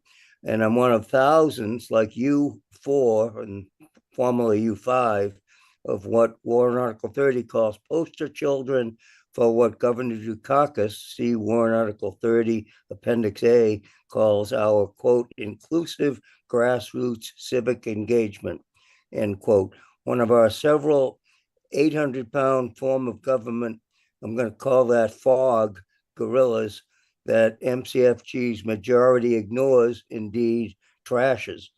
Get your pencils out, please. See Appendix 6 and our explanations, very brief high and low lights. I'm not going to go over them now. For my history and more compellingly, Donnell O'Neill's, see MCFG's April 9th meeting tape after 14 months of only pro-city so-called experts. They had Donnell and me as too little, too late city skeptic guests. And I said to them, and I'm going to mention this now, that I'm also a poster child for the power of developers' money to elect mayors, because I fell with the Stelcates on the rent control sword in 1985 after getting, as the Brookline Chronicle said, the highest vote count in memory, 1985, and then 1988, getting tsunamied by a falsely projected 21% property tax increase, falsely blamed on rent control, and by $100,000 in 1988 money from landlords, developers, and conservatives. So see Warrant Article 30, explanation page 4, and Michael Dukakis' statement about mayors and campaign funding. This issue exceeds even rent control as an existential threat to our community. That's why we, as some allege, are obsessed with this. And by the way, the ballot process is deeply flawed. WA 30 has too much information for most people, and I'm just going to highlight a couple of points.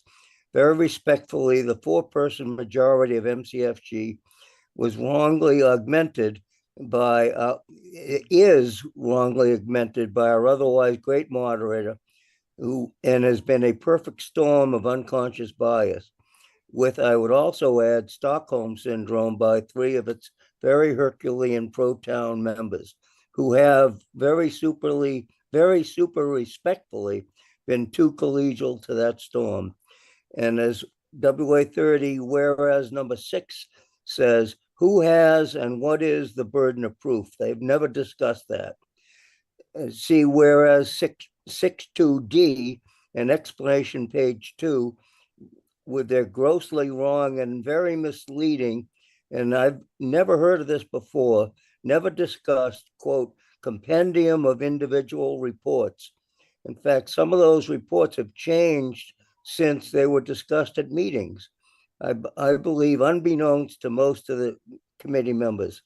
Since the explanation, we've seen another of Professor Berry's gigantic errors, Appendix B4, page 5, saying one sentence, Newton has traditional separation of powers with council authority over the budgets. That's just not true. It flunks both the straight face test and the smell test. It shows the majority's pathetic credibility, like Leisha Schatz's report saying Newton city council members all felt their city form of government is better than our town form. For both of those and for most of those reports, I use one of my favorites, falsus in uno, falsus in omnibus. Shockingly, MCFG has not only flouted the 23 warrant article 18 that created them, but also ignores this warrant article, in my opinion, clearly disdaining our form of government.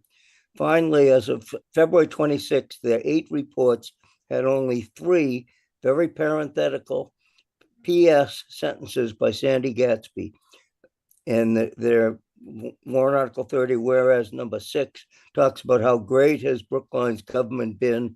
And that's what Sandy talked about as an addendum to an otherwise really irrelevant report.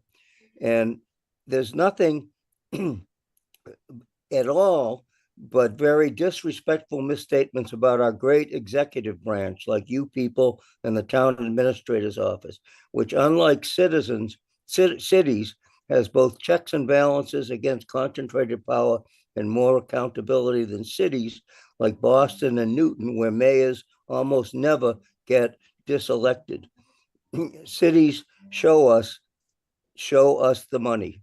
Finally, this is my real finally, most of MCFG would say, if they had enough respect for our form of government to be here, that warrant article 30 is moot. What they mean is they're assiduously ignoring it. Their moot really means to them irrelevant, which is only telling about their majority's objectionable sentiment about our form of government. Please don't fall into the false moot trap. And for that, see also resolve number 5, a solution to the mootness. I'm sorry if I went over 5 minutes, and thank you. Thank you. Neil has, That will be for the public hearing, pardon me? for the public hearing. Oh, I thought Neil was going to speak. Yep, Neil's not a co-petitioner. Oh, sorry. Actually, he is, but Oh, I didn't see him on the list. Okay, then Neil. Yes, sorry.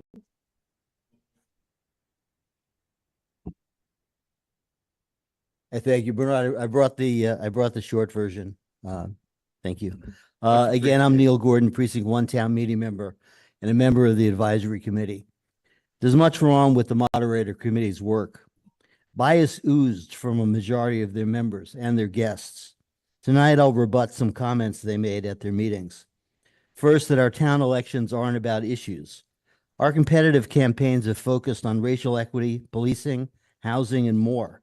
Current races are focused on fiscal responsibility, school funding, housing, and economic development. Another myth, incumbent advantage and low turnover. 3 years ago, every town meeting seat, but for 10 seats in Precinct 16, was on the ballot. When the votes were counted, a third of town meeting was new, a third at the expense of some long-term incumbents. The committee was told by moderator and former select board chair Neil Wyshynski that town meeting elections are, and I quote, beauty contests, unquote. But 3 years ago, he and former moderator Sandy Gatsby lost to well-organized candidates who reached out to voters and ran on surprise, surprise issues. On a different point, town meeting diversity, which the committee ignored. Gender balance is near 50-50. Town meeting is whiter than Brookline, but it's also blacker than Brookline. There are and have been more disabled members than you'd expect, as well as more members living in subsidized housing than we'd expect. Compare that to a comparable city council. How about this one? Mayors get things done, with Rebecca Stone citing Mayor Menino's saving of the Huntington Theater. I'll see her Huntington and raise her Brookline's Coolidge. Is town meeting slow to respond? The committee never cited an example of a lost opportunity or failure to act in an emergency. There are numerous examples of special town meetings called on short notice, which hasn't stopped committee members from repeating the myth that town meeting only meets twice a year. My last comment, the Moderators Committee exists because of the will of town meeting. In May, town meeting will again express its will as to whether the committee should continue its work. Petitioners ask that the committee respect town meeting, our civically engaged citizen legislature. But in the words of a committee member, quote, one of the compelling reasons why the committee will be completing its work before town meeting, thereby mooting the Rosenthal article, is to staunch the constant flow of criticism, and one might say harassment, from you, meaning Mr. Rosenthal, and your comrade in arms, likely referring to me, unquote. I can think of better ways the committee might have staunched criticism. Marty's article and related explanation are a tedious read, but boil down to a simple request. Moderators Committee, respect the will of town meeting and do your job. I ask you for a recommendation of favorable action on warrant Article 30. I thank you for your time. Thank you. Any questions from the select board? Paul? Yep. Thanks, Neil and Marty. I actually want to talk about Neil's last comment about timing. So the Moderators Committee is supposed to be done with their work in reporting to this town meeting. And then the resolution's asking them to extend their date. Is this committee going to be dissolved by town meeting? Are you asking it, would it be reformed? I'm curious about what this accomplishes. If it does pass, is there still a committee to continue? May I answer? Yes, I would hope you would. Well, I wasn't sure if you wanted me or Neil, but I don't know. I'm looking at both of you. well, that's all right. But Neil's carrying another article, so I'm taking the onus on this one more. Anyway, the point is, I mentioned this briefly in my comments, but if you look at resolve clause number 5, that's your answer. That new members can be appointed, and in fact, another alternative to number 5 might be a referral motion of the entire article.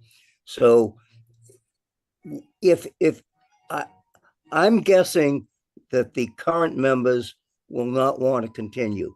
The pro-city people are happy with what they've done, which is a bunch of reports that don't pass the straight face test if you really read them carefully, with all due respect to somebody who's present that has praised them.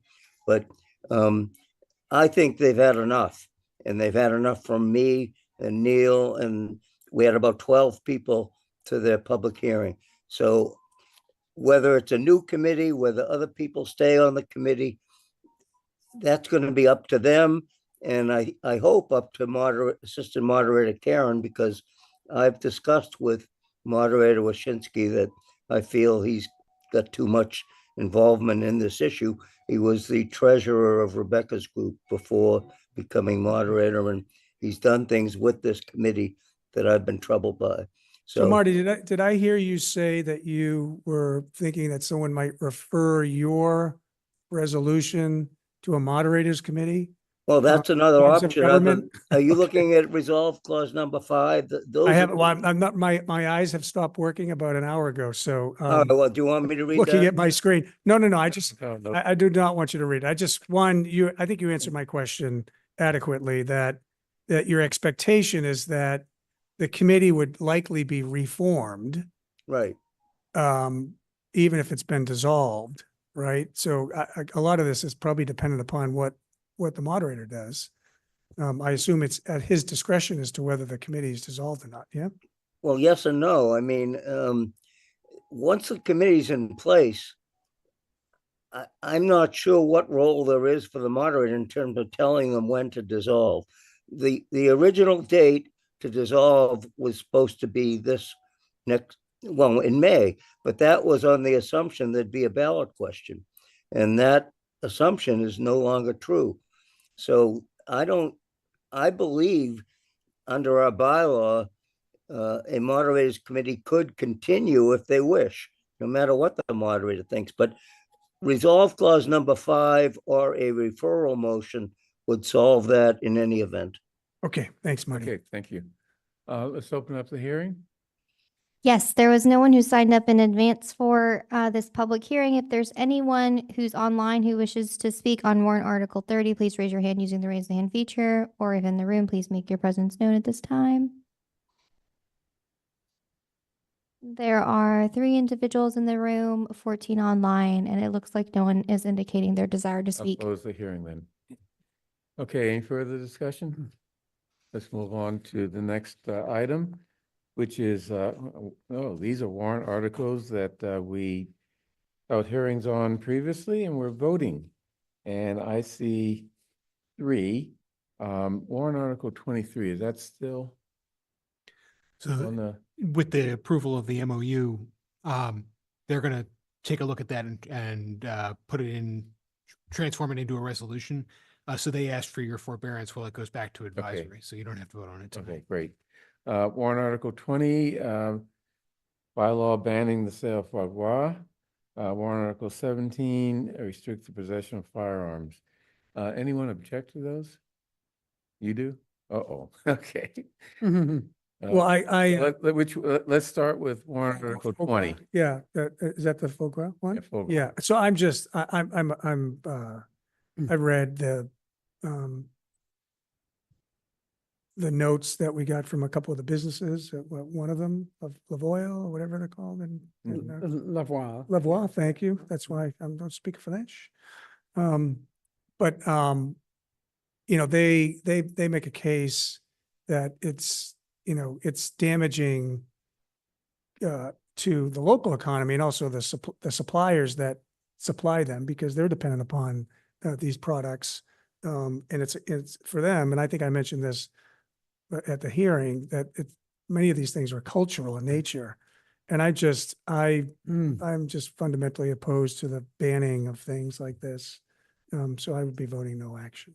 Okay. Did you want to add something, Jeff? Yes, there is, or should have been, but I believe there is included in the packet, the language of an amendment, which is to be offered by, among others, people from at least one person from EDAB, someone from the Small Business Development Committee, someone from the Chamber of Commerce. And the gist of the amendment is very simple. What commonly known as kind of a grandfather clause for the legislation to apply only in the future to businesses that are not already present in Brookline and purveying the banned foie gras. So it would protect existing businesses from having to strip their shelves or take off their menus of foie gras. Have the petitioners agreed? Well, that's the big question of the hour.